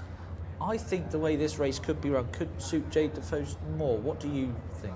Possibly. I mean, I wonder whether Jade Defoe is more of a type performer. Maytha Al Khaldir didn't win with an awful lot in hands last time out. Got the run of the race and showed more tactical pace than Jade Defoe, and you'd imagine that Jade Defoe in a strongly run race might be seen to slightly better effect. On the other hand, I think if you go back through Maytha Al Khaldir's form, there are plenty of efforts in her back catalogue to suggest that she's slightly better than she showed last time out as well. So she does back that up with a number of efforts, whereas Jade Defoe's maybe the historical form is not quite so strong. Let's get back to Callum in the paddock.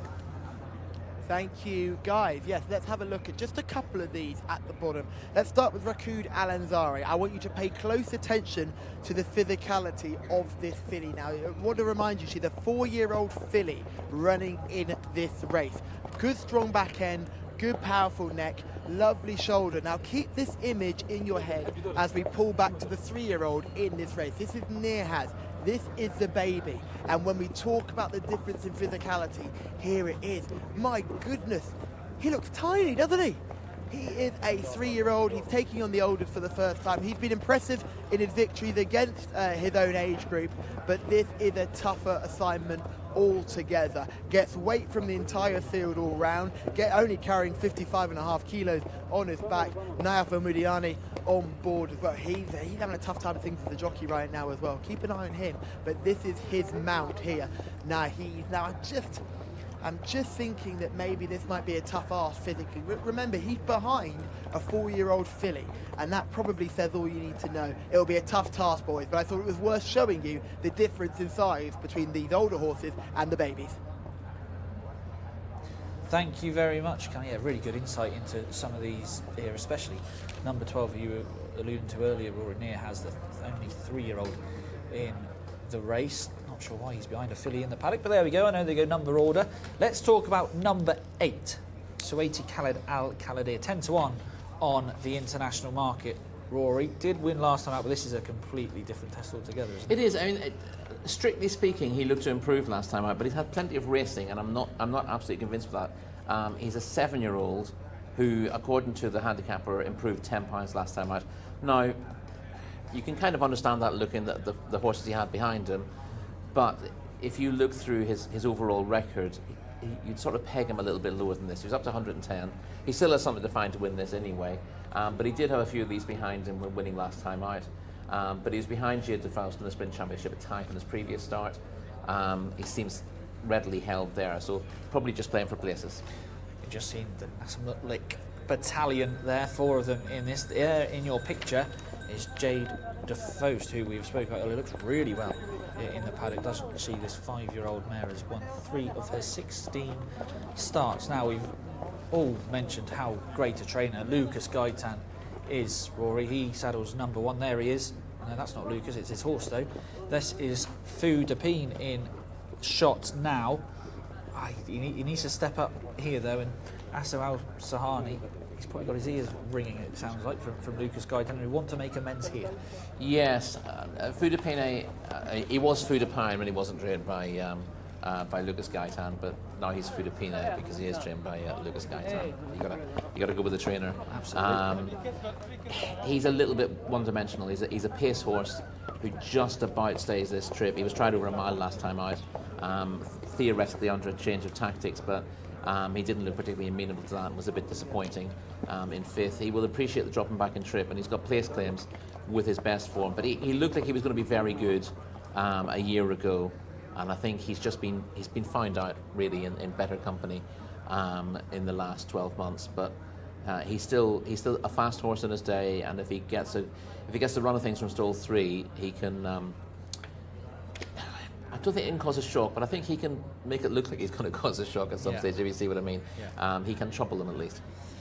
There is number 12 in shot. Nia has, who we've spoken about and seen, showed that wicked turn of foot when winning last night. Getting a close-up view of the number 12. That is what they are running for, the Golf Cup for the Arabian. The cameraman sort of projecting that this cup is going to go to Nia has with that little possibly, shot. maybe that's a sign in itself as the runners now start to go down to start for the first of 4 Golf Cup races on here today. And we're coming to you live, remember, on the Jcsa English-speaking YouTube channel. Do get in touch. Jam79 has been in touch. If it could be in English, I'd be able to know what you said. But thank you for getting in touch, Jam79. Hope you are enjoying the show as the runners start to filter down to start. Let's ask you about Thamma Al-Dahani's run. A really interesting runner in this, I think, Rory. Masood Al-Kaladir. We don't normally see Thamma Al-Dahani have runners in here. He's already had a double on the day. The international market suggests at 33-1 this won't be making it a treble. And he's won a listed race in this sphere a couple of it's about 3 or 4 weeks ago now with Sir Aymer, so he can do it. Masood Al-Kaladir did win a course and distance open 2 starts ago. Disappointing last time out when well held over the 1200 metres. 1400 might suit, but to be honest, you don't have to try too hard to be against him. He's got a very good jockey in Ricardo Ferreira, who would not ride very often in these races, and that's obviously a plus for him in this contest. But his overall form leaves him with something to fight. Another jockey who wouldn't ride too much in these races is Camillo Ospina. He rides number 5 Own at 25-1 on the international market. He's already had a 25-1 winner today, our opening race of the day on the turf. And 33-1 winner on Thursday as well. Absolutely, so, yeah, for his 999th winner. 25-1 on the international market. I thought this was a little bit too big. You didn't. No, I don't. I think it's in terms of behind the front 2 in the market. I think he's got as good a chance as some who are shorter in the betting than him. But I think when you have to price the whole race up, he's probably about the right price. But I'd much rather have him. If you're looking for a horse to be placed at 25-1, Own makes a lot more appeal than Masood Al-Kaladir, a lot more appeal than Katir Al-Kaladir, and probably more appeal than Fuda Pene as well. So yes, in that respect, he should be shorter than those horses. Camilo rides. He's got a reasonable enough draw. He's consistent. He was ahead of Jamran Al-Kaladir, went third over 1200 metres last time out. Going on well at the finish. The return to 1400 will suit. Yeah, if this was a weaker race, you'd be quite keen on him. It's just the fact that he's coming up against 2 who really ought to run the races and have a bit in hand of him in Maita Al-Kaladir and Kaswarat Al-Kaladir. So it feels like you're playing for one place here, and that's the only reason why the 25s isn't massively exciting. If you only had one of these favourites in the race and it was 25-1, you thought you had 2 places to play for, then I feel differently. Great race upcoming then for the Arabians in this Gulf Cup event. Can Kaswarat Al-Kaladir repeat his big race success last week? Where are you going here, Mr. Rory Delagi? I'm actually going to go for Maita Al-Kaladir. Okay. Again, they're very close on the ratings. Kaswarat Al-Kaladir, the question with him is whether he's able to take the very quick turnaround. And I don't, if he's just a tiny bit flat, then he's vulnerable. And Maita Al-Kaladir has got a really solid win record, and I think she'll be able to pick up any pieces.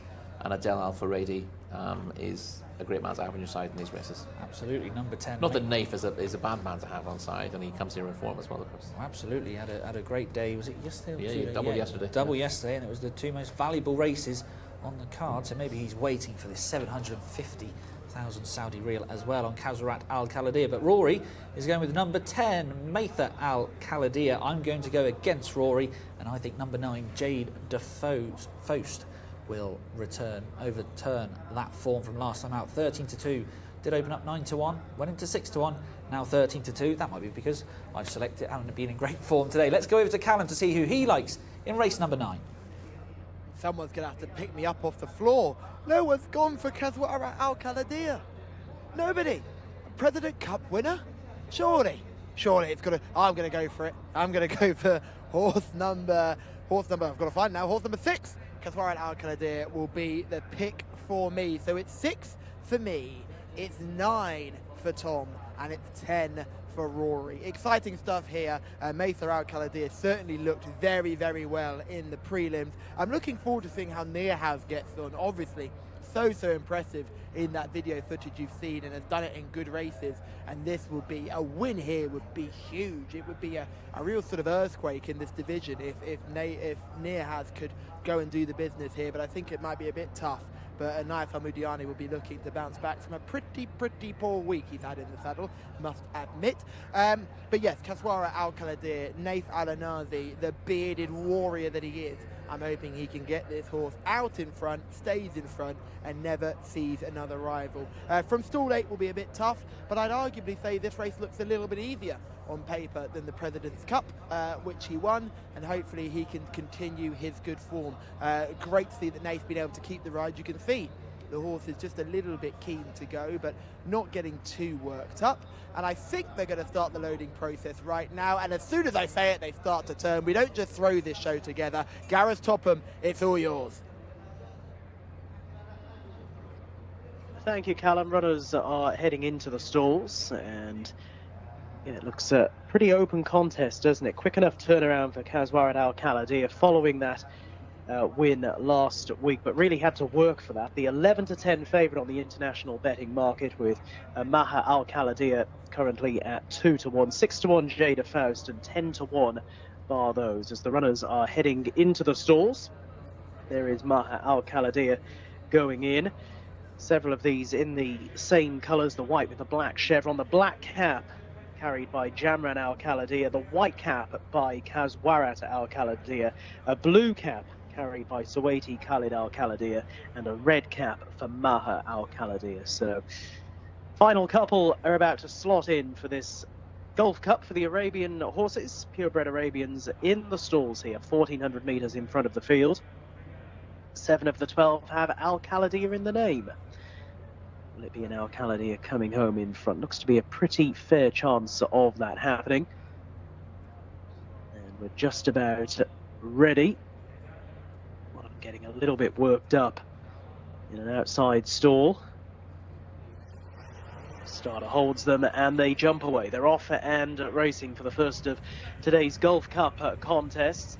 And breaking out well is Sakran Al-Khalidiyah over towards the inside here, just one off the rails. We're through along the rails. Suwaiti Khalid Al-Khalidiyah, they are the first two, with Kaswarat Al-Khalidiyah a little bit wider out, and deeper still in the red cap is Maha Al-Khalidiyah, with Own for a change now beginning to move through in the blue with the yellow spots.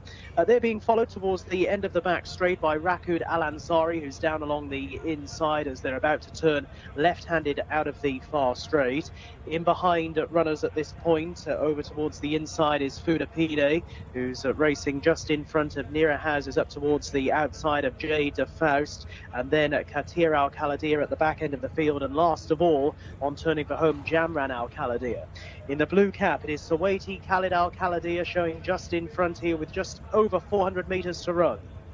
Masood Al-Khalidiyah in the green sleeves and cap, now ridden along with breezing through up in between horses and going strongly Rakud Al-Ansari, and it's this one who's moved to the front, going very easily here with just over a furlong and a bit to run. Rakud Al-Ansari, Abdullah Al-Khamis, 2 in front over the now pursuing Maha Al-Khalidiyah, who goes into second place. The filly in second place, she's a winning machine. She's trying hard to cut down Rakud Al-Ansari, who went soon enough. Rakud Al-Ansari from Maha Al-Khalidiyah staying on his own in behind them, racing close to the finish. Maha Al-Khalidiyah down the stand side, he's getting up and wins it from in on the far side. Own is through for second. It was tight for the miners in behind. Rakud Al-Ansari just tying up a little bit close home, and a little break to the fourth. The Maha Al-Khalidiyah in the final few bounds has got it to win it in the hands of Adel Al-Faradi, and keeps this winning streak going. What a mare she is. And Maha Al-Khalidiyah down the outside gets up in the final few strides there to wear down the tiring Rakud Al-Ansari. It was Own who flashed through along the inside together with Katir Al-Khalidiyah. They have filled out the minor honours. But what a mare she is. Maha Al-Khalidiyah scoring by a neck. Own is back in second, not beaten too far. And it was the very brave Rakud Al-Ansari a further neck behind in third place. A tremendous finish then to the first of our Gulf Cup races. Maha Al-Khalidiyah, another winner for Rory Delaghi in the studio, having a fantastic 3 days. Maha Al Khalidiyah, yet another #1 on her race record.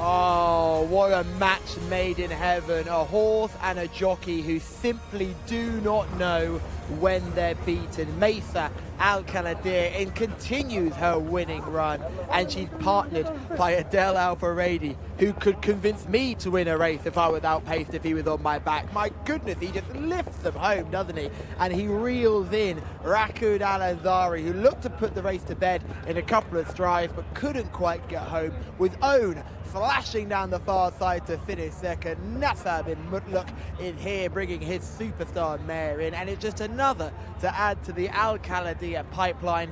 Before we came racing, we said we were trying to find our top 5 Al Khalidiyah horses, and it's very hard after you get after the top 2 because there's so many rated in the low 110s and the low 120s as well, and this mare being just one of them, Mesa Al Khalidiyah. She looked great in the parade ring, didn't she? In the pre-parade we had a good look at her. She looked really well, but she's run even better, and that's just so well done from everyone involved, and well done Adel Al-Faradi, who was cool as a cucumber in the saddle. We'll grab a word with the trainer straight away actually here, and we'll just find out more, because Nasser has done so well here. Congratulations, well done. Thank you so much. Alhamdulillah. She's such a tough filly, isn't she? She's super. She win. She doesn't know how to lose. Yeah. Alhamdulillah, she good today, and all this best horse for 1,400, and she won today. I know she will go win because I tell Adil she good today. She was. She last 400 and she come good. Amazing performance. Still all the same plans for Afsan Al Khalidiyah, still going to Abu Dhabi? Let's go after tomorrow. Fantastic. Best of luck with him as well. Thank you so much. Thank you. Nasser Mutlaq very happy. He knew that Mesa Al Khalidiyah would get there. I mean, I just thought this was a lovely ride because he just put her in the right place, and he had tremendous patience that his vision of the race would pan out. Rakud Al-Ansari did manage to steal 2 or 3 lengths in the straight, and in normal circumstances in a purebred Arabian race that might be crucial. But Adele, you get the feeling he just knew he was going to get there. She knows where the winning line is, and she was very strong in the last 50 metres. But a good ride on the third, who's just weakened out of it late on. You know, he tried to steal the race on Rakud Al-Ansari, who was a big outsider and very nearly did it. And Owen, who I know you fancied to go well, has got a great final thrust under Camilo, but the best horses won the race. The crucial thing, again, if we get a chance to see the very start of the race, we were talking about whether Kaswarat Al Khalidiyah would be at his best just a week after that big win in the President's Cup. Yeah. And everything seemed okay until he got to the start. It's on behind the stalls, and he got very warm at the start. and then he played up in the stalls. And to be honest, his race was run very early. Yeah, and as you can see, he kept rearing up in the stalls. And sometimes when you say a horse is over the top, I'm not saying Callum Al-Khaldir is, but he had a really hard race last week, and sometimes horses can boil over when that happens. Yeah, it's just remembering it, isn't it? Yeah, Fine walking around the parade ring, and then when he gets to the start, he goes, "Oh, I remember this." Yeah. And you can see the negativity there, and he's run accordingly. I'm sure if he has a break, he'll definitely be He back will bounce to back, his yeah. best. Now, one horse that I want you to keep your eye on is in 4th position at the moment. That is the eventual 2nd place. That is Own. And here, Camille Ospina is showing distress signals, goes right back through the field and gets in the way a little bit of number 9, Jade Defoe. How he's come back and run on really well late on, would not have expected that. Yeah, watching this here. couldn't hold his pitch in the middle of the race, and you thought he was going to drop out and finish on place here. A couple of other horses in the sort of backwash of that. Fuda Pine was trying to make ground up Just the trying to inside, come and it's to just now, coming isn't it? alongside there. And as you said, Jade Defoe just found himself in a bad position there as well. That's compromised his chance of winning. But I don't think either of those was going to win the race, but they certainly weren't helped by the traffic there. And you actually see 3 of them getting very, very close together. And Own, at this stage, now begins to rally. You see in the blue colours in about 5th place now. Well, he's in shot at the moment. And still not in shot, but yeah, at one point, 10 seconds ago, he looked like he was going to finish 7th or 8th. And then he finds a second wind and runs on very strongly, and he just needed another couple of strides. Yeah, he did. And he might just have got this. Maitha Al-Khaldir just there. Head down in front, 3 strides later, Own is in front. Yeah, my view is if Own gets to her, she responds again. Possibly. But there is that moment where she gets blindsided and she hasn't got time to respond, and he might have just done another yard need to be in front before she had time to respond. Adel Al-Faradi just starting to wind Maitha Al-Khaldir up, and I'm not sure he would have gone for it as soon as he did, but when he seen number 11 Rakud Al-Ansari put distance between the field, he thought, well, I have to go now, and luckily for him, he did. Yes, because Rakud Al-Ansari does weaken eventually, but it's very late in the day. He only really weakens in the last 50 yards. You just see him sending the distress signals out now, and you feel it's inevitable that Maitha Al-Khaldir is going to get there. But you also see Own flashing home on the far side of the track. So really interesting finish here. But we talk about the bad luck that a few horses had there. The one thing about Adel Al-Faradi is that he avoids bad luck in his races. Yeah, Adel Al-Faradi then gets the job done on Maitha Al-Khaldir in the first of 4 Gulf Cup races. What a finish that was.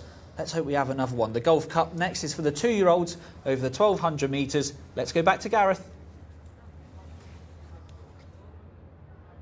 Thank you, Tom. Up and coming then, race at 10, and here are the runners and riders. Number 1 is Bahrain with Ahmed Al-Shra. Number 2 is Hillman with Khalid Al-Mamoni. Number 3 is Mealia with Alexis Marino on board. Number 4, Mekhled with Ricardo Ferreira. Number 5 is Mali with Muhammad Aldaham. Number 6 is Sahib Al-Joud with Nawaf Al-Mudiani. Number 7 is Selham Abdullah Al-Khamis. 8 is Shaha with Adel Al-Faradi. Next to look at here, 9, Tawafek, the mount of Rayan Al-Tuwesh. Number 10 is Tayeb with Tariq Al-Mansour. 11, Yastabshir, Camilo Ospina. Number 12 is Scratched. 13, Bougie Philly, Azil Al-Zahani. And over the page to number 14, Jawarat Al-Wasil with Hamza Saad. Scratch the 15, and 16, Saudi Aromatic with Fahed Al-Faradi. Those are the runners and riders then for our 10th race, and it's back to the guys in the studio. Thank you very much, Gareth. Now, Adel Al-Faradi, we just seen him win the first of the Gulf Cups. Well, he is on the joint favourite in this race. That is number 8, Shaha, at 11-4. We do have form for... But before we do, here is Nasser Mutlik getting the trophy for Maitha Al-Khaldir, lifts it up high, and he should be proud as well, especially with Kazrat Al-Khaldir not running as well with Maitha Al-Khaldir. There is Adel Al-Faradi as well. 375,000 Riyal for first place as well. And there are all the connections, getting a good round of applause as well. And Adel Al-Faradi will be hoping to win another one of those, Rory. He's on number 8, Shaha, the 11-4 joint favourite. The other joint favourite is the mount of Camillo Ospina. That's number 11, Yastabshir. 6-1 for Mali, 6-1 also for Bougie Philly. Mekhled is into 8-1 from 10-1 for Ricardo Sosa Ferreira. Also 10-1 is number 3, May Elia, as is number 7, Selham, and it is 12-1 bar those.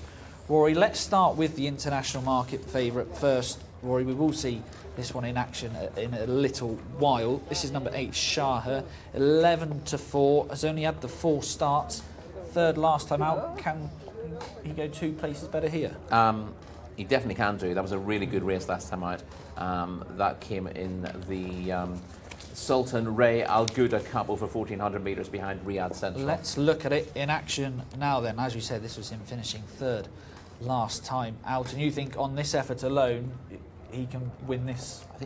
I think they saw the horse that came 16th in this one win yesterday, for example, so it's a very strong race. Okay. And this is Shaher running a blinder, trying to chase the winner down. The winner is one of the best 2-year-olds we've seen this season, and Shaher is out after him, just gets done for 2nd place late on. But there are some good horses in this race, well beaten, and I think that's a very good performance in 3rd. So he's got every chance of going 2 better here. Now here is Mechled winning on his Saudi debut, ex-Richard Hannon inmate. You think probably needs to improve on this effort to win? Strictly on the form. He's beaten Suhail half a length. He was well fancied this day. The leader, the horse who led into the straight, weakened late in the day, and you've got a fully exposed horse runs on to get 3rd there. So the form isn't worth an awful lot, but it's a horse who will improve a lot. Yeah, and this is Yastabshir, the 2nd favourite on your international market committee of Spina on board, Rory. Yes, this is Yastabshir winning last time out. The front 2 coming well clear of the 3rd.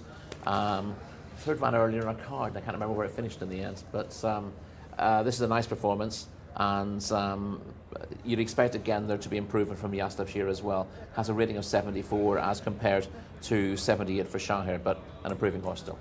Well, we've had a look at the form. Let's have a look at them in the paddock with Callum. Thank you very much, guys. Yes, a corker of a contest to look forward to, and we'll start with the 2, Hillman, who on form is probably going to find this quite hard, but in looks absolutely superb here in the parade ring. A real eye catcher, just covers the ground and really fills the eye, looks good in the coat, and hopefully he can step forward, but he needs a big step forward to land a blow here. Let's pull back to the 2 Tamar Al-Dahani horses here. The first is Mechled, who we saw win on Saudi debut a couple of weeks ago in good style, similar to Yadar, remember him? He hopefully will come forward from that run. This is a tougher task, but he's done nothing wrong so far. Back to number 5, Mahali, who we really, really like here. He's a lovely horse that we've seen on the channel a little bit. Looks in really good shape as well. I say the real eye catcher in the parade ring. A bit of a taller sort than Mechled, but certainly a horse to keep on the right side of. Another one for Tamar Al-Dahani, who is doing so well this season. Let's pull back and look at the 8 here. This is Shaher, who ran a massive race in defeat last time behind Riyadh Central. That's very good form, arguably probably the best form in this race. For me, I'm going to say it, not blowing me away in the parade ring, and I usually like Abdullah Manif's horses, but for me, this horse is just a little bit... just a bit plain, really. I think I saw more earlier on. So maybe Shaher just not really at the races today. Looks well enough in the coat, but probably I'll be looking elsewhere. 9 is Tawfiq, very worth a look here. This is a horse who looks in great nick. Just walking forward there we go. I think he's just having a look at our cameraman rather than anything else. So we'll just let him come through here. So let him come by. There you go, perfect. He looks very nice, so he's just having a think about things in the parade ring. And finally, Yastabshir is the 11. Well worth keeping an eye on this one as well. Obviously for connections, you know they can be dangerous here, but this horse has had plenty of chances. It took 2 runs to get the win, but 1 last time out. In fairly good style. I thought hit the line hard, but I still think has some growing to do into that frame. I'm looking elsewhere, and the pick of the paddock goes to the 5, Mahali. Well, let's talk about Callum's paddock pick then, Roy. That's number 5, Marley. Has had the 5 runs, has won 2 of them, and has Mohammed Aldaham on board this one. Yeah, had been in very good form, was runner-up before winning twice in a row, and then ran in the race we just saw, the Sultan Ray Al Ghouda Cup, where he ran a perfectly respectable 6th. That was probably on a par with what he'd been doing before, and you'd give him a chance, but he's held by Shaher in that run, and he needs Shaher to run below form, I think, to win this. He is 11-2 from 6-1, so a bit of support for him. Another one that has had a bit of support here, Rory, is number 13, Bougie Philly, 11-2 from 6-1. Number 10, out of stall, number 10, had been pretty consistent up until last time. Yeah, she's been racing in France, Bougie Philly. She's bought by New Connections. Now, she ran quite a lot in France for Florian Guiader, where she won over a sprint trip. She started over 5 furlongs. All her form was up to 1,300 metres. She was down the field in that Sultan Rafael Gouda Cup on Saudi debut. Possibly needed the experience, but she's got a fair bit to turn around. I'd like to see her. Well, obviously, this trip is probably what you want. She's dropping a furlong and trip, but it's not like she was right up. Well, she was right up at the pace early on, but she dropped right out late on, so she needs to leave that behind. The other slight concern with her is not the level of her form. I think her best form is good enough to go close here. She's actually got a rating of 80 on the card, but of course that's turf form from France. She came second 6 times. Right. So I'm slightly concerned about her willingness in a finish. Yeah, true. Yeah, very hard to gauge with that, isn't it? Have they put it all in and have just been very genuine and bumped into one, or yes, are they not possible, wanting to go past? So Bougie Philly, maybe 11-2, might just be a little bit short about that one, as both the Tharma Al Dahani horses go down to start. A white cap on board Marley and a green cap, the first colours, aboard Mechled, with Ricardo Sosa Ferreira on board. I'm surprised that Mechled is a bigger price than Mahali, to be perfectly honest with you. Well, Mechled has actually been supported. He's 15-2 from 10-1. Yeah, it was sort of 10 to 1 and 6 to 1. The pair of them opened. They both come in for a little bit of support, but I actually thought they'd be the other way around. Mechled obviously has the lower rating, but again, this is where the handicap figures in Riyadh are a little bit suspect to me.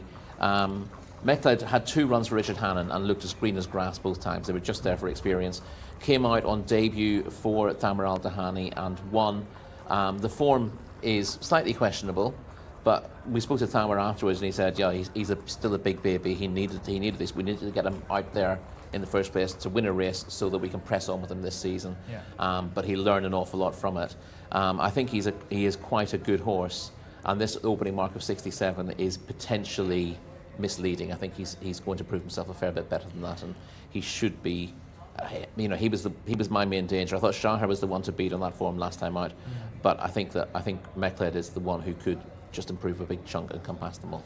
Okay, Mechled could be one to improve. For Rory Delagi is going down to post there is Tawfiq, who is just getting a little bit on edge in the parade ring. Seems pretty relaxed there, going down to post. 33-1 shot on the international market. Make sure you get in touch on the Jcsa English-speaking YouTube channel. We are coming to you live from the King Abdulaziz Racecourse. Plenty of you got in touch earlier. Keep that coming along. Tactically, Rory, I think this could be quite interesting. We've got Marley coming out of stall 3. The favourite, though, Shahir, out of stall 1. Do you think Adel Al Faradi will try and go from the front out of stall 1, or what does he do? Does he want to get a bit of room? Yeah, again, when you watch Adel ride, his first instinct is to make sure the horse has room to race into in front of him. Obviously, if you're in front, you've got the entire track to race into. Yeah.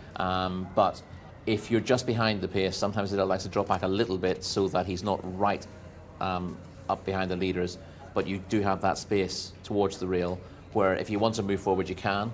Yeah. If you want to sort of take back a little bit and come around runners, you can as well. If you're in tight quarters, your options are limited. Yeah. And Adele just seems to have this knack of being in space in races that other jockeys don't always manage. That's a very good skill to have. Runners are just making their way down to the start, a couple of minutes before the off time. Let's get your selection now, Rory. You've been in very good form today. Yeah, I'm very worried about Mechled. I think he's a big danger, but Shahir is the one with the form in the race. He's got the jockey, he's got the draw. It seems a bit daft to be picking holes in him. Number 8, Shahir then for Rory Delagi. If I can't beat you, I may as well join you, and I'm going to go with number 8, Shahir as well. I thought that third last time is probably the best form on offer here. Yeah. Mechled, I wouldn't... this could be famous last words. I'm not as worried about him as you are. I thought, again, like we said with Kaswa Al Khalidi, I think they had a hard enough race here last time out, and whilst I do think he could improve, and this is much tougher. Yeah, it comes quick enough. I mean, in an ideal world, you'd have loved to just give him a run for education, Yeah. and then sort of pressed on with him. Because of the calendar here, I think Tamer has his hands tied, and he needs to prove this horse is capable of running in better races. He needs to get him qualified for those races, and he needs to get them in. Both Adel Al-Faradi on Shahir and Alex Moreno on number 3. Leia looking for trebles today. Both myself and Rory with number 8 Shahir. Are you joining us, Callum Helliwell? No, I'm not joining you, and it's not Meckled who I'm siding with. I'm siding with Marley. He's going to be the pick for me. Horse number 5, coming out of stall number 3, just looked an absolute picture in the parade ring, and we know that we've had a Sergei Prokofiev winner this week. They can act on this surface, and hopefully Marley can continue to do just that. Not disgraced last time, and looked in much better form when winning last time. I sort of hit the line hard on that occasion and could be one to watch. Tower Feek with a lovely look in the parade ring with a bit of an issue. He had a bit of a bucket of squeal and gave his jockey Rayan Alteration very little chance of staying on, but they've got down to the start okay. And I thought Shahir maybe with a little bit plain in the parade ring for me. One of the ones that did stand out was Hillman. I thought he looked like an absolute monster in the prelims, but he needs to find that winning thread and has yet to do that. So the boys like the 8 and I like the 5. I also like Gareth Topham calling my races, and he's here with you now. You can call home race number 10. Cheers, Callum. Runners heading into the stalls then for the second of our Golf Cup races today. And just heading forward, Bougie Philly slots in like an old hand. Just needing a little bit of assistance here. Jawara Al Wasil, Hamza Saad due to head into stall 13. So positioned towards the outside. There's the Stabshire in shot, and also Meckled. As Tom was reminding us earlier on, the jockey wears the green cap. Marley will be the white cap for that one as they continue to head into the stalls. The 16 heading in, Saudi Aromatic, Farhed Al Faradi on board. The horse right down at the bottom here as they continue to go in. 6 will be next forward, that is Saheb Al Jude, the mount of Nawaf Al Mudiani. But the market headed here by Shahir, Adel Al Faradi, 9-4 here on the international betting front, and Adel seeking his 3rd winner of the day. Yastab Shear at 3-1, 11-2 Marley and Bougie Philly, Meckled at 15-2 and 11-1 both Mayalea and Selham. 14's bar as the final few are about to head forward here. Hillman, who Callum was quite positive about beforehand with regards looks in the paddock, is about to go in, and also Marley, one of those still out of line. Tayeb heads in as well. So the last couple, and then we'll be set to go for this 1200 metre contest, very valuable contest. This Golf Cup race, Hillman and Khalid Al Mamoni. Hillman now having the blind fitted for stalls entry. And it's just got a little bit warm down at the start.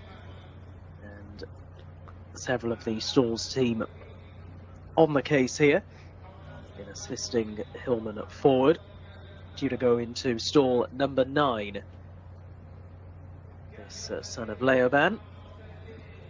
So 5 or 6 stalls handlers on the case here, and Hillman now heading in the right direction. So Hillman is in, and we're just about ready. Set to go, and that's it, under orders, and they're away. And breaking out smartly, one of the first to show, right down the centre here as they settle down, not too far off the pace here. Marley with on the outside, Mayalea now beginning to move forward pretty quickly, and goes on by 2 to 3 lengths over Marley, with Tower Feek prominent as well, and Shahir in the light blue colours over towards the inside. Bougie Philly is a bit wider out, and racing deep into the turn is Stabshire. They're being followed a couple of lengths further behind by Tayeb as they're on the home turn, and next in running Selham is being ridden along up towards the outside. Baraham with lots to do, but it is Mayalea and Alexis Marino seeking the treble on the day, leading them back for the straight. wide over Marley, giving chasers in second as they corner. Working hard towards the inside is Shaha, trying hard to close through that gap. But the one who is closing on the leader is Marley. Marley now serves it up to the long-time pace setter May Alia and quickly sweeps on past. And Marley in the hands of Mohammed Aldaham. It's going to be a big double on the card for Mohammed as Marley strides away with this valuable prize to win in emphatic style. Marley is clear. From in second position, the bold running May Alia, who's run well, and they were chased home by Shaha down along the inside and picking up Tayeb down the outer. A race where not too many got involved, and Marley, Mohammed Aldaham, enjoying a fine afternoon at the King Abdulaziz race course here, has gone on to win in good style. Callum quite keen on this one beforehand, and Mohammed Aldaham registering a double on the card. And it was just hands and heels as well, wasn't it, here? Marley coming home in front, this son of Sergei Prokofiev, and has won with any amount in hand in a time of 1 minute 13.97 seconds, comfortably accounting for his rivals. Marley is the winner. Home in second, May Alia, who's run really well but beaten fully 6 lengths in the end. And Shaha, who had a nice position throughout and for me held every chance really, just not good enough on the day. A further 1 3/4 lengths back in third. Tayeb in fourth, but Marley way too quick.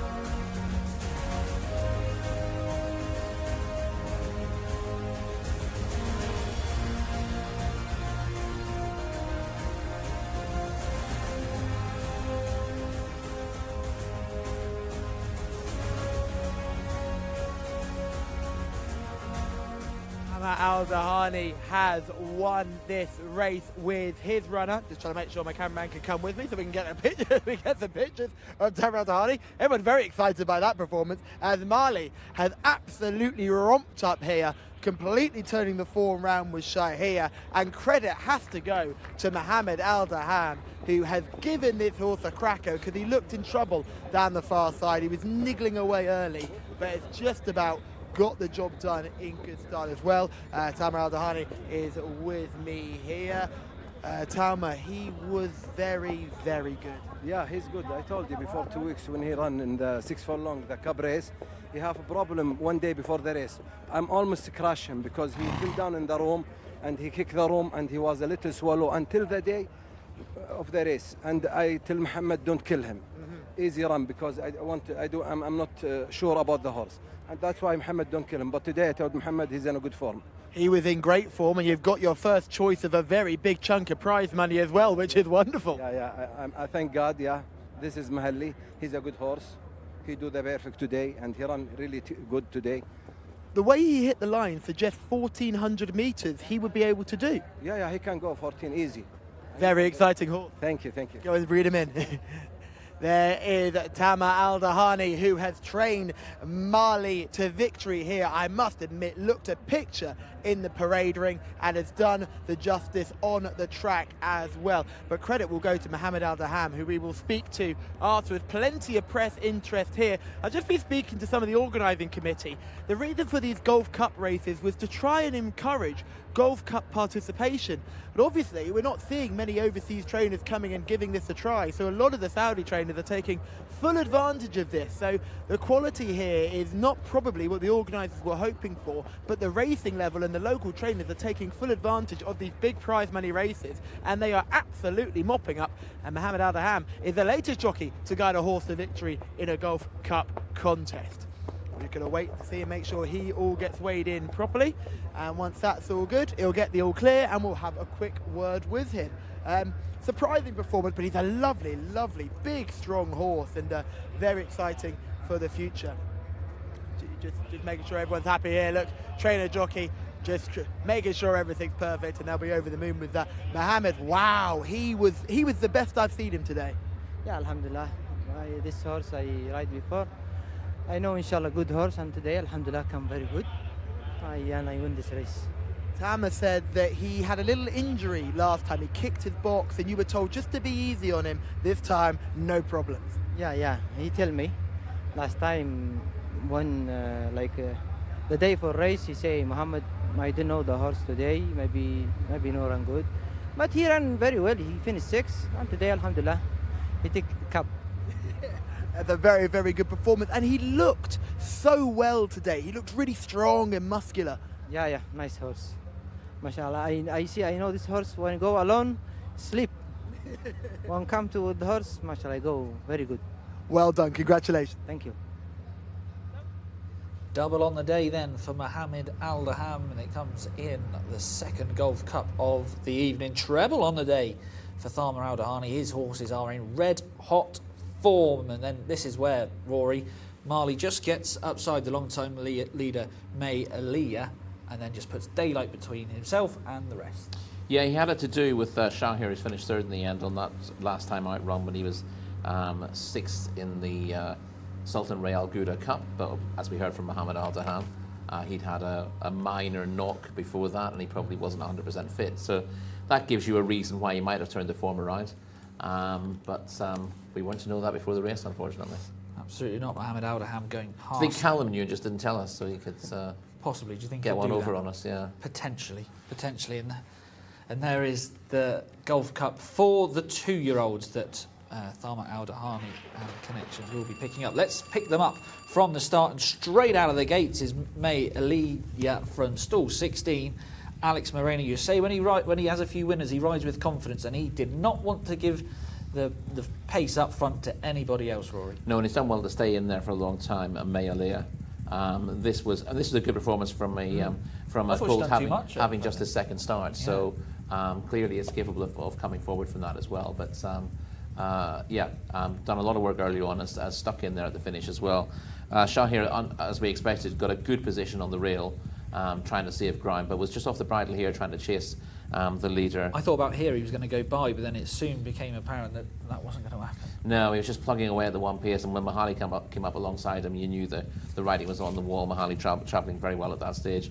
Mekhled briefly threatened in about 5th at this stage, but he flattened out as well. Yeah. He'll do all right, but he probably just needs a bit more time. Yeah. You know, as Thamma was saying last time, he's still a baby.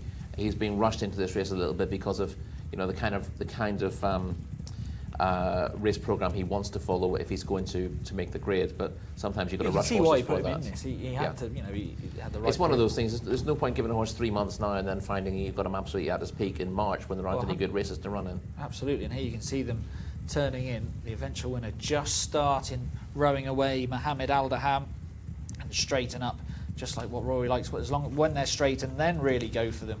And Mahali, we're going Mahali, aren't we, instead of Mahali? Yep. Mahali gets the job done nicely. In behind, I thought it was a really good run from Tawafiq. Was pretty missed on the international market, 33-1, has run on well towards the end. Also got a little bit shorter room at the crucial stage as well, Tawafiq. So again, you could be positive about him.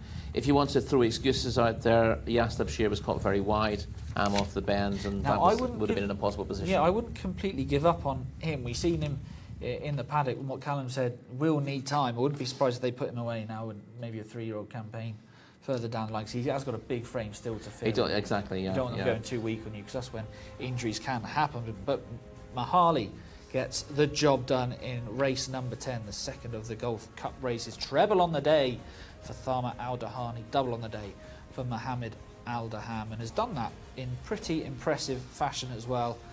And Mohammed Al-Daham giving him a well-earned pat, and doesn't he deserve it? So that was race number 10. Here we're seeing a close-up view of how stylish Mohammed Al-Daham is. You can see why he's third in the jockey's title as well, Rory, because he, especially the last couple of days, he's come back to a form that we're used to seeing. He's a jockey who doesn't really make headlines, but he just keeps churning out winners on a fairly regular basis, and he's going to be up there. And here is Tharma Al-Dahani, big friend of the channel, isn't he? He loves talking to us, and we love hearing from him as well, and smiling like he should be, because he's trained these two horses, especially Mahali, to get the job done. Mohammed Al-Daham will soon go up and get his trophy as well. The owner, Sheikh Abdullah Umud Al Malik Al Sabah, will be extremely happy. There's Mohammed Al-Daham, gets his trophy put on his mantelpiece when he gets home.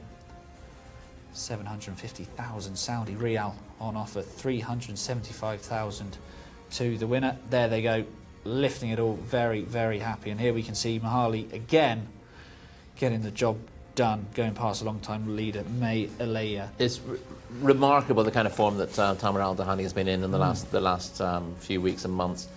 He was getting winners here last season. We got a chance to talk to him, but he wasn't firing them in at this sort of rate, and he's just getting stronger and stronger in terms of the ammunition that he has. So that is 2 of the Golf Cup races done. 2 more to go. The next up is for the fillies. Let's go over to Gareth Topham.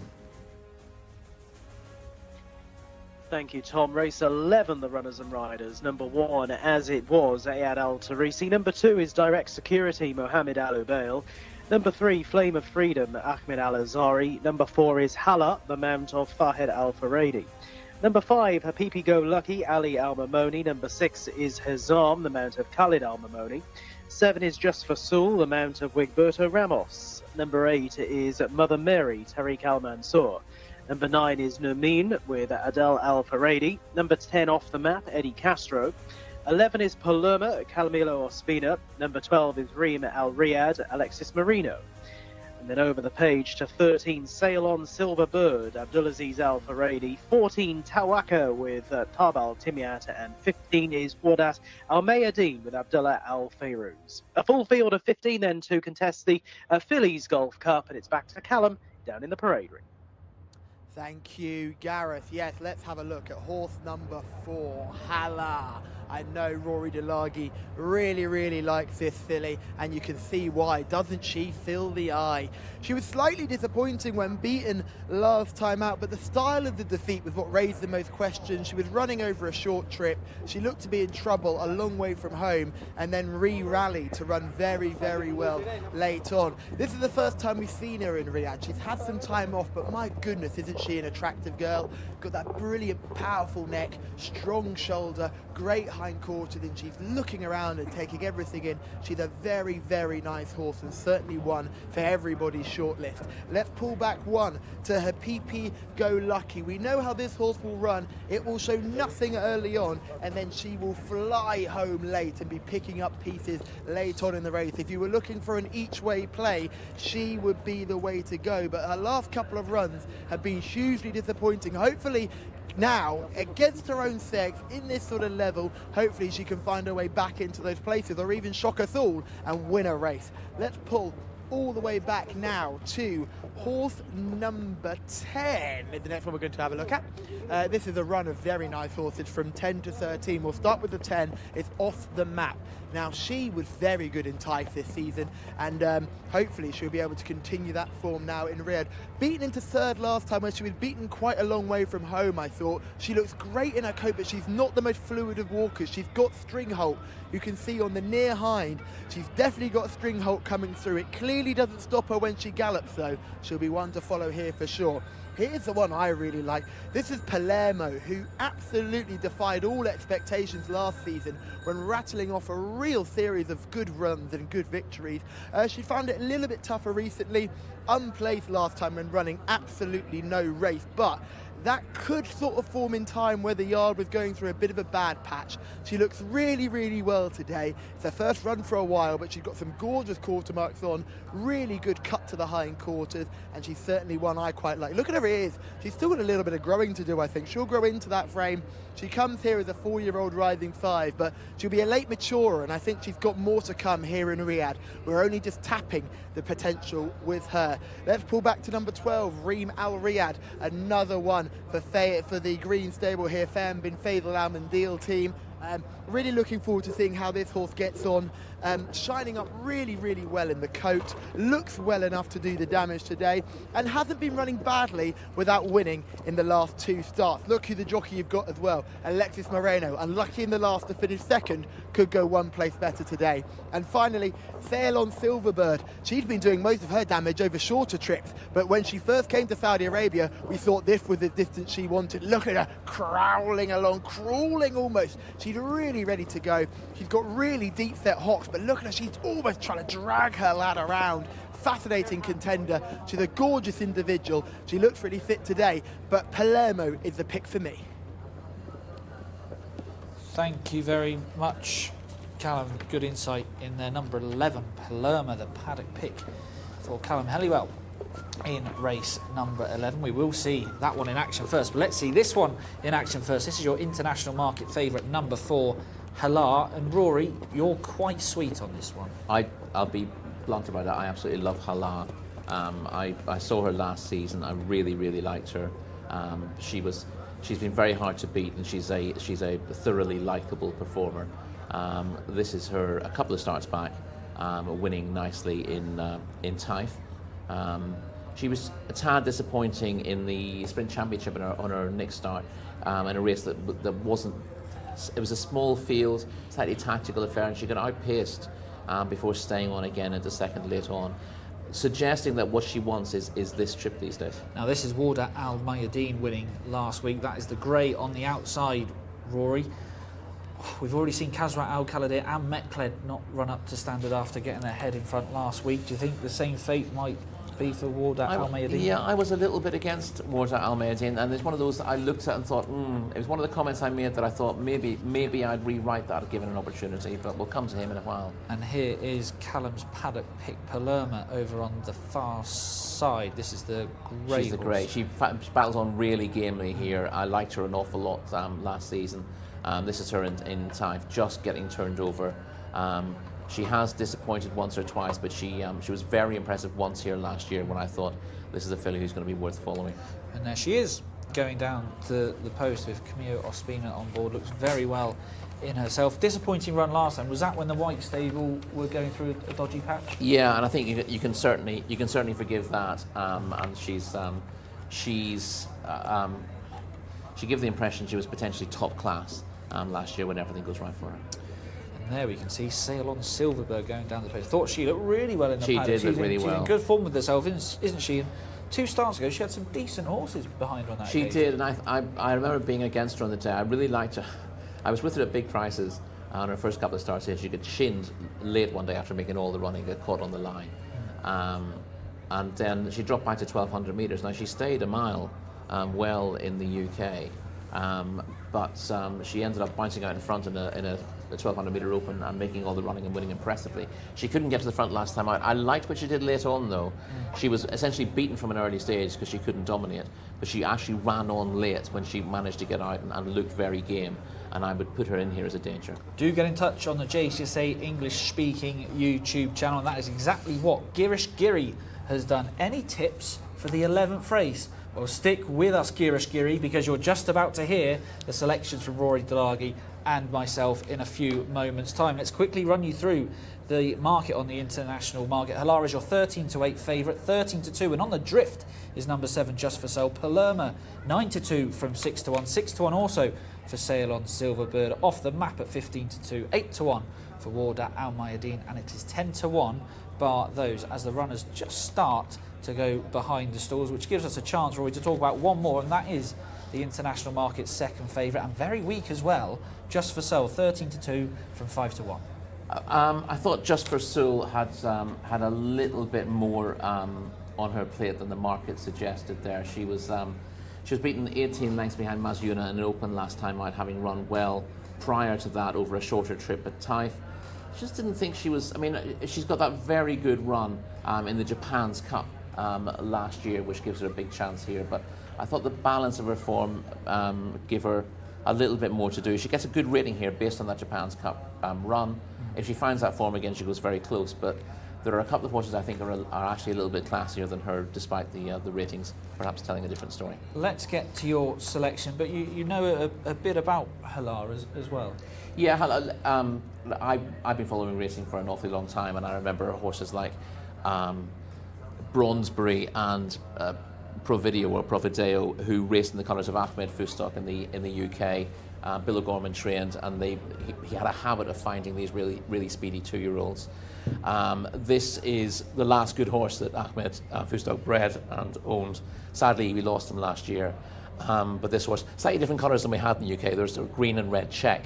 And these are the colours of officially Ahmed Fustok's sons.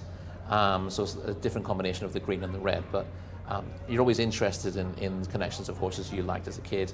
And that's why I was interested in Halal in the first place. I know that Ahmed Fustok's daughter, Iki, is tuning in from Australia to watch this race. Oh, great. So I hope Halal wins because I really like her, but I very much hope Halal wins for Iki Fustok as well.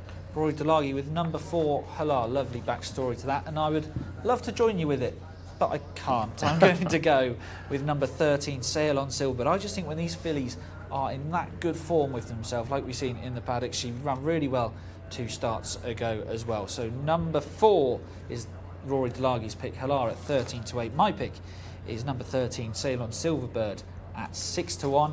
Who is Callum Helliwell going with in race number 11?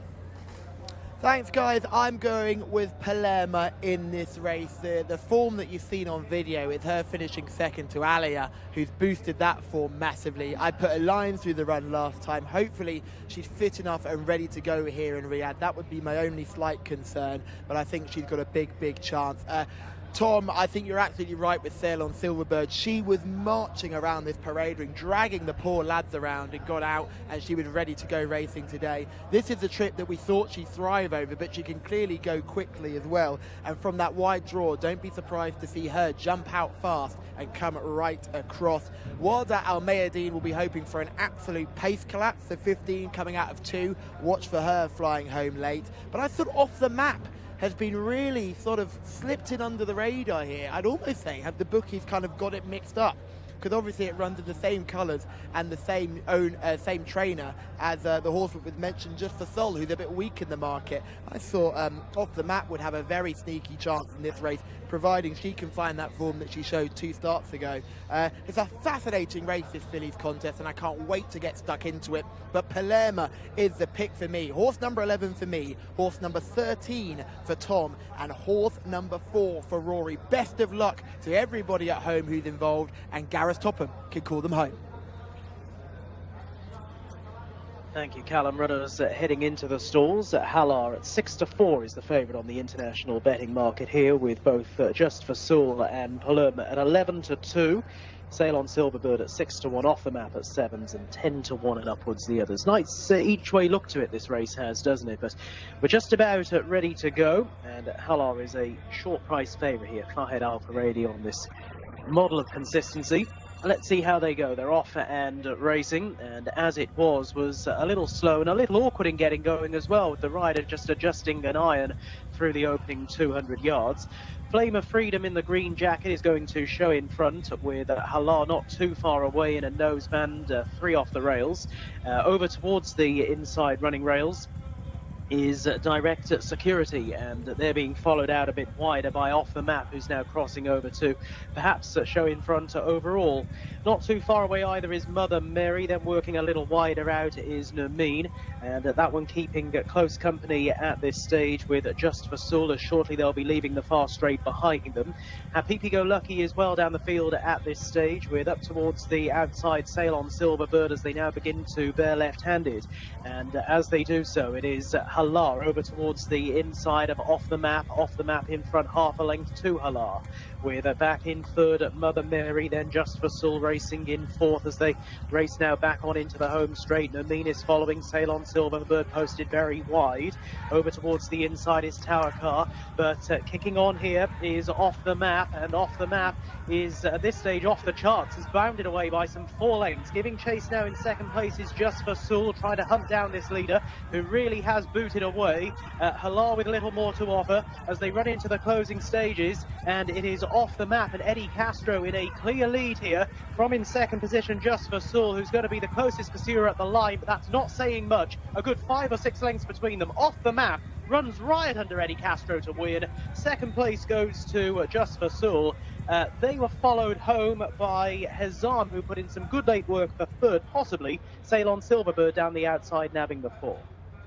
Off the Map has gone on to land the prize, and well done, big well done to the Al Hadani stable here for saddling the 1-2 Off the Map in the white cap here, coming home comfortably clear.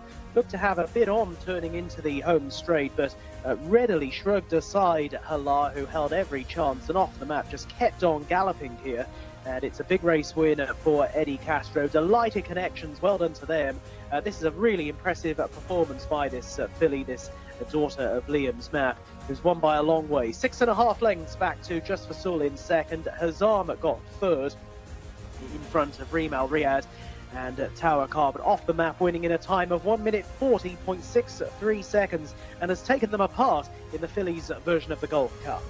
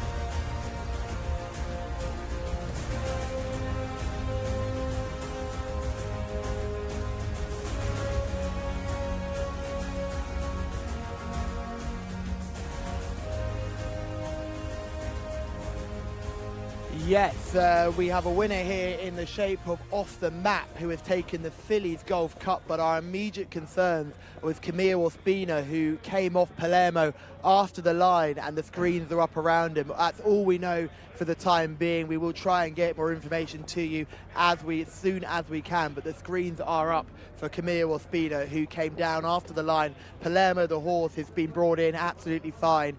We will let you know more when we know more. But in the meantime, the winning jockey, Eddie Castro, has guided Off the Map to a very, very impressive success here in the Fillies Golf Cup. We mentioned just before the off, I thought the bookies may have got it wrong, and they've got the wrong way round with the stablemate. The stablemate ended up finishing second anyway, so everybody looks like they know what they're doing. But a huge performance there from Off the Map, who was a very impressive winner 2 starts ago, then beaten last time, but not hugely disappointing when third, and has come here and torn this race to pieces.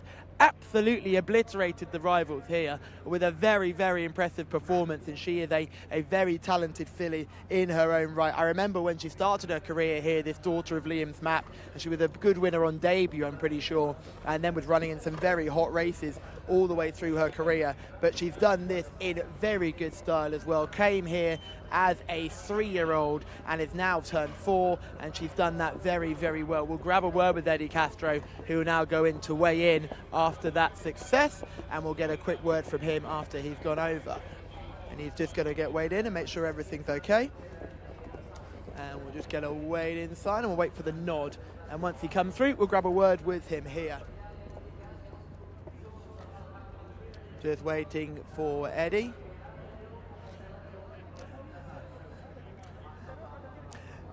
Eddie, very much well done for that victory on the Golf Cup here. A hugely impressive performance there.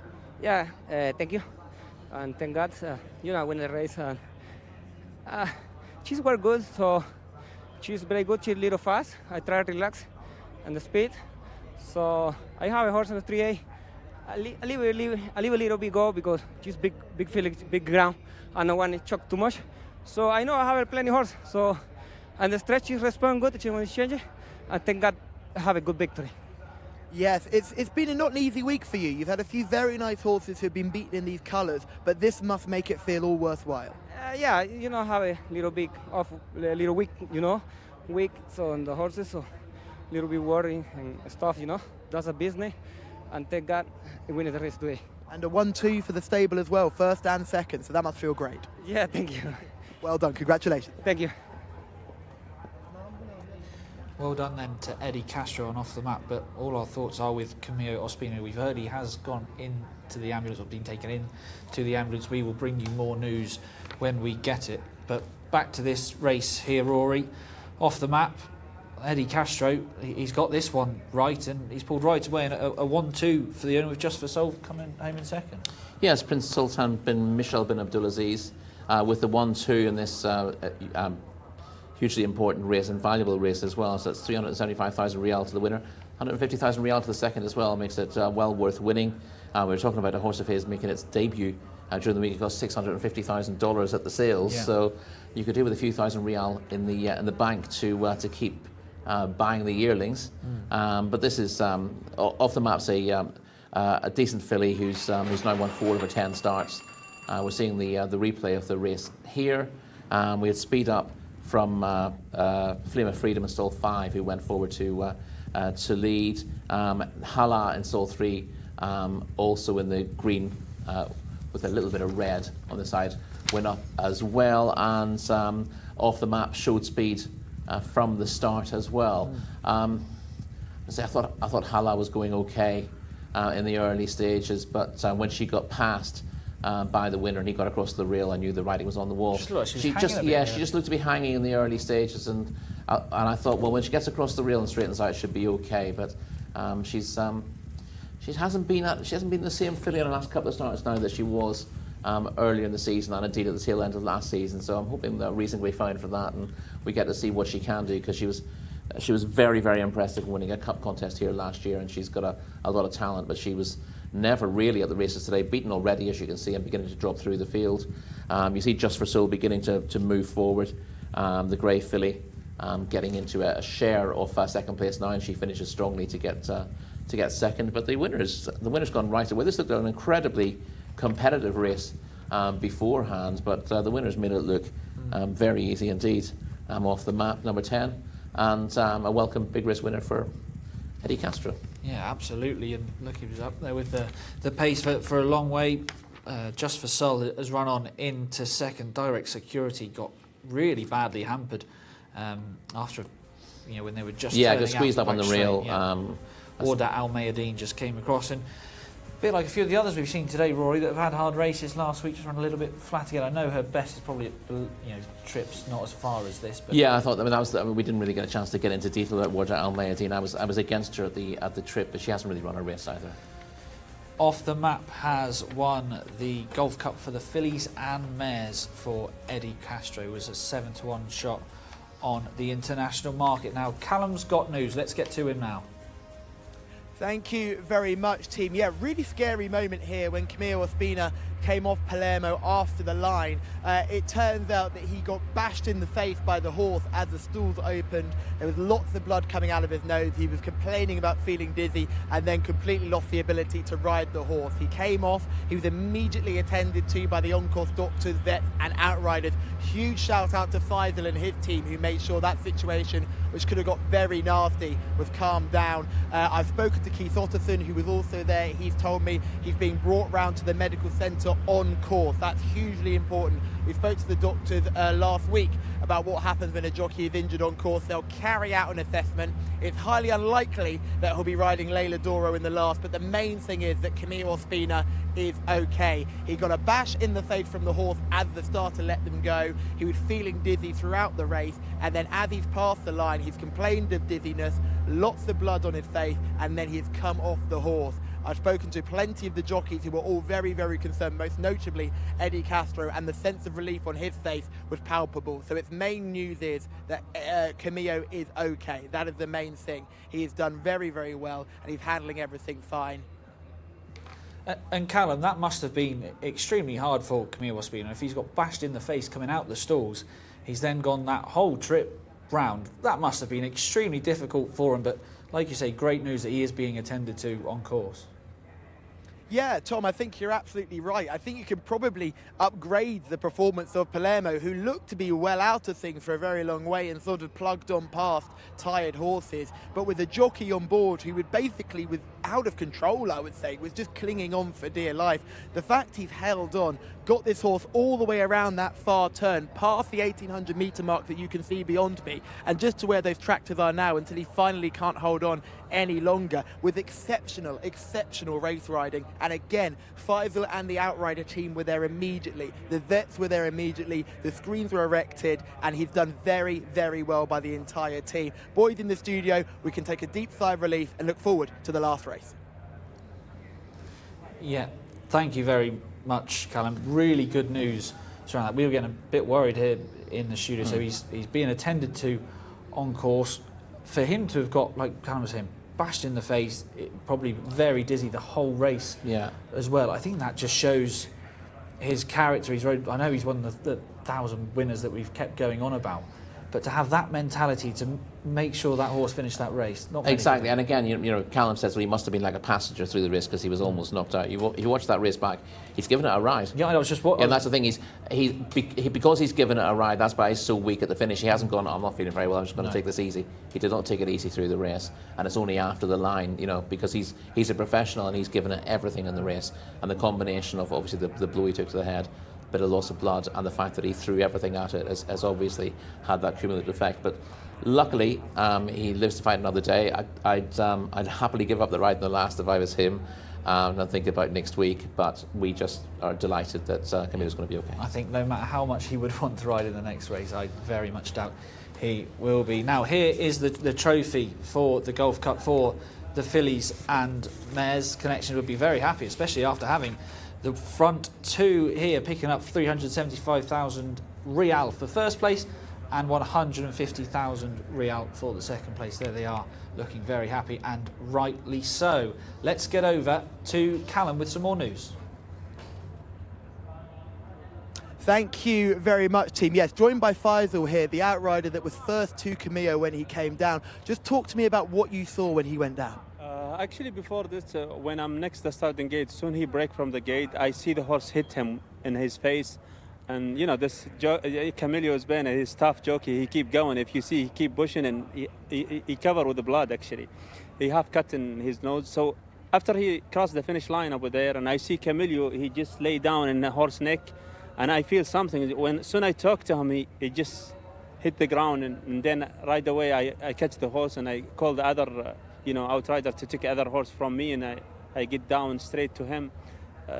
And also right away I call the ambulance and the steward to mention what case I have. In the beginning, it's actually a scary thing when I see Camillo in the ground covered with blood. Thank God he's okay. Straight I hold his hand and I talk with him, and right away he talked to me, and I ask him, where are you? And he say, I'm on a racetrack. So I know his mind okay. And then, soon right away, actually, we take like 30-second ambulance crew, all of them over there. And thank God he's fine. We have to say, it was so impressive how quickly everything was handled and how prepared everybody was. There was no sense of panic. Obviously, from our side of things, we were very, very worried, but everyone knew exactly what to do. Thank God, actually, we have a good team here, and we actually, with experience and years, we're working together, and all the team, actually, the medical team, right away he's coming, and even the vet for the horses, all of them coming over there, and actually, we care about the jockey and also the horse. Right away, we cut the horse, take him to other rider, the outrider, and take him. So everything under control right away, and thank God the good news, actually, Camillo, he's okay. And he stand up and he walk inside the ambulance. So now he's in the clinic, he's okay, he talk with everybody, he's fine, thank God. That is wonderful news, and thank you for all the hard work that you put in. Wonderful news that Camillo is okay. Gareth Topham, we've got one more race to look forward to. Please give us those runners and riders. Yeah, thanks, Callum, and an incoming jockey change as well, which we'll let you know about shortly. Number 1 then is Ajwadi with Mohammed Aldaham. Number 2 is Al Abjar with Abdullah Al Odib. Number 3 is Alaham Mohammed Al Ubail taking the ride. And Al Tarisi partners at number 4 Al Murtajiz. Scratch number 5, number 6 Atomic Impact Abdullah Al Credis. Number 7 Badr Adel Al Faradi.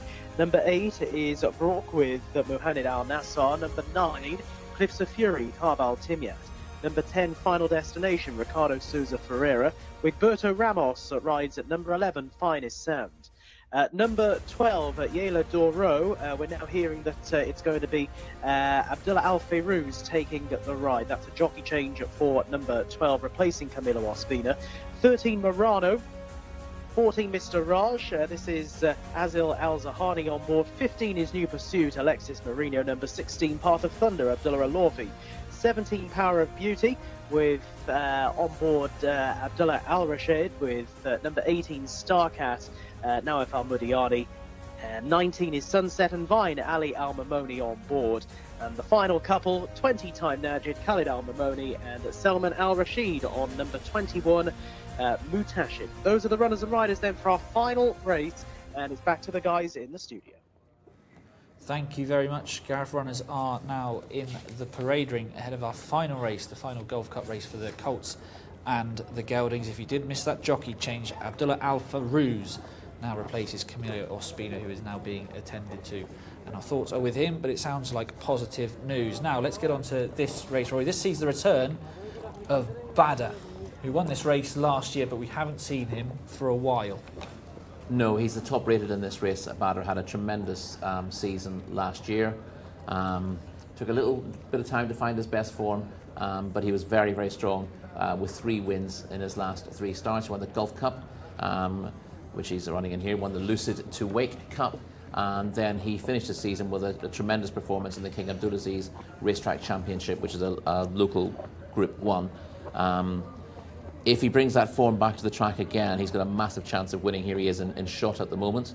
You wouldn't say he was in need of the run looking at him, but he has been off the track since March.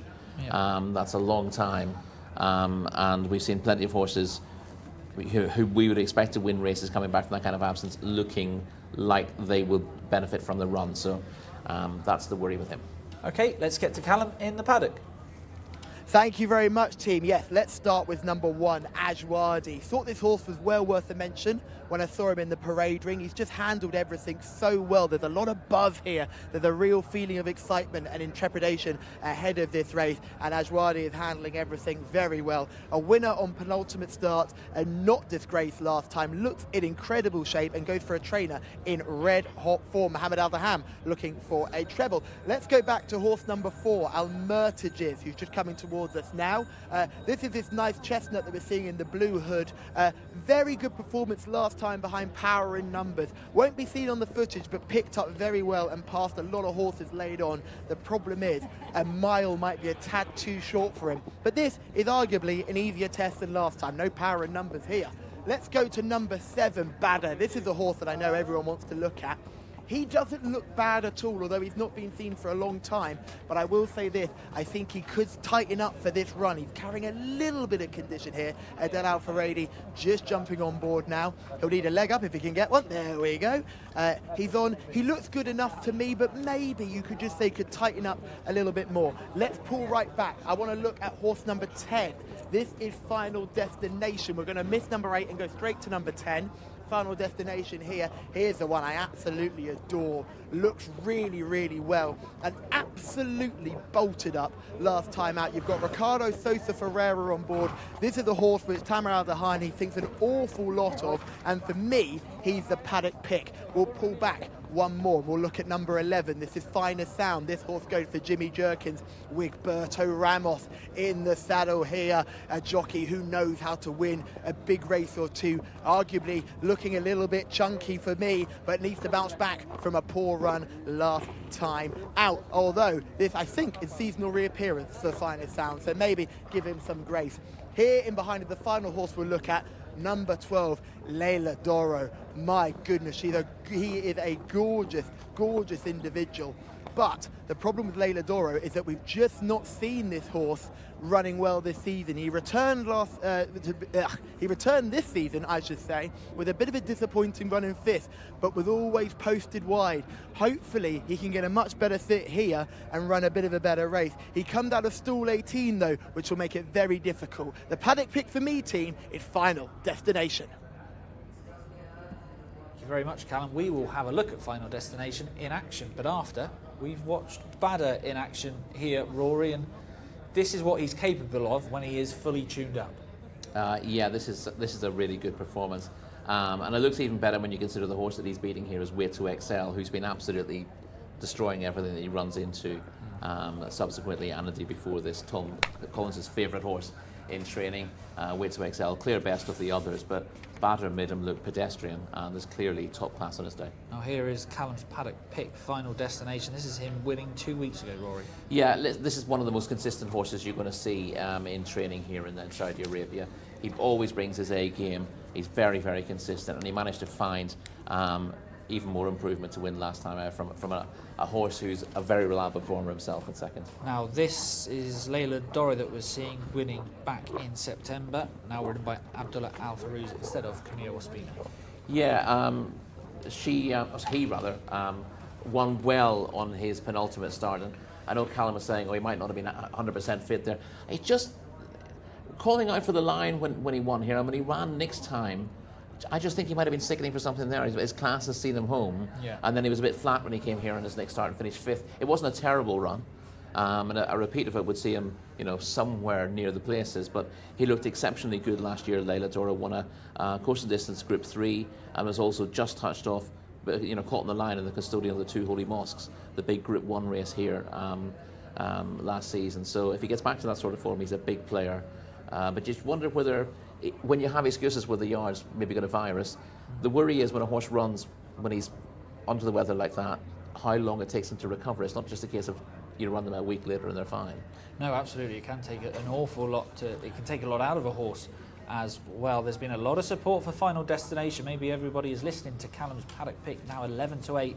Badder on the drift, 13-8 from 11-8. Let's touch on Jimmy Jerkins' horse, number 11 here, Finest Sound, Rory. 8-1 from 7-1 for the Red Stable. Has had the 28 runs, has won 5 of them, and on the whole, is pretty consistent. He is, yeah. He was fairly well beaten last time behind Akfiq, and Akfiq was a horse that we saw finishing second to Leila Doro, not Leila Doro, to Final Destination on his previous start. So Finest Sound is held by Final Destination through that. He did beat Akfiq in his previous start. He needs to bounce back from that disappointing effort last time out. But he is capable of running fairly well here. I think even at his best, he comes up a little bit short though. Now, Thelma Al Dahani does have 2 in this, and they've both got the same colours, Ajwadi and Final Destination. Final Destination has the white cap, so don't get confused. The green cap for Ajwadi, the white cap for Final Destination. Now, one that has come in for a little bit of market support, Rory, and this is the last one we'll probably touch on, is Al Murtajiz, 10-1 from 12-1 here. This 4-year-old has had 11 runs, 3 wins, so there could be improvement still to come. Yeah, it is possible with Al Murtajiz. He won a handicap in Taif. It was a high-end handicap, 90 to 106 a bracket. Was placed behind Finest Sound and Power in Numbers here last month. He was the winner of the 2,000 guineas here, the local 2,000 in 2023, and he seems to have refined that form in his last few starts. This is his ideal track and trip, and he should run a solid race. Whether he's the very best of these is another matter altogether, but I think everything's in his favour today to run his best race. Okay, so now all the runners are down in the start. There is number 8 just getting tack readjusted. That is Brock at 50-1. Maybe not today for Brock, as the runner's still going around. 11-8 Final Destination, 13-8 for Badder. There we go, number 3 just going through your shot as well. Selection time then, Rory, really tricky contest. Where Final Destination for me, he's just too consistent to ignore.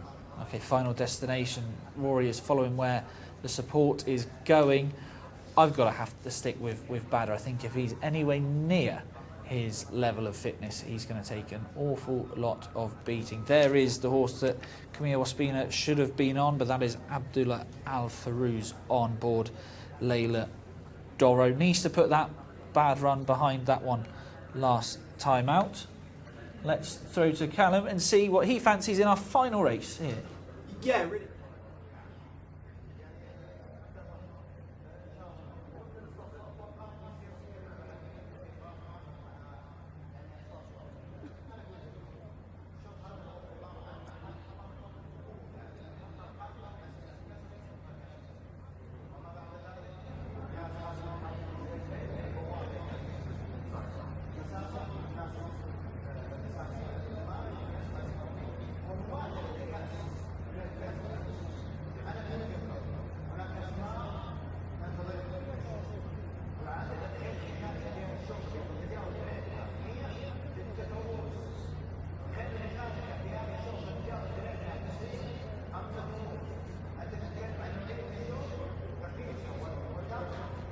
So the runners are circling for our final race, and very shortly they'll be heading behind the stalls. Just looks like Batter being attended to in the centre of that circle at the moment. Last year's winner.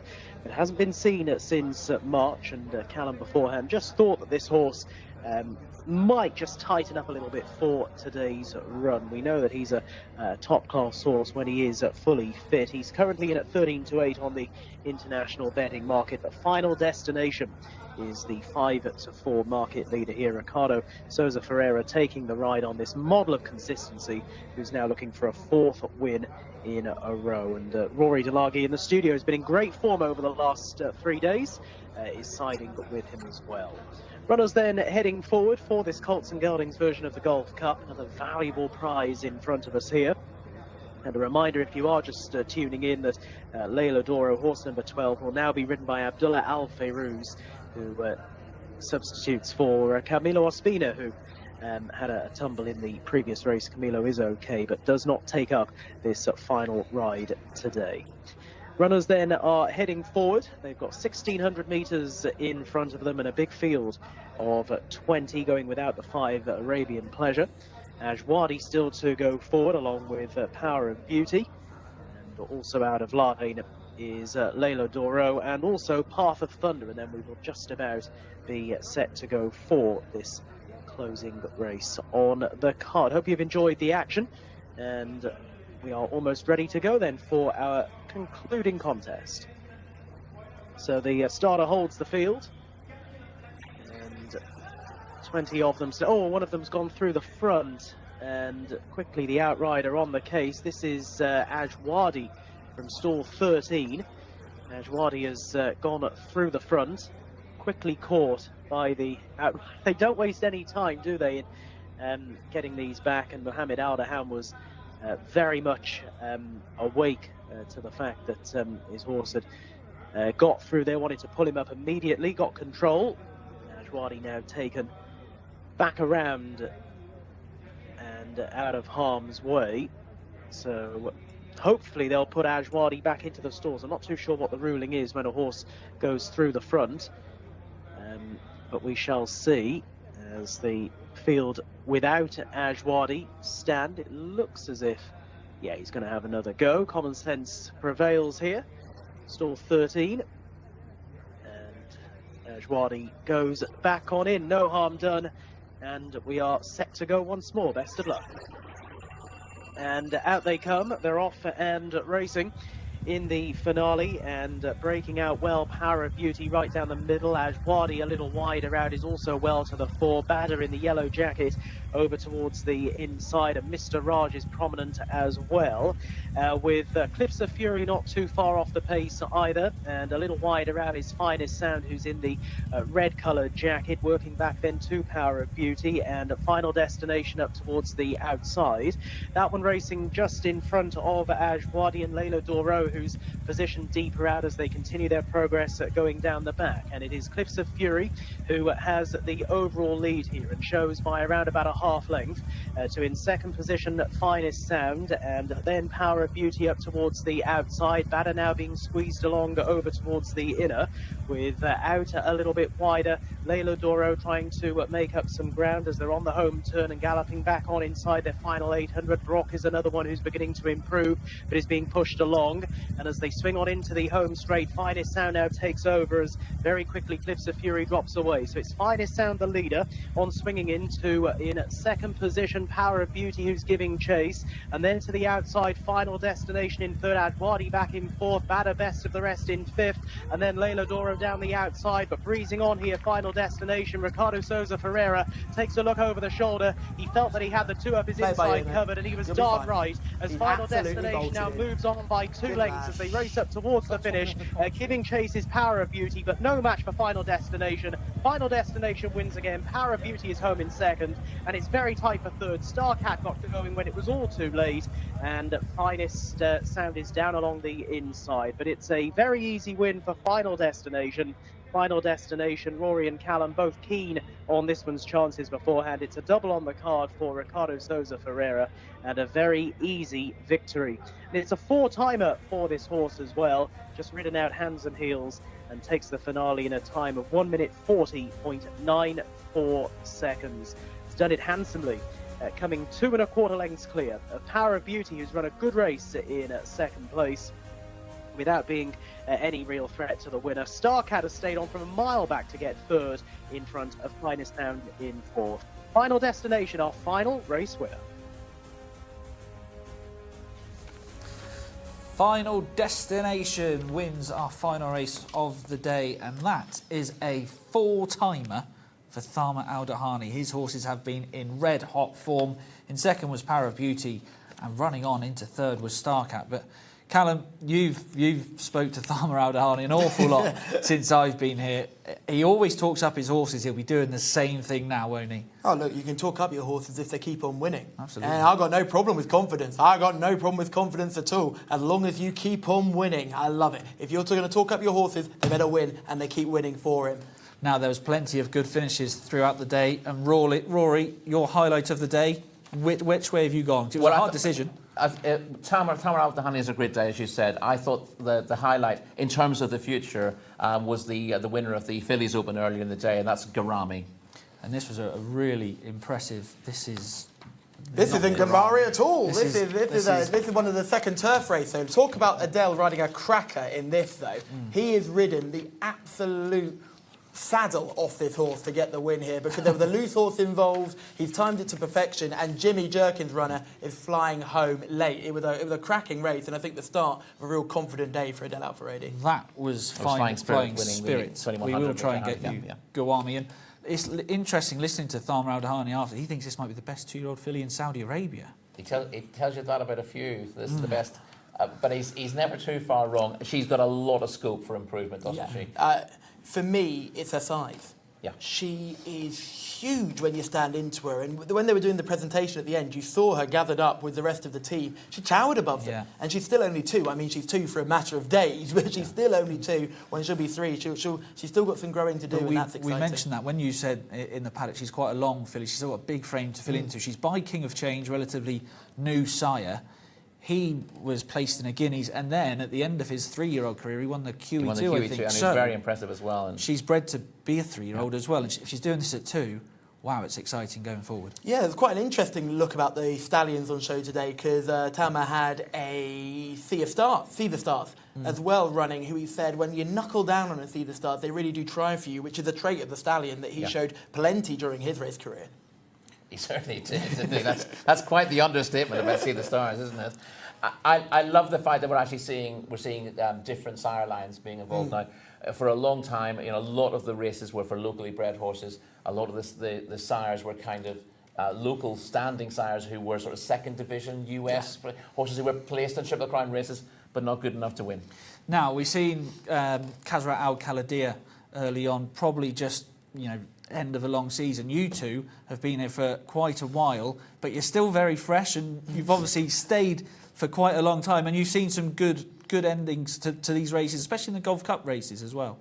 Yeah, the perfect way to wrap up our first stint out here. So it was a nice way to wrap things up. I think the Golf Cup may have not worked in the way that the organisers thought it was going to work. I thought we were hoping for more Bahraini horses, Qatar horses and other horses from the Gulf regions, because there's a lot of prize money on offer, but the local trainers are taking well advantage. So we will enjoy a nice gentle flight home and to get refreshed and come back out later on, maybe at the beginning of next year.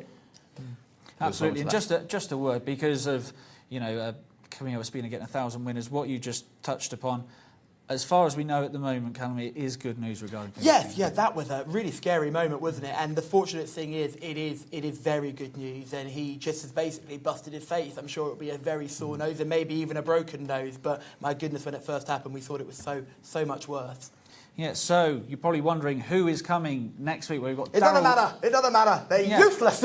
It's not us, so it doesn't matter. No, we've got Darryl Williams in the presenter chair. Tom Collins, who was actually on the YouTube channel, giving a few tips. That didn't work out for Tom, but I'm sure he'll have plenty of winners next week. And Hannah Baycroft as well, taking over your role, Callum. So yes, Hannah's fantastic. She will thrive in that position, and hopefully she'll have a really good stint out here because she's very, very good at what she does. Yeah, absolutely. So what would have been your highlight of the trip here? I mean, it's a long trip. For me, I think Ricardo Sosa Ferreira returning and firing in the winners straight away has been a really pleasant thing to see. I think we all thought he might take a couple of weeks to get going, but bang, very impressive.